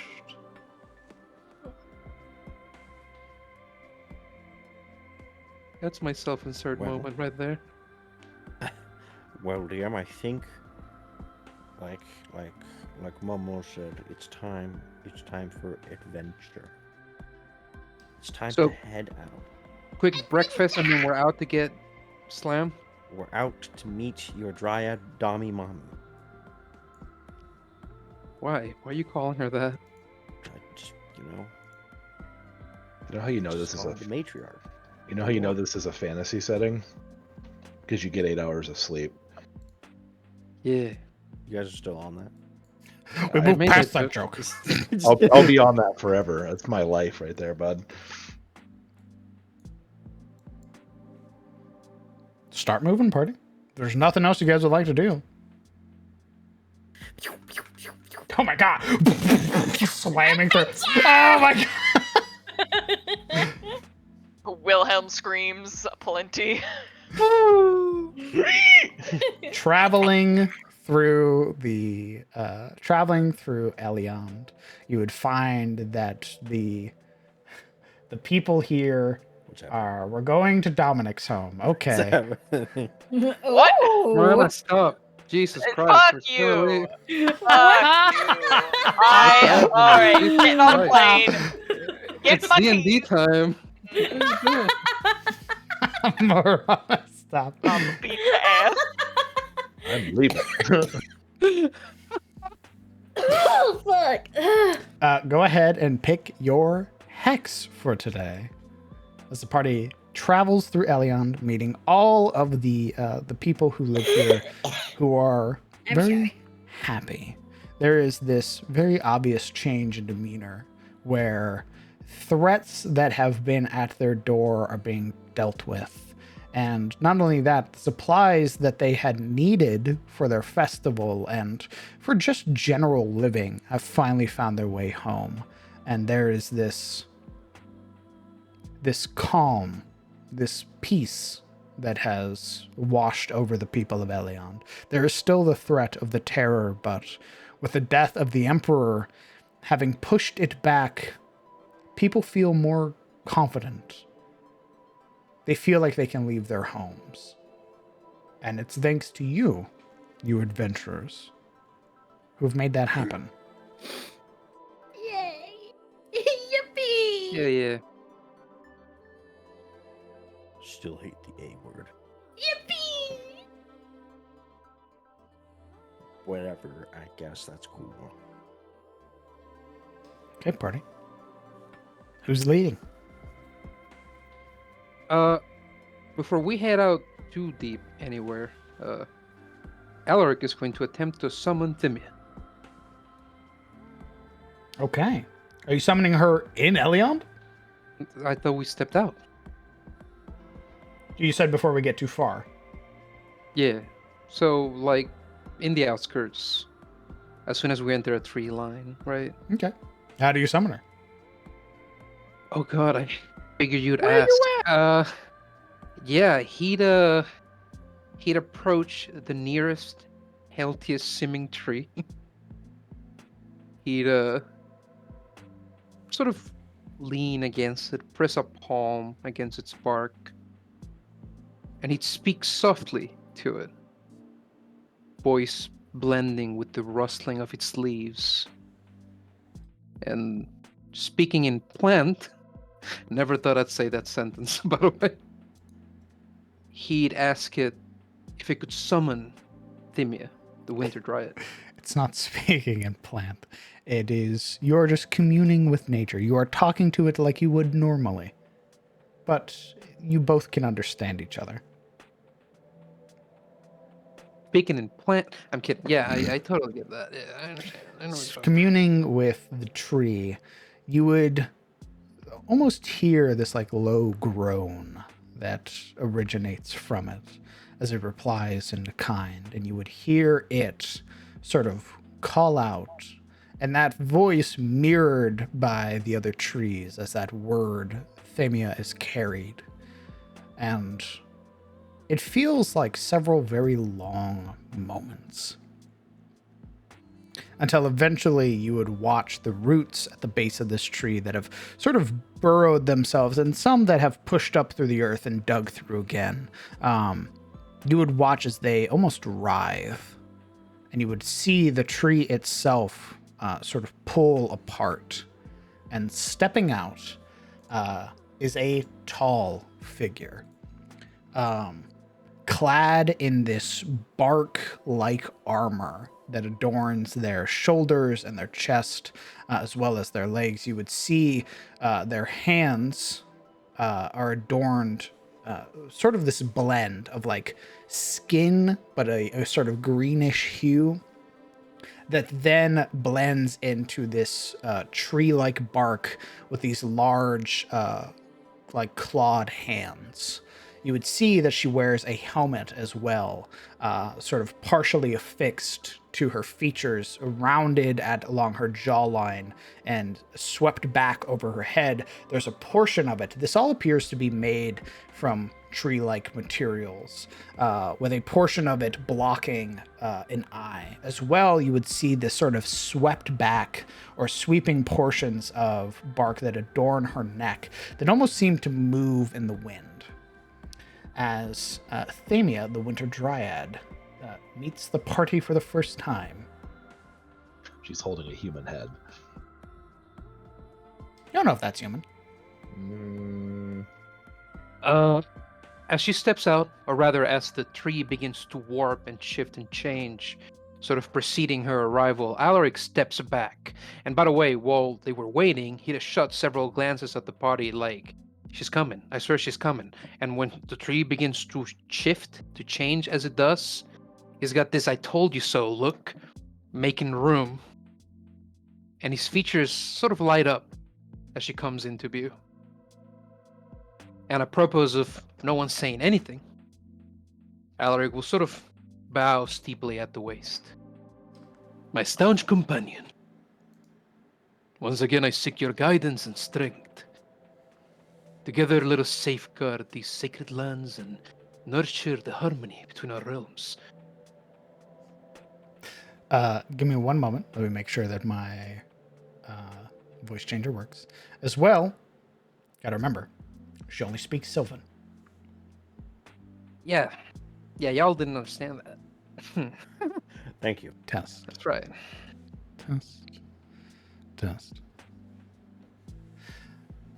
Stepping out and seeing this presentation that you've made, Themia's head sort of cranes to the side for a moment, her lips pursing together.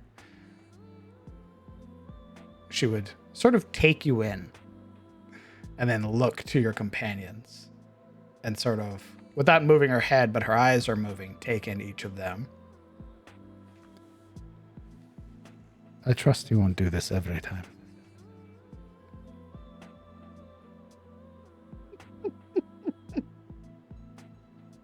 So, as though he's entered a kind of speech, he essentially ignores what she says and continues talking.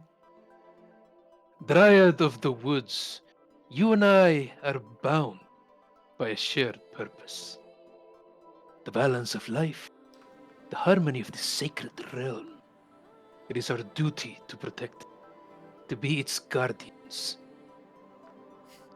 The rest of you who are watching can see Themia's chin sort of lower somewhat and her brows raise with this very like, what look that she's wearing. just leans over to whoever's nearest. What are they saying? I cast What does it comprehend say? languages. You can understand what they're saying. As he speaks, he gesticulates a lot with his palms. And if no one interrupts him, he'd probably go on.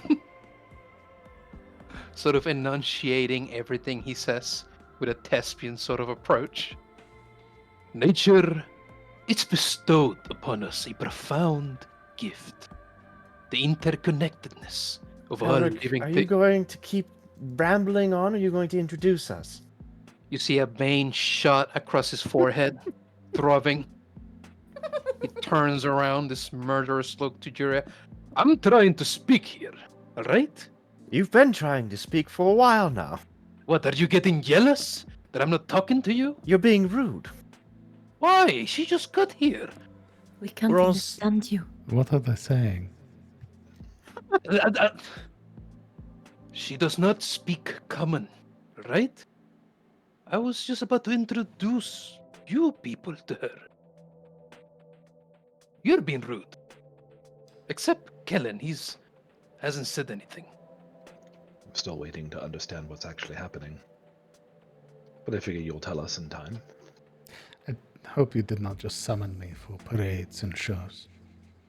That's in fact what happened. Rubbing at that muscle twitching on the side of his head, he turns around, looks at her, then clears his throat as though he's about to start again, but sort of gives up on it. Never mind. We're heading north to check on an Elidtree. We also wanted to ask you if we could. Maybe I should let Julia put it in words. She made sense of it. I don't really know what they want with the seed. Which one is Yuri? You're not going to hurt her, right? When- You're not. When she asks, like, Ashilda just automatically points at that one. That one is honest. She means well. Julia, it's all a show. She's a good person. Don't hit her, you know. Why are you pointing at me? Well, she wanted to know which one was Yuria.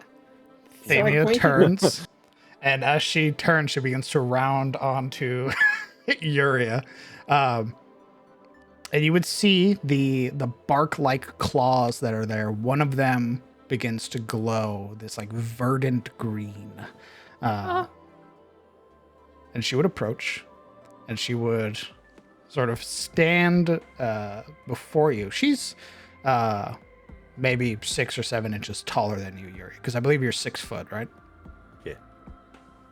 She'd sort of take you in, sort of no judgment or anything that you can really discern from her features, but she'd sort of take you in and then look back to Alaric. Tell her that I'm going to establish a connection. You're going to what? Yuria, she's going to establish a connection. Shilda, she asked me to tell her that. You're so rude. Apparently you've been fumbling with your words, so... Well, I don't want you to do something, I don't know, extreme to her. You think so low of me? I don't think low of you. I just don't know you that well. I don't know what to think. You would sort of hear, know me well enough to trust your life to me. She would My then life. bring that finger up and tap it to Uria's chest. There is a momentary pulse. What languages do you speak, Yuria?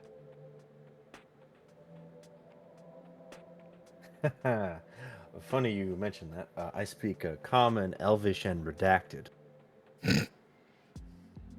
Your languages are now shared. Horrifying. Holy shit. She speaks redacted?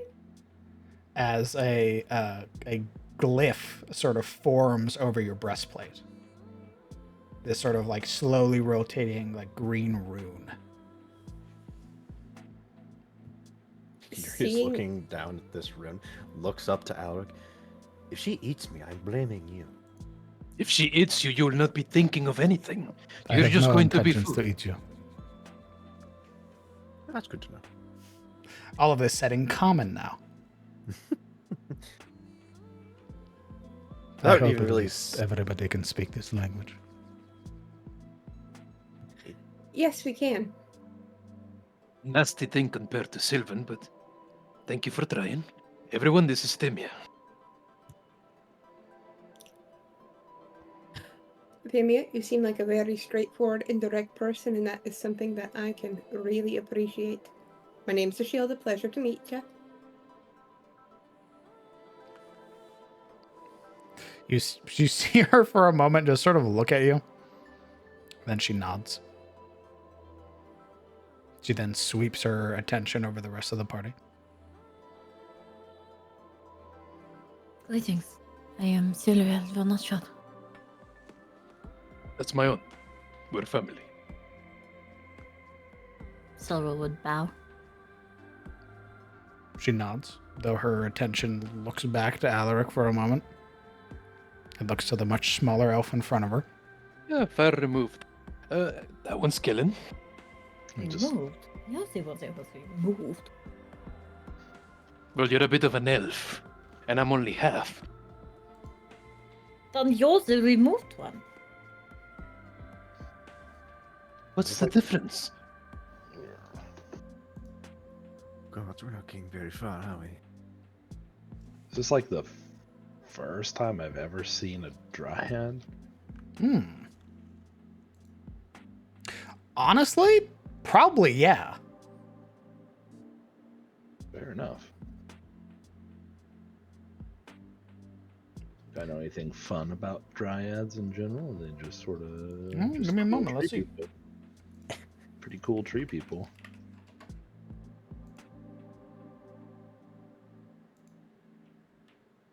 Any fun, interesting facts? They're weak to fire. Probably not, though. Jesus. Magical critters. Oh, so the skull she has is Callan's. Okay. About to be. That makes Oh, sense. shit.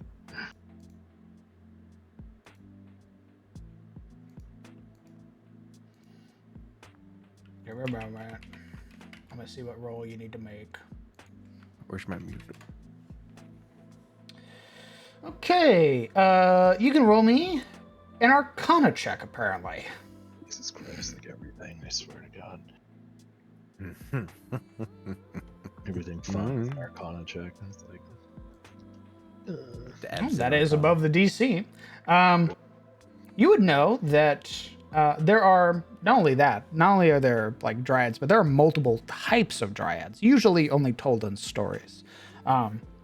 The biggest thing about the dryads is that they tend to protect areas, usually areas where their tree resides. And if they are able to, they will not kill a person. They will simply lead them away or try to beguile them in some way so that way they don't like harm the trees or nature in the area. If you push them, and I mean push them, they can get extremely violent. Usually, they try to resolve issues peacefully first. That's why Alaric has been sort of introducing her like she's a loaded gun, you know? this is like the ultimate expression of neutrality and peace, but you can catch the smoke if you fuck up. Peace in like the extreme way of like, I'm going to charm you to get you to leave the forest against your will. Yeah. But if you keep resisting, I will use your soil. I will use your blood to like feed the soil. Dios mío. Pretty cool though. Okay, cool. No, Kellen is, I assume he's either only heard of them from like druids and back home or read about them or something, so he's just kind of like, oh shit, that's Usually folklore. just something that popped out of a goddamn storybook. That's pretty cool. and I'll do a little polite bow.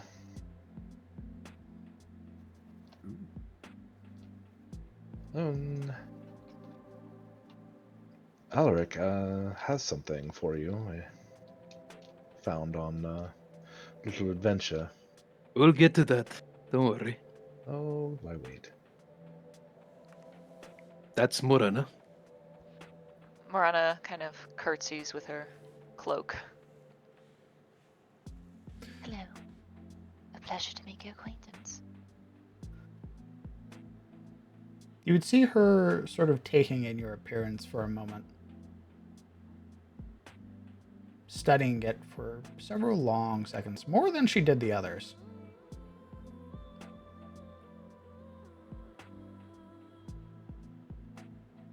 And then eventually would nod. Yeah, Morana kind of shifts a little uncomfortably, eventually kind of wrapping her cloak back around herself. Think this weird tether. Alaric's expression sort of turns dubiously. But he quickly move on, motioning to Juria. And then the one you did the thing to, that's some drunk we know. Her name is Juria Syria. Yuria Ithilian, heir of Shaymar. The connection does not allow me to probe your mind, but I do know your name. It's good to know. Unless you'd like it to. Excuse me? Unless. She turns back to Alaric. That not one there? Shane? That's Shane. She nods at Shane. Shane nods back. As though, like, wide-eyed, he's never seen a triad before. He doesn't know how to act. He's just sort of, like, nodding, and then realizes he's been nodding for too long, and then sort of shuffles in place. You did happen to catch her name, right, Shane?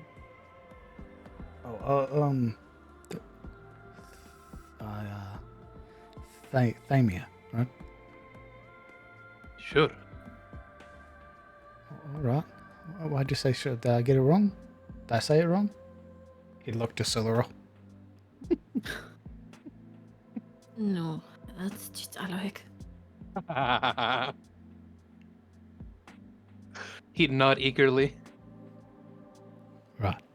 Yeah, okay. You're going to be traveling together now? At least while we're out here. So, this he says openly to the whole party. Timmy saved my life. When I was out there, that trip I took, I do trust her with it. And I want you all to learn to trust her as well. Especially with all that's ahead of us.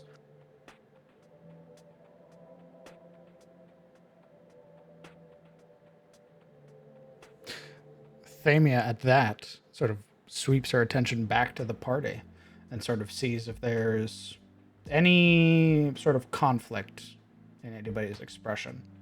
Not in the sense that you're going to attack her, but the sort of idea of trust.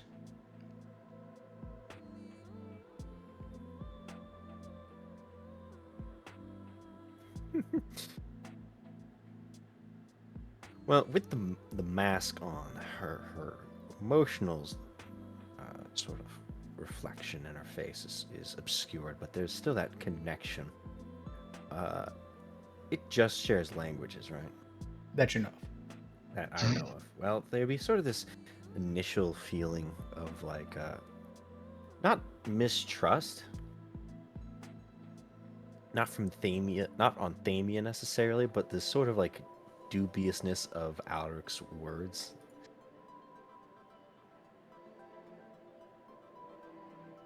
The suspicion that there's more to it than just what he's saying. But a sort of eventual, a begrudging acceptance.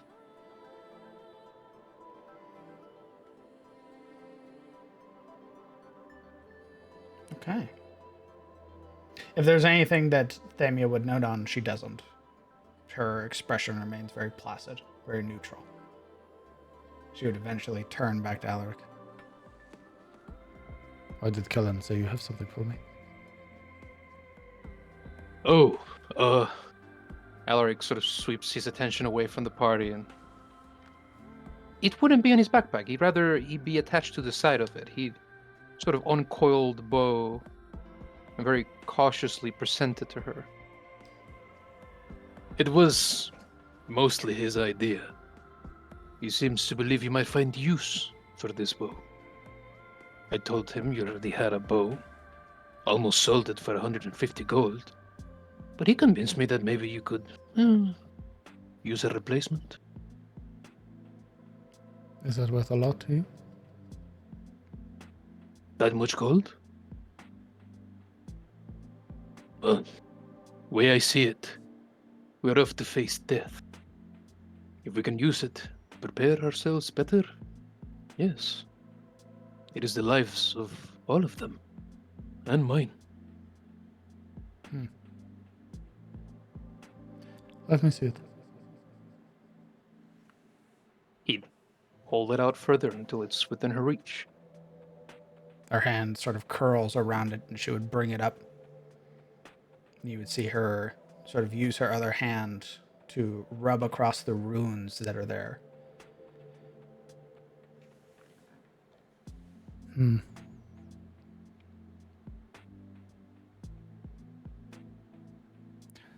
This was made from a tree in the north.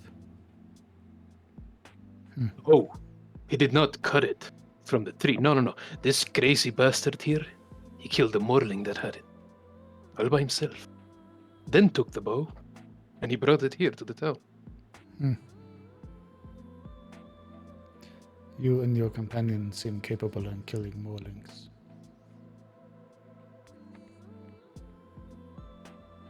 You? You and your companions. Or did you say true? Yeah, he said true. They said who. Goddamn accent. Are they speaking in common still, or Yes. are they back to the Sylvan? Yeah. Well, if you're going to be good at anything, killing morlings certainly seems like one of those you should be. Yuri rolls her eyes into the mask. You only need to kill morlings. But morlings you need to kill. Oh my god. This will serve me well. Oh, really? You do not believe me? Oh, you already had a fancy bow. I'm surprised. You would watch as the hand that's holding it begins to tremble for a moment, and then from the bark that makes it up, begins to sort of sprout out and begin curling around the bow.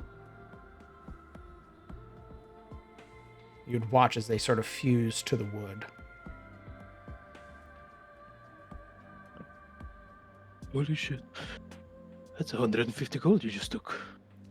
It went into your arm. Do you still want it? No. How did you... what? What do you do? The sort of bark is growing on its own. Her attention is fixated on that of the party. You would watch until it eventually wraps its way up the entire length of the limbs, that she can sort of flex her hand and then relax, and then the entire bow pulls into her.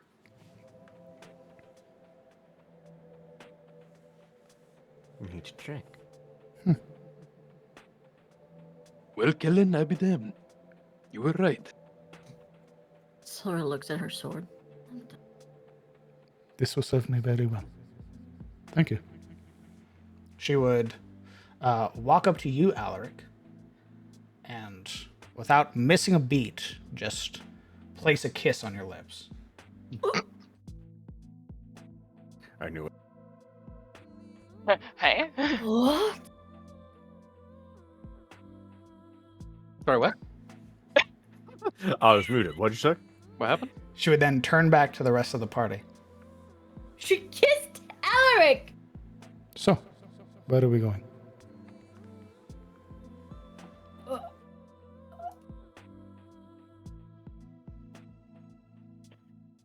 Bewildered looks abound.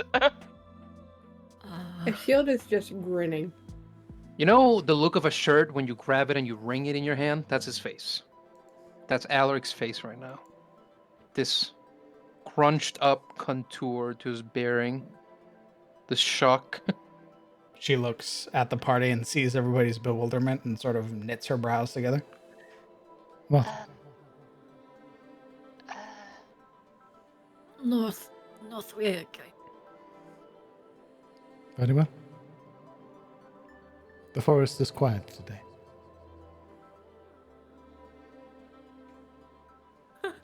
It must be some cultural difference. Let's go. North, right, Yuria? She looks at you, Alaric, for a moment, her head partially canted to the side. There's no difference in culture. Your heart is mine. And mine yours. What? Ooh, when you wake up and you realize you married her. Unfortunate, my man. Yeah. Sorry, buddy. Ooh. Ashilda's jaw drops to 3 feet to the ground. It meets Silverils, who is also on the ground. Kellen stares for a moment and then just kind of like he makes this weird soft sound. It just sounds like a. And then My points goodness. north. Alec, I knew you spent 2 weeks in the woods, but you didn't tell us you spent 2 weeks in the woods. It was a bit of an adventure. I thought it was a figure of speech when you said that. I thought What is that? that it's meant to be more so symbolic than No. literal. Oh, I suppose I didn't invent analogy in the well, look, here in Tiras, You accepted the have- gift. I thought it was fucking berries. I didn't think it'd be your heart and then like that. She like stops walking and like turns to face you fully. Fuck now, dude. I wish I had create food and I water don't so I want could to be make here. popcorn. Not to be here. Are you going Damn. back on a deal? DM, am I feeling anything with our connection at the moment? Yeah. Oh. You start to realize that there is an emotional connection as well, and there's a little bit of something percolating down there, a little bit of anger. Yuri is starting to shift a little uncomfortably right now. With that look she gives him, Alaric sort of catches himself. Sweat begins to gather in the folds of his face. Look. And he draws back a step. Listen. Usually, with things like this, there is this get to know period, right? I watched you die. For days you struggled. I saw you at your lowest. What more do I need to see?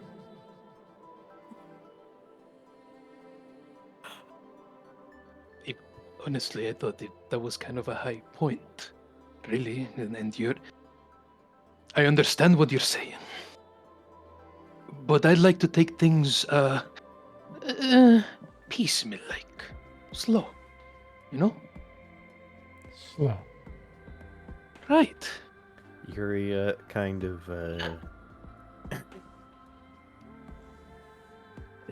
she would try to establish a mental connection with Thamia. Okay. If allowed, of course, because she can't force it, so it has to be consensual. I think she's dealt with telepathy enough that she would accept the connection.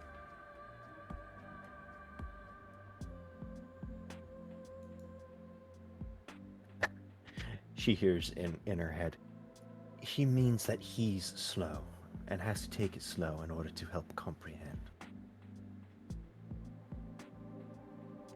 Roll me a persuasion check. You know, men. Sexism. Damn. I could hear Momo making Turning- my wall shake with her laugh, by Turning the way. her head to the side as if I can't even see acknowledging the roll.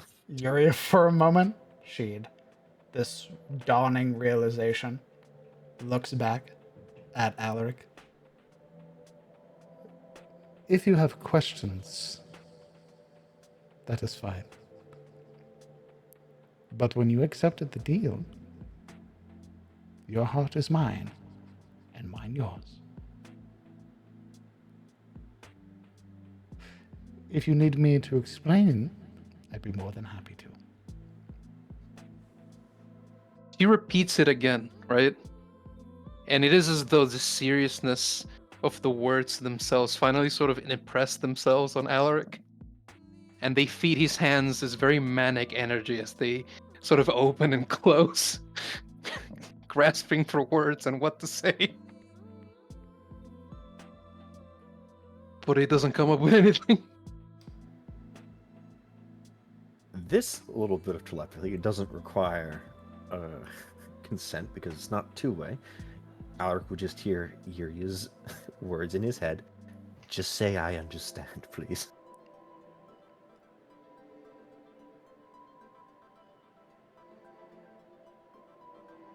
Right, I understand, yes.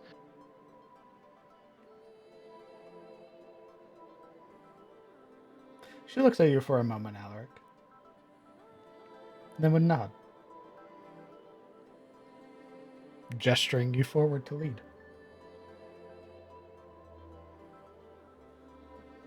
He rather mechanically turns about, takes a step forward, and then looks over to Kellen.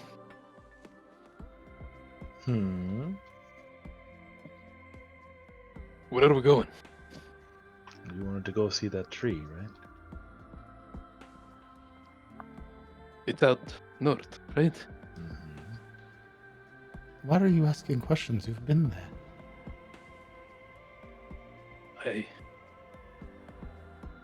Right.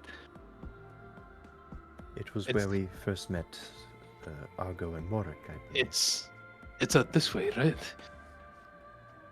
Straight north, yes. I can lead us if you want. Maybe we should get started. It's probably going to be a long talk when we get there. Yeah, true. Right, let's go. Who's leading? Guess me? I mean, Alaric will go to the place. If you haven't caught on to it, he's sort of stunned. I was like, man, he must not know where we're going. I'm like, oh no, he's. Go ahead and move your the marker or roll me a d12, please. Alaric's been crowd controlled by marital commitment. He never got the ring in the mail either. Damn. The ring's around your heart. On the 12, you said? Yep. The ring is made of a bramble of thorns. Don't fuck up.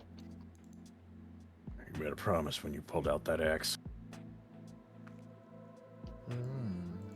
More euphemistic than anything. He should have worshipped Bahamut, I feel. Yeah. Wonder. Think that doesn't have its own barrel of worms? Looks over at Guinevere. Looks in the distance at Ibrahim. Oh, okay. Well, Hi, I know 3 words. And I'm fucked up. You just have to deal with dragons being like, we're married now, and grabs you and starts flying off. What the fuck? That would never happen. Yeah, that's actually going to be Silural's problem in this game. Wait, True. what? What the fuck? Shit. I'm an elf. They don't want me. Schmelf. Okay. Orvis just shows up. I need you for a different campaign. Come with me. Grabs you, starts flying off No, to no, Sunfall. no, no. You're to be wed. Okay. traveling north into the deep wood and making your way along the familiar path that leads you up to where the Elidtree had been, there is a familiar sight here as you travel. Things moving in the brush, almost alongside you, or in tandem, perhaps. Why don't you guys go ahead and roll me a history check if you would like to. You should a history check. History. Nope. Siluril, actually maybe not. Hey. Might need to. Hey, when he said my name. Hey. Come on.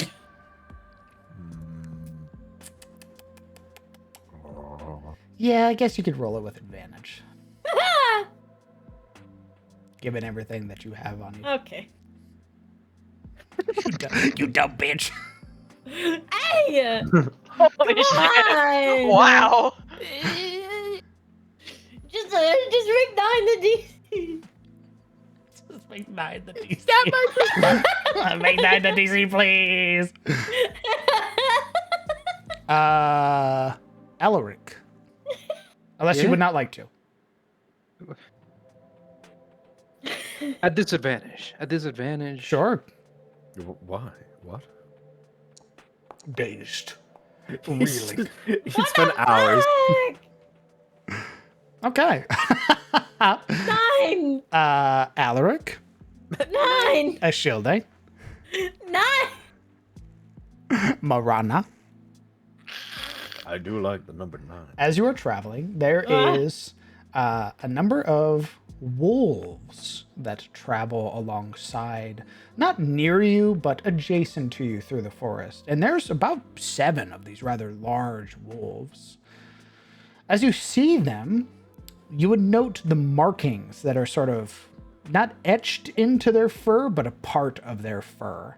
And for you specifically, you 3 specifically, these wolves are from Olwen's domain. I mean, Alaric already knows. He could probably tell just by looking at the markings. Yeah, I remember those guys. They were protecting. I remember them too. I don't. Eldritch Blast. Angry wolves, not on my watch. This is bullshit. Nemia joins them. Dead. She no longer is a retainer. She gains all of her dryad levels back. Oh god. Alaric immediately dies. Your heart. You go back to 9 points of exhaustion. Oh no. Gonna sit this one out, lads. Oh, the skull she has is Alaric's. Oh, I get it now. Oh god, I hate that. Okay. The wolves acknowledge you, so much so as they sort of stay out of your path. Sorrows. But you can see that the intent on their features, these guys are patrolling. Damn, north of the town too? Oh, that's huge. Do they seem approachable, or are they sort of doggedly going Define about? approachable. Like, are they about their duties, or did they sort of make themselves known to us? They make themselves known in the sense that they're not hiding. You would see that there's like 3 in the front that are sort of nose to the ground or nose to the air, while the others are sort of surveying. And there are the 2 in the back that are sort of watching you as the others travel. They're sort of just watching you, not with any sort of intent or anything like that, but just this sort of acknowledgement that of your presence. They're a long way from home. But perhaps that's not such a bad thing. I feel as though we should say something. Well, you're the only one that can talk to them. That revelation leaves him reeling for a moment. He turns Oh. about. he'd lift his hand and sort of boom across the field. Hello! Hello. All 7 of the heads perk up, turn to look at you. So when you realize they all have Jersey accents, they're like, "Hey, fuck you, guy." Thamia sort of strides up beside you, also able to speak with plants and beasts. He sort of strut over to them. A very manic sway of his arms. Seeing this energy that you're giving off, the wolves do sort of like pull themselves back a little bit. It is as though he's trying to outpace them in some sense. Just by walking forward at this particular intent. It'd be just like before, where you'd see her step and the ground move to meet her, so she's sort of gliding. Oh god, she keeps up. I think she's actually faster than you. No, she has the same speed.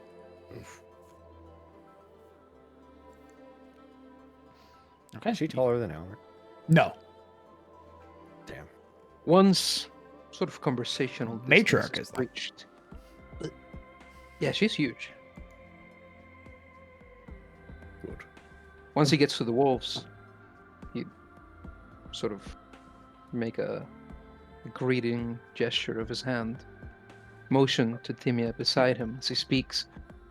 I am Elidtree, this is Timia. Those over there are my friends. We're friends of Olwen too. Maybe you recognized us? the older looking wolf that's here with sort of streaks of gray in their fur and more scars that are visible across their sort of maw. They'd sort of turn their attention up to you, and you would get this this understanding. I know who you are. That one carries the tear.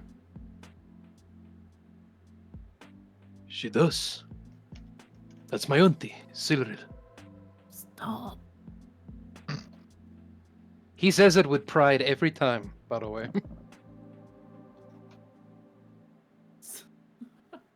How can we help you? Well, I imagine she'll want to know how come you're up here. We are hunting for signs of the Terror's passage. Of course. Seeing its progress, where it's heading, anything we should know? We believe it's retreated beyond the mountains. For now. Oh, We are it's making gone sure. north. Do you think that is good news, or? Lord Olwen fears that it may be gathering its strength.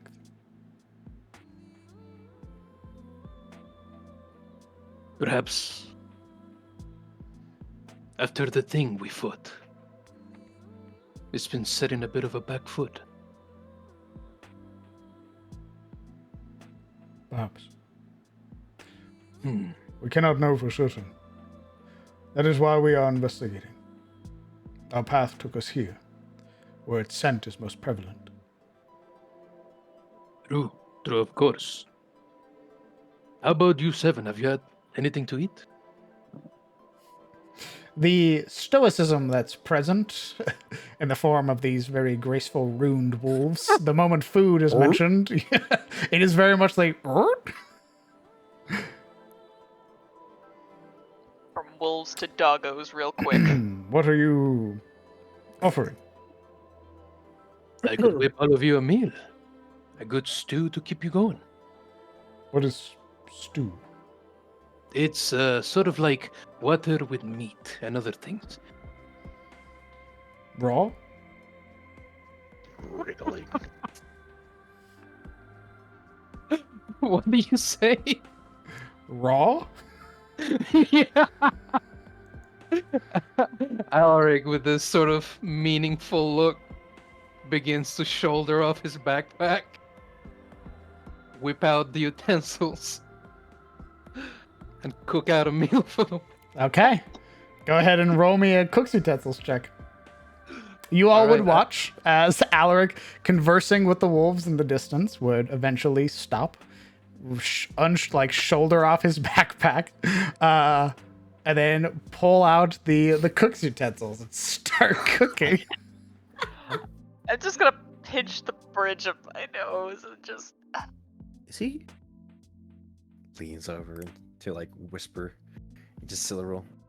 His ear. Is he making them lunch? I hope not.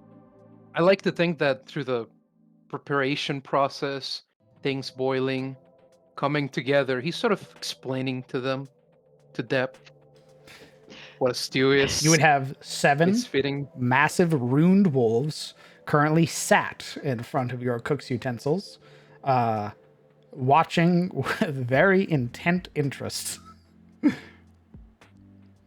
We have to call out our inspiration now, right? You can roll and then use your inspiration if you would like. Okay.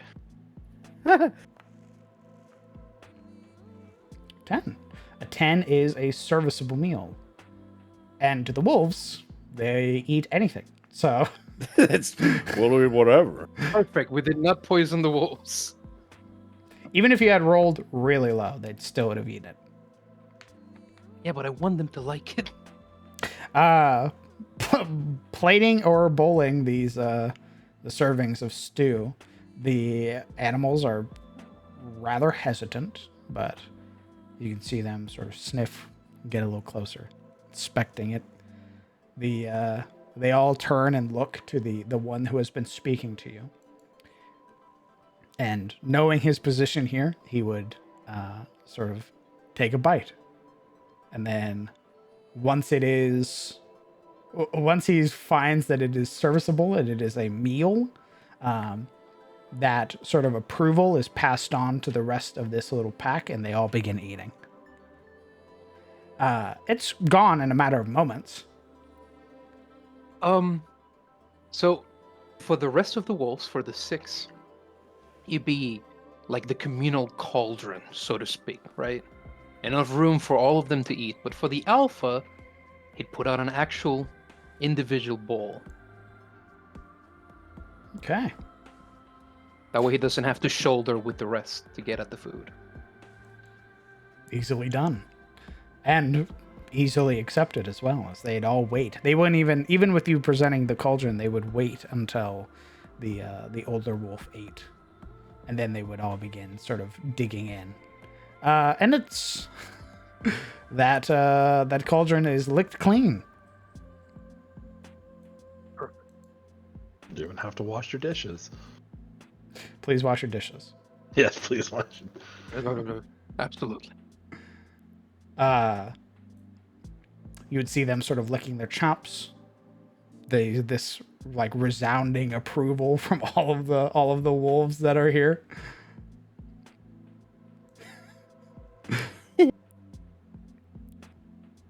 It had been quite some time since we ate. A lot of our focus has been shifted here. So, thank you, friend of Lord Owen. Across Alaric's expression is this mix of excitement and satisfaction at having helped them so. And he nods, eyes with a certain quality of delight, as he begins packing his things, rinsing out the cauldron and whatnot. Always happy to help a friend. Besides, I know what it is to walk these woods. No easy thing. I wish you the greatest luck in your mission. Be mindful. Likewise, you travel near the mountains. Who knows if the terror can return?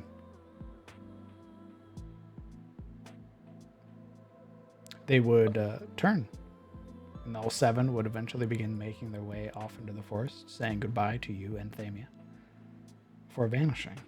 The next time you guys travel, basically the next time you guys go hex crawling, your first 2 hexes of the day do not have encounter dice. You just pass through with no issue. Oh shit. Nice. As the ruined wolves will guarantee safe passage for your next 2 hexes. They're just waiting to see if we drop any more food. Oh, by the way, how many Everybody rations except for do you have? Aller, or everybody except for Yuri. Yuri has to roll encounter dice now. Ah, I like how out of an instinct you thought my character was the one to antagonize. I can't help And it. readily threw me under the bus. So all 6 giant frogs attack Uria.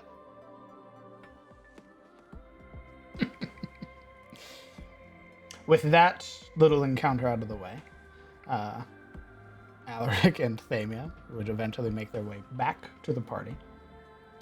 And you would begin to traverse the rest of the way up to the Elidtree. As they went, Alaric would have related what he heard from the wolves to the party.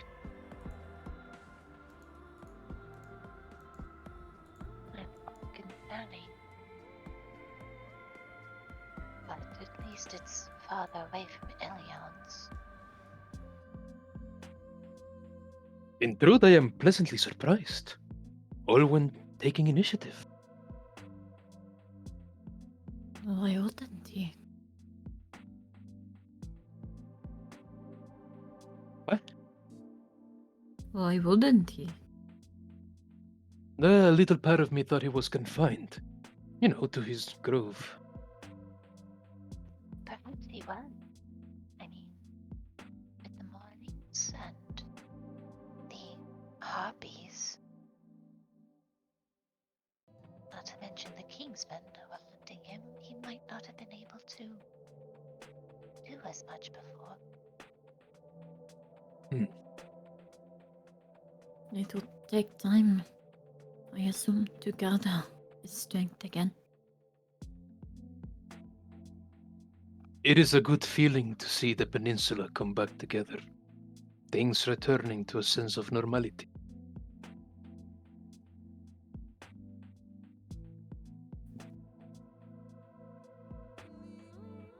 Yeah. She turns to the dryad. Who turns to look at you? Do you know of Olwen? I know of him, yes. I have visited his grove before. Have you seen him recently? No. My focus has been keeping that one alive. All right. Thank you. I have to skedaddle. Maddie has a tummy ache. No. Just continue on without me, please. Very well. Take care of your child and rest well. Thank you. Take care. Sport. Bye. Okay. Arriving now. Doom? Okay. No. We're saving that mechanic for later. just straight up Doom. New status, marriage. Yes. That is perfect, actually. Or yes. Making your way now to the You need the chained icon. the sort of outskirts here of the Elidtree. You would see the those that you have come to know before. All of the little baby boars, Murek and Ogro.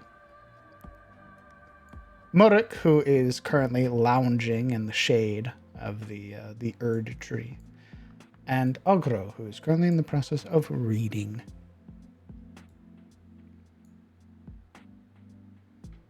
Well, Alaric would be the first to march up with this obvious glib ease. And you can move Thamia as well. Ooh.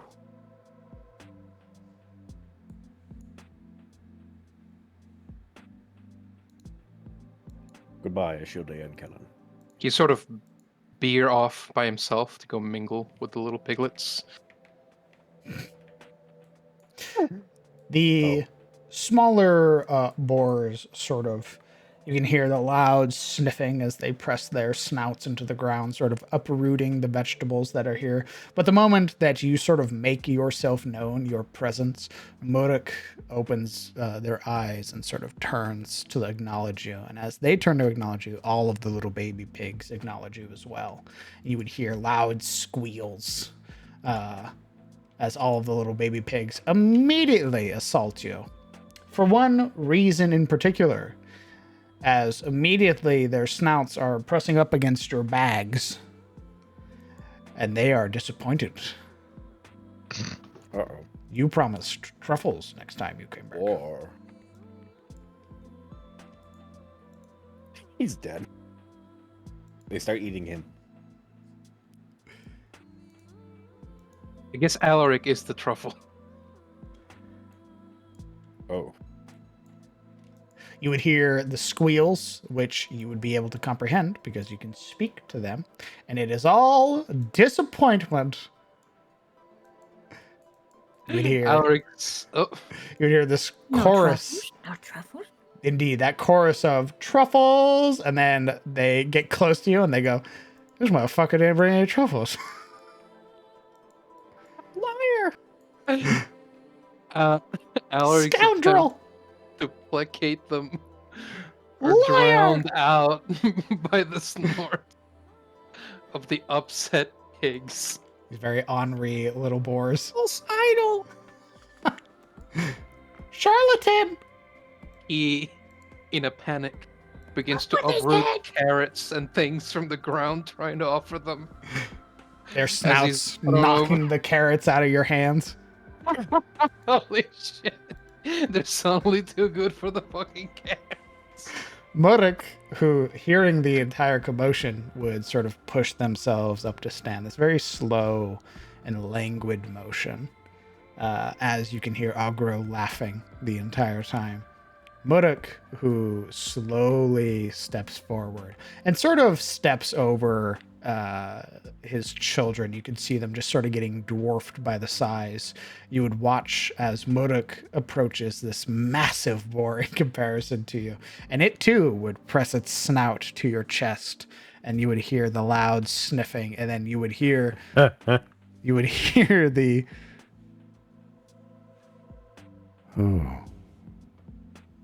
as I apparently fuck up my goddamn voice changer somehow.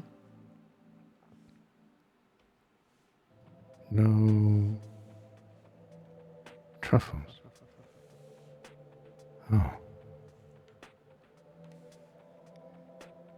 Finding that there are no truffles, Muruk would slowly turn its head and make his way back to the tree. Kill him. Initiative. Alaric grapples with the little boars for breath, sort of pushing them off of his face, gently lifting them, setting them down beside him, trying to get a word in edgewise. It's He a little keeps bit of getting a struggle because when you replace one, another one bounds on top of you. It's like they're all Zoros, right? Yes. Perfect. Nah, he'd be like that for a while. Stun lock. Pretty much. Thamia, who's been watching this the entire time, sort of is nodding and then looks back to the rest of you. You say we we can share a language, right? Or we're sharing languages. Am I Correct. sharing her language? No, you basically gave her Oh. your language. Your languages. This bitch didn't even give me any goddamn language in return. What the fuck? Bullshit. Your wife is an asshole. Is there a reason that you came looking for the Elidtree? Why is it doing robot? Beep boop. You sounded like her to me. Test. No, because it did it wrong. There we are. Is there a reason that you came looking for the Elidtree? Stepping forward, sort of side-eyeing Alaric, who's currently getting mobbed. She would more speak to like Argo and Mordek in a declarative tone. We came seeking aid in the struggle against the Terror. More specifically, the monsters that seem to support or are linked to the Terror in some way. We have reason to believe that striking down the Basilisk Emperor in some way drove the Terror back. We understand now he is in the mountains. But there is one more creature, like the Emperor Basilisk, that dwells within the Underdark, a spider, a phase spider. Give me a moment. Test, make sure it works. It doesn't. Slowly but surely.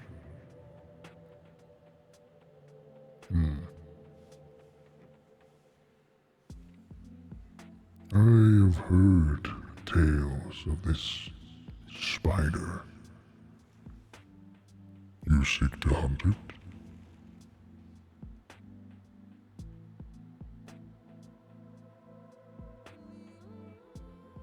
Yes. Yes, we do. Like I said, we have reason to believe that it is connected to the Terror. Like the Manticore and Basilisk before. And what is it you need from us?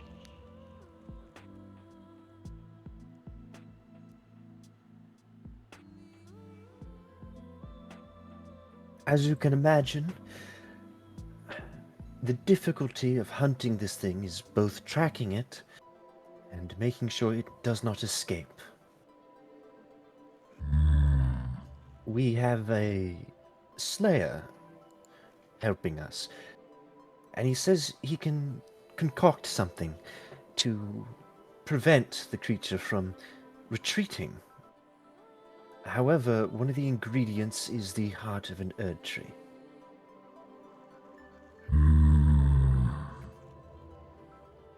I see now why you have come. This tree is young still. But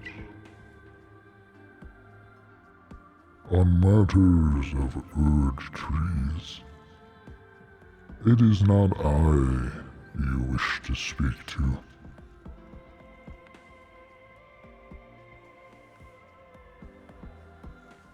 Is it your master, the witch? No. The witch's attention has been drawn elsewhere for a moment. Something stirs. I do not know what, but it has caught her attention. Something besides the Terror. Perhaps they are one and the same.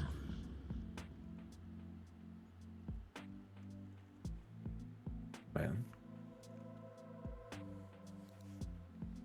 that's disconcerting.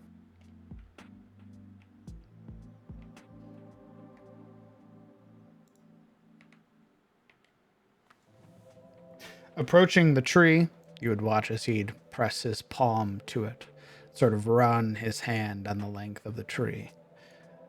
And you would hear him speak, this low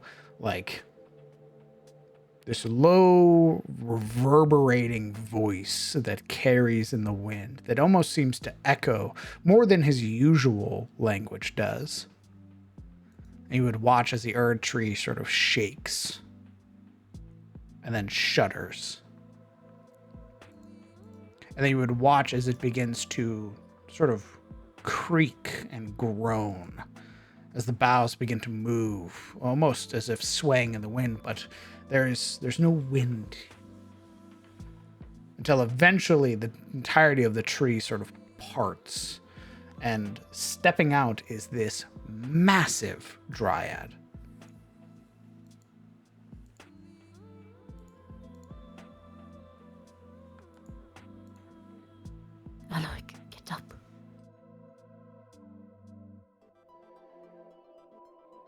Could Alaric get up on account that he's getting basted like a chicken? I mean, you technically can. They are just only baby boars, but they will fight you. All right. He throws hands on his way up to his feet, Just socks one in the jaw. punches one in the throat, bites another's ear off. Fucking natural selection out here as he gets up. He doesn't do that. He doesn't do that. He doesn't do that. Striding out from the tree, much like Thamia, as she lifts and sort of moves to step forward, the ground rises to meet her until she is sort of standing now away from the tree. This elegance in this dryad's form and the way that she holds herself. She sort of lifts her chin, now looking down the length of her nose, and her attention shifts from the party and then immediately shifts to Alaric. But it isn't Alaric. It is a mockery of Alaric's silhouette, because he's covered from head to toe in mud. And through that mud, stare out two very nervous eyes, blinking. Words caught in his throat, he doesn't say anything under the weight of her gaze.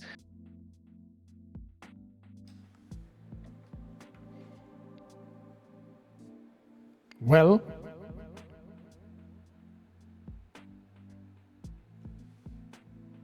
I am terribly sorry I came back so soon. I know you're doing very important things.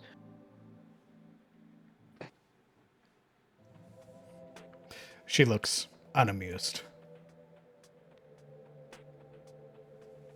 My friends and I, we came here seeking permission.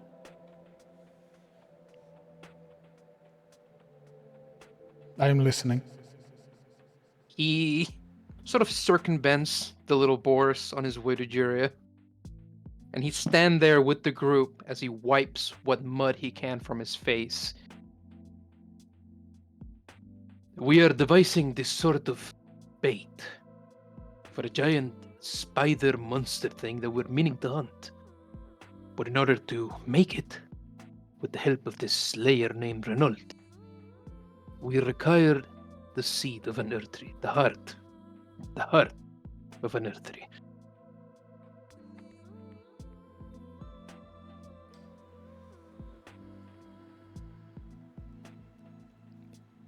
What you ask for is no small thing. It never is. But we'd want your advice.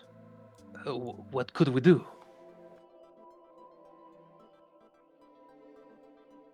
For what purpose will this heart serve? Momentarily, he looks to Jurel. Go ahead. As she steps closer, you would see the familiar shifting of her arm, Alaric. That's right. And it is Alaric's instinct to sort of step forward between Juria and her, right? Holding up both palms. You're not quite realizing what the shift in the hand means. Is a little like almost taken aback by Alaric sort of just imposing himself in front of her. As I said, we're trying to make a trap for the thing, so we can kill it. That's right, Yuria, it's a trap, right? Bait? What is it? Morana kind of peeks up from the back. It's something called an infernal anchor. These creatures, we believe them to be inhabited by demons, wearing their bodies. We need a way to trap them and slay them for good.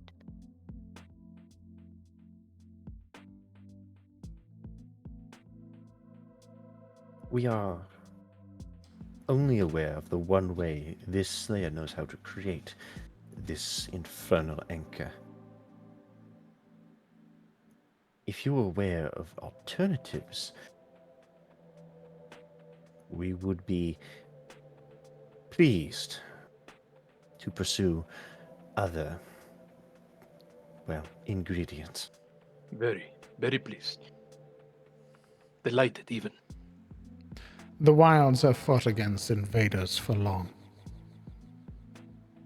However, keeping a demon here in this plane is difficult. I know not of any means within my knowledge to keep a creature such as that here. But you are in luck, Alaric.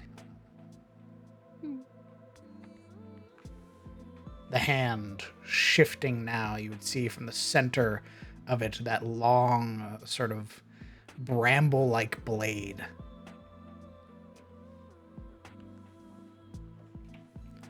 To the south, an Elidtree has passed beyond its years, well into its twilight. It is in need of rebirth. And for you, Alaric, another means of proving yourself for the Wildfather's favor. Even just the presence of the blade, not held to you or anything, but causes this sort of phantom pain along your chest. And this oppressive feeling to even have it in his presence. But he nods, a shadow of worry setting on his brow, the weight of responsibility making its landfall on his shoulders as his posture seems to slump, grimly accepting his fate, so to speak. Or his duty, I should say.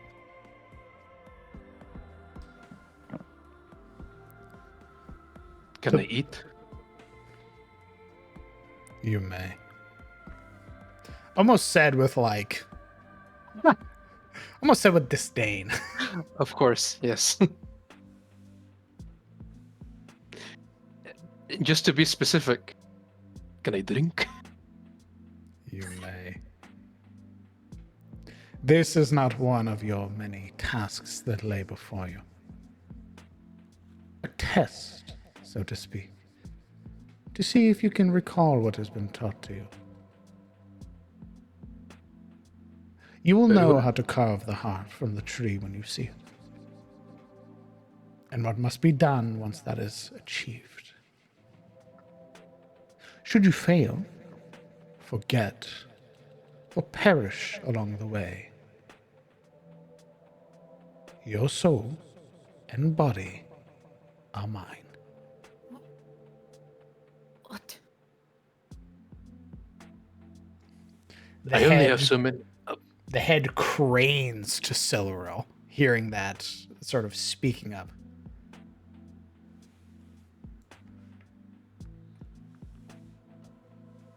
You have words, elf?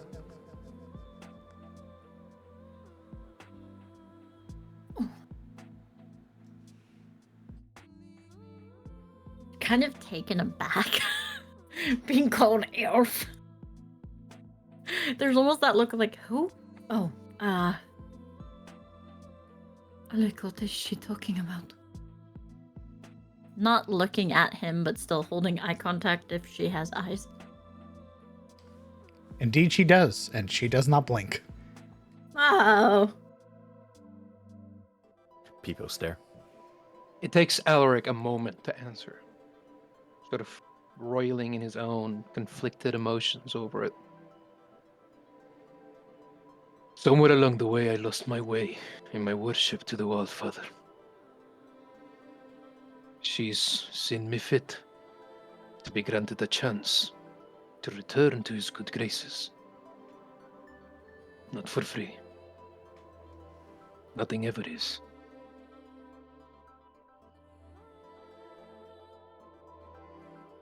She's threatening to rob your soul.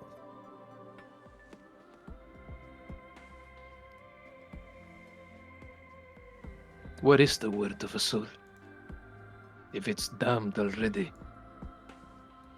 What is the reward for you? You The mean risk of such a damned? thing. Suppose we'll find out. Have a little faith, huh?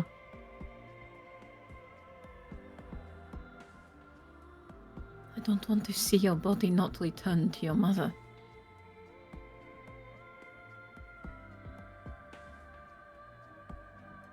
Well, she did ask for the soul. She said it all.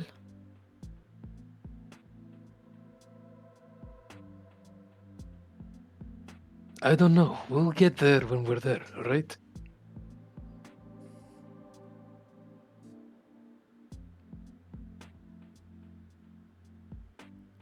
The Dryad matriarch, unflinching in her stance, just staring at the two that are opposing, but saying nothing. She would eventually turn her attention down to Alaric.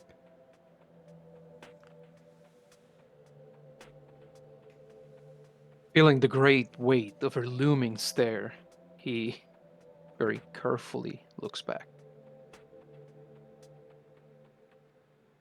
What else do you need of me?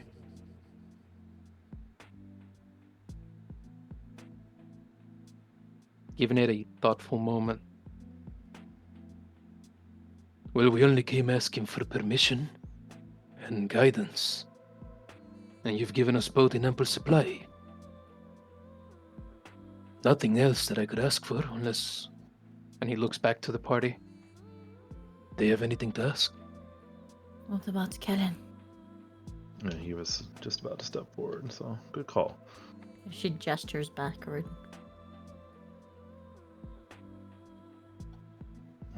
He'll step up there. I would respectfully like to ask if I could examine the Elidtree or something. I'm not really sure what it is I'm looking for, but Her head shifts momentarily. You don't know what you seek and yet you ask? I won't know until I find something, I suppose.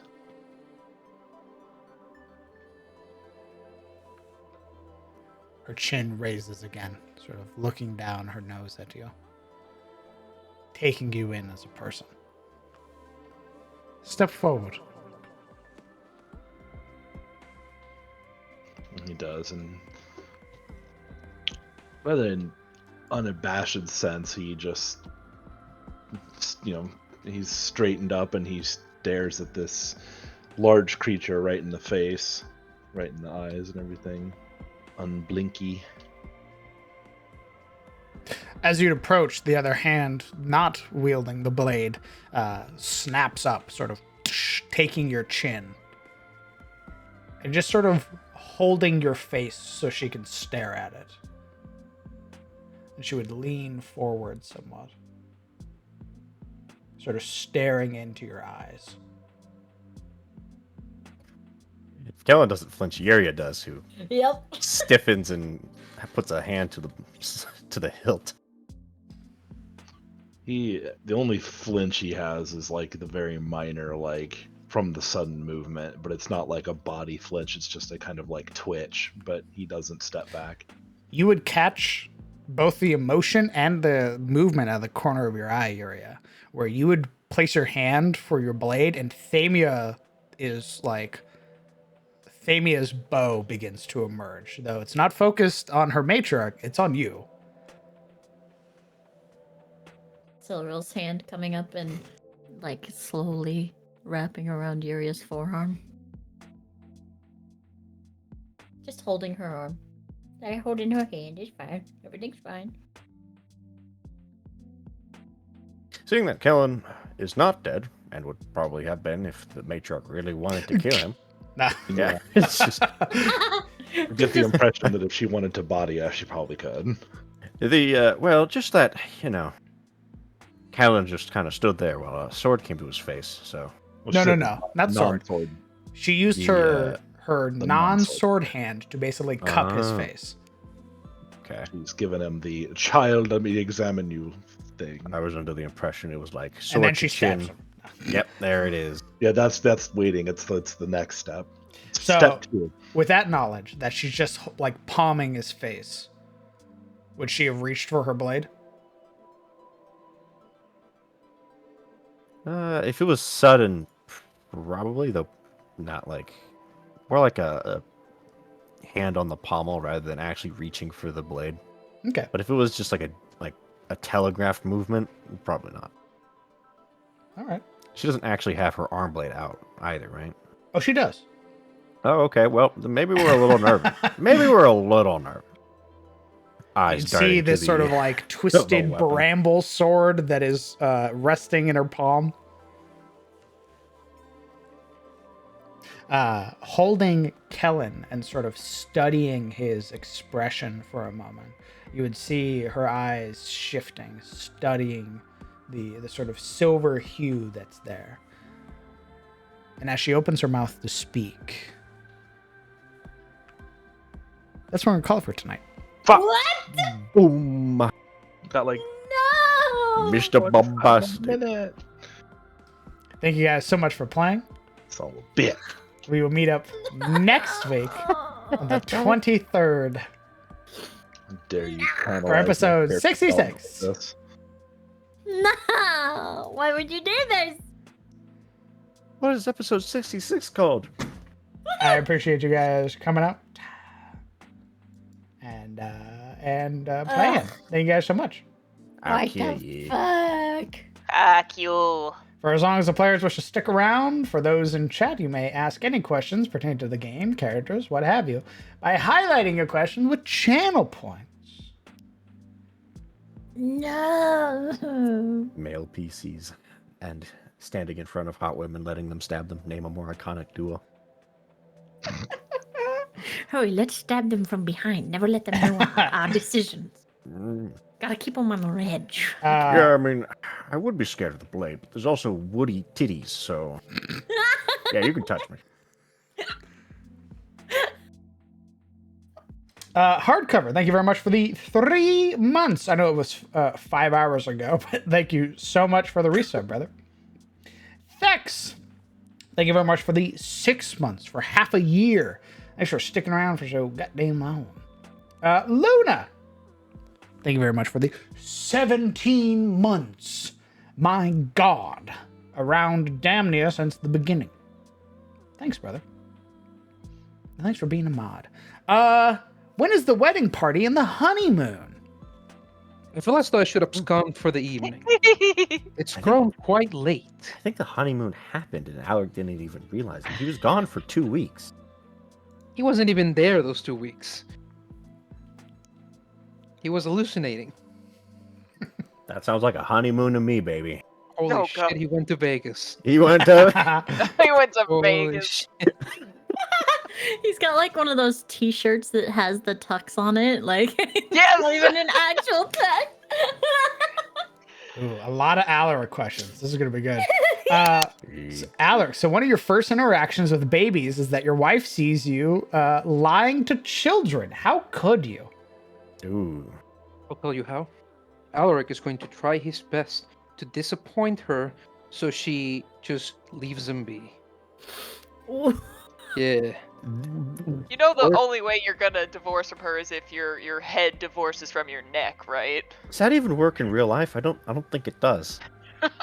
He's less- going to make himself a right It fucking definitely bastard. does. And she's gonna be like, ooh, I don't know about that. No, My man no, out she's gonna here. be one of those that are like, I can change him. My man out here thinking he can understand Faye. That's the scariest part, by the way. We made a promise. What? We are together. I loved the sudden realization that Alaric had when he was like, "What? Huh? No, it was just we just made a deal, a little It dilly was deal, like a friendship oath. like a friendship. We swore ourselves to each other. How could I had that my- mean anything other than friendship? Brings in Pim for a hot minute. Oh, yeah, you're super married. Imagine friend zoning your wife, bro. Holy shit. Alaric, how does it feel to realize you were in an impromptu shotgun wedding? I'll get to that, but I kind of want to answer what you said. When that happened, the way I thought Alaric would sort of perceive it wouldn't be like shock right away, you know? More of like this gradual, odd feeling. Like it's some kind of mistake. Then the more she talked, with it came like this spreading realization. Like having one great stone after another loaded on his chest, the pressure building up, and then realizing. So what was the question? How's it feel that you got an impromptu wedding? Oh, he's horrified. My man's backstory is all about lacking any ability to commit to the long term. So, yeah, he's ooh my god. Uh-oh, the DM read your backstory. I would never. I don't read backstories.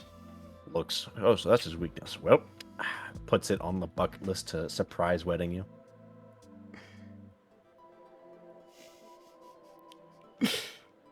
Hey, Sizzle, how's it feel losing out on the chance of another monster debate? That's 2 to the party, 0 to Sizzle. I like how it's like 2 to everyone else except me. Like everyone got this monster except me. That's a little unfair, and also that monster wasn't even like designed for me, so frick you. I'm not sour about it at all. Bitch. So Marana and Dominic's wedding is next. They've had one date, and Jesus Dominic's Christ. not a fae. Yeah, but Yeah. you don't know what Marana will do, right? She might just be like, wake up True. in his bed one day. There's like cuffs around his wrist. He's like, and one around hers, and she's like, we're together forever. What? I No. drew you in my notebook. By the way, I've been cloistered inside a tower for most of my life. I have no idea how relationships works. I drew us together in my journal. Look. I mean, yes, the cloister thing is absolutely 100% on lock, but like that's crazy. I've been thinking about you every day of every hour of every minute for the past week and a half. We've had years together in my head. The chain rattles as Dominic tries to get away. Let me go, let me go, let me. I love you. Please, all I did was make you dinner. I'm begging you. You'll be my dinner. What? Ooh. Nom, nom, nom. Stupid question for the players. What would you eat with a bunch of deep fried vegetables? Players? Oh, okay. Sirik. What would you eat with a bunch of deep fried vegetables? Lasagna. All right. Caleb. Deep fried vegetables. Deep Deep fried fried, broccoli. baby. Yep, deep fried. Sounds like tempura, so maybe sushi. Very well. Morena. I don't know. Yeah, that does sound like tempura. So I think I would just like have like hibachi steak or something with that. Also a good choice. Siloro. Brisket! I don't think that has anything to do with the fried vegetables. I think they just want brisket. Just screaming. I also want brisket. There's no like. I want meat. You could be like, so what would you have with want ice meat. cream? And they'd be like, brisket. Brisket! Urea. Werewolf calzone. What? I want that one. Oh my I'll god. take what she's having. Honestly, I'll take steak. Steak sounds pretty Brisket. good. Just meat. A good calzone. That could backfire, Alaric. She might think you're so pathetic that she has to mother you for the rest of your days. Oh dear. I'm getting the feeling you just can't shake her off. Huh? That's There are very obvious ways to get rid of her. We're just not gonna start. kill her. No, less obvious than that. We're not gonna walk faster than her until she loses sight of us. Hey, Thami, you want to watch me start a forest fire? It's breaking that bond. You know, the one you made. You remember, right?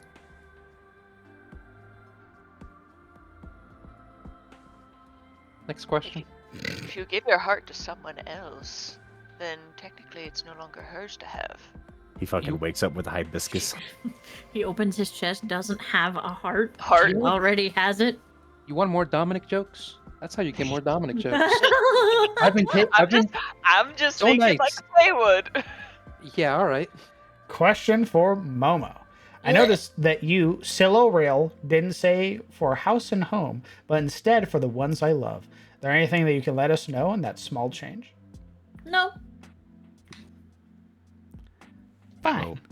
Keep All your right. secrets. Fine, fuck your secrets. Guess you'll have to come back next week. Smile? Yes, Texas. Find out on my Patreon. Find out on the Patreon.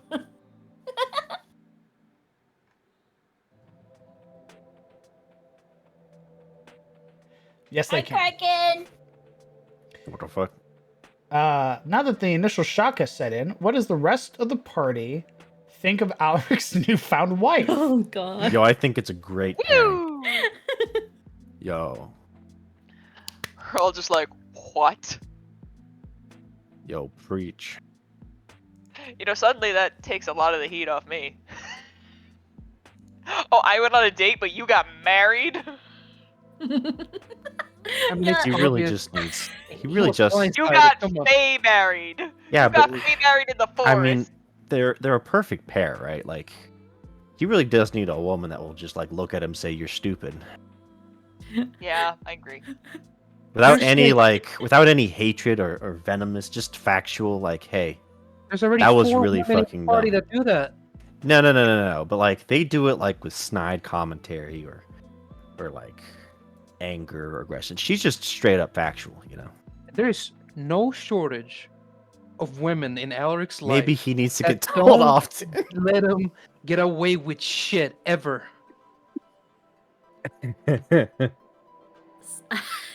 I think it was Yeah, but like this one kissed you. for me, I think it was like, yo, you got it. You got some explaining to do. What the fuck is she talking about? Siluriel's like, I leave you alone for 2 weeks. Pretty much. If anything, it emphasizes like his background as a sort of philanderer, you know? Like, oh, he goes off for 2 weeks, brings a woman. Yeah, except this woman got caught you, bro. Right. You were tied down, brother, man. Even though it's not like that, that's like kind of like the perceived perspective, almost, you know. Yeah, I mean, yeah, you just showed up 2 weeks later, and this dryad shows up, kisses you on the mouth, and says, "We're together now." That's all we got. That's We what I'm didn't get saying. the trials of the Morlings or you near death. We just got Alec went That. off, dick down a tree, and came back. He did explain everything. That's not true. What you just said. Oh, he did it. He went to great length He explaining the said ambush. he told us a story, see, but looks over at the dryad. There was no room for embellishment. You're making this up. Maybe Oh no, they we were- definitely fucked. What? No. He's like, he just doesn't remember it. You ate my fruit.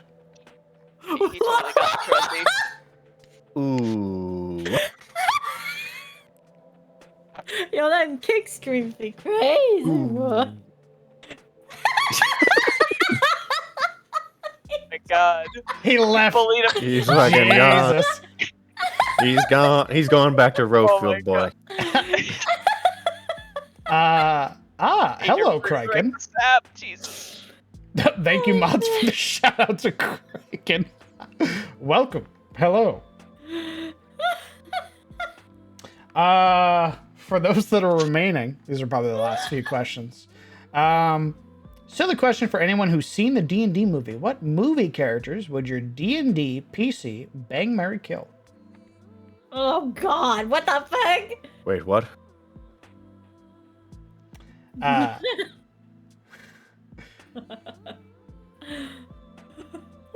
I feel like I don't know any of their names. I can't remember. Oh. I've seen the movie twice and I can't remember their names. Okay, well, I would kill the paladin, bang the bard, and then marry the druid. Easy climb. I too would marry the druid. Bang. Probably the wizard. The sorcerer? Yeah. Oh, this would be what my PC. Ooh, my PC would probably bang and marry the druid. One in like. Yeah, but you get that in marriage. You have to pick a different one. I always kind of figured it would be like exclusive, like because in the game at least. I don't know. And then I don't know. Yuri would still kill the paladin, though. That's for sure. Can I bang the dragon? You, Is that an option? The fat dragon? No, I like. Hell yeah! What the fuck? I like them thick. I like them chunky.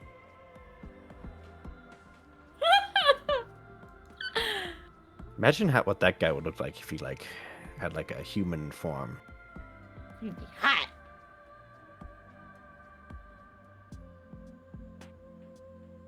Wow, man, coming out like fat bastard. If you'd like to, Marana, you may answer the question. If not, it's totally fine. God, I don't know. I have no idea. Caleb?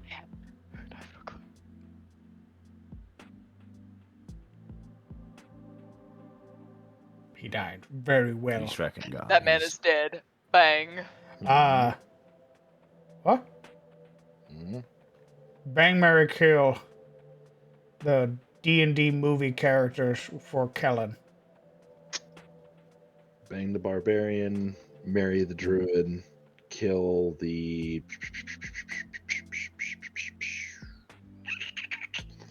Maybe that's a hard one. Who's the most disposable in my mind? Maybe the sorcerer guy. Jesus, very well. He's now got an older woman that will take care of him and doesn't care for worldly possessions. It's perfect. He left. True. But we'll continue to answer these. Is that a... I did hair, you fucking baby. Is it a polymarriage or is Alaric bound for life? Great question. He'll have to ask. He'll have to figure out. Bound for life. What? He'll have to ask. Smile. My brother in Christ, the Dryad Matriarch's like, hey, if you fail, I will take your soul. I will answer this on Alaric's behalf. I feel like I've earned that right. Right, DM? That question was for me. Oh, yeah, that's why I'm imposing myself. No. You can find out in character when you ask. As soon as Alaric makes it out of this bender, he'll be free again. Bender? Yeah. Aren't you trying to dedicate yourself to Shilier? Yeah, but not to Shilier's daughters, bro. There's a clear difference. I mean, do you really want to break his daughter's heart, though? I mean, she is. You guys go to the gay, same. though. You guys are trying to go to the same like prayer circle. Jonathan. Jarnathan. Funny you mention that. Here's a more horrifying prospect for Alaric. What happens if you break her heart and her mom finds out? You think the matriarch is scary now? Very simple.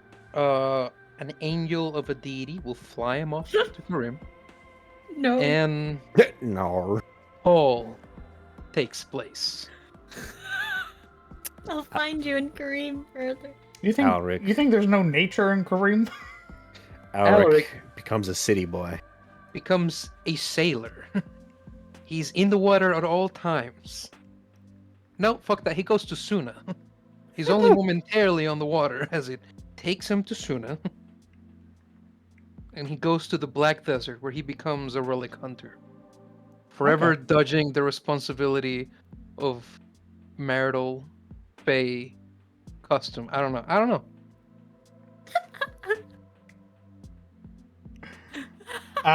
My question is, does Cyril plan to return to the Purified Library at some point, and if she'd bring the rest of the party? Oh. I like that purified library. It makes it sound. It sounds way better than scorched, ashen library. I don't know. Maybe if she probably would want to return at like a later date to check the like weird spawning pool thing, make sure it's not still actively going.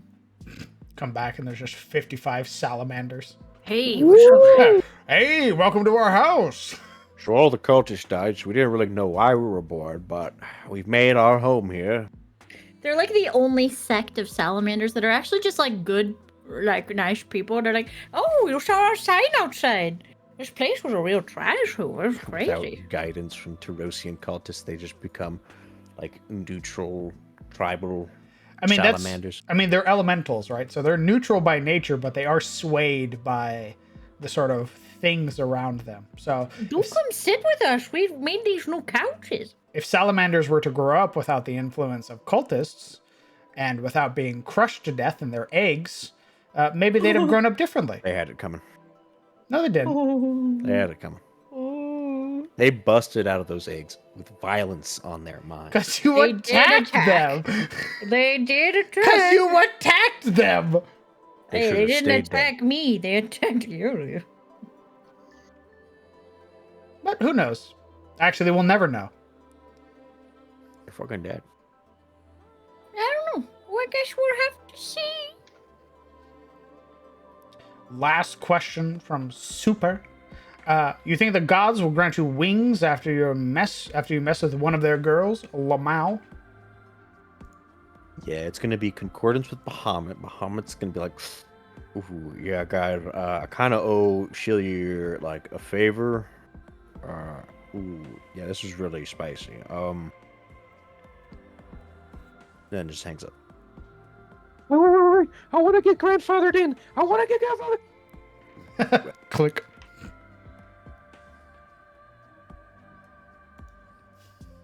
Remember all those times you were like, hey, I want to connect with Shilier, and not me, your boy Bahamut? Remember when you picked Shilier first and not me? I remember. Remember when you went to Ebor, my homie's chapel, and you started arguing about how Shilier's way cooler? And not me? Not me. You could have argued for my case. I remember. I like you better when you were a kid, Elric. You used to pray to me. You used to pray to me. That'd be some Sariel shit. That'd be some Sariel shit for sure. It's just some old guy rolls up. You're sitting on like a park bench, and he just leans over. He's like, you used to pray to me. Sariel would do that. He would be catty and petty enough to be like, hey, remember when you liked me best? Yeah. Just think about that remember. now. The good days. Anyway, you have a pimple on your face. Walks away. It will never go away, no matter how many times you pop it. No, it's one of those that just sits underneath the surface. It never comes to a head, and it's just painful for days. I love those. Hate that. Get the shit off me. Well, that is going to be it for us tonight. Thank you guys so much for playing, and thank you, chat, for coming out and being awesome. It was a fun and funny time. Indeed. We will pick this up next week with episode 66 on the 23rd of June. God's night. No, that's going back in time. Wind trash. God's night. That is a lot of months you're skipping. God's night. Thank you for the session, DM. Of course. Thank you guys for playing. Why don't you guys go ahead and say goodbye to chat. Bye to chat. Goodbye, chat. Be good. Set the world ablaze. That's not good. What are you... Oh, What? Prank ruin. what? It's just a prank. Chat. I love you. Take care, chat. Be good. Hug your There you mother. go. I'll be back.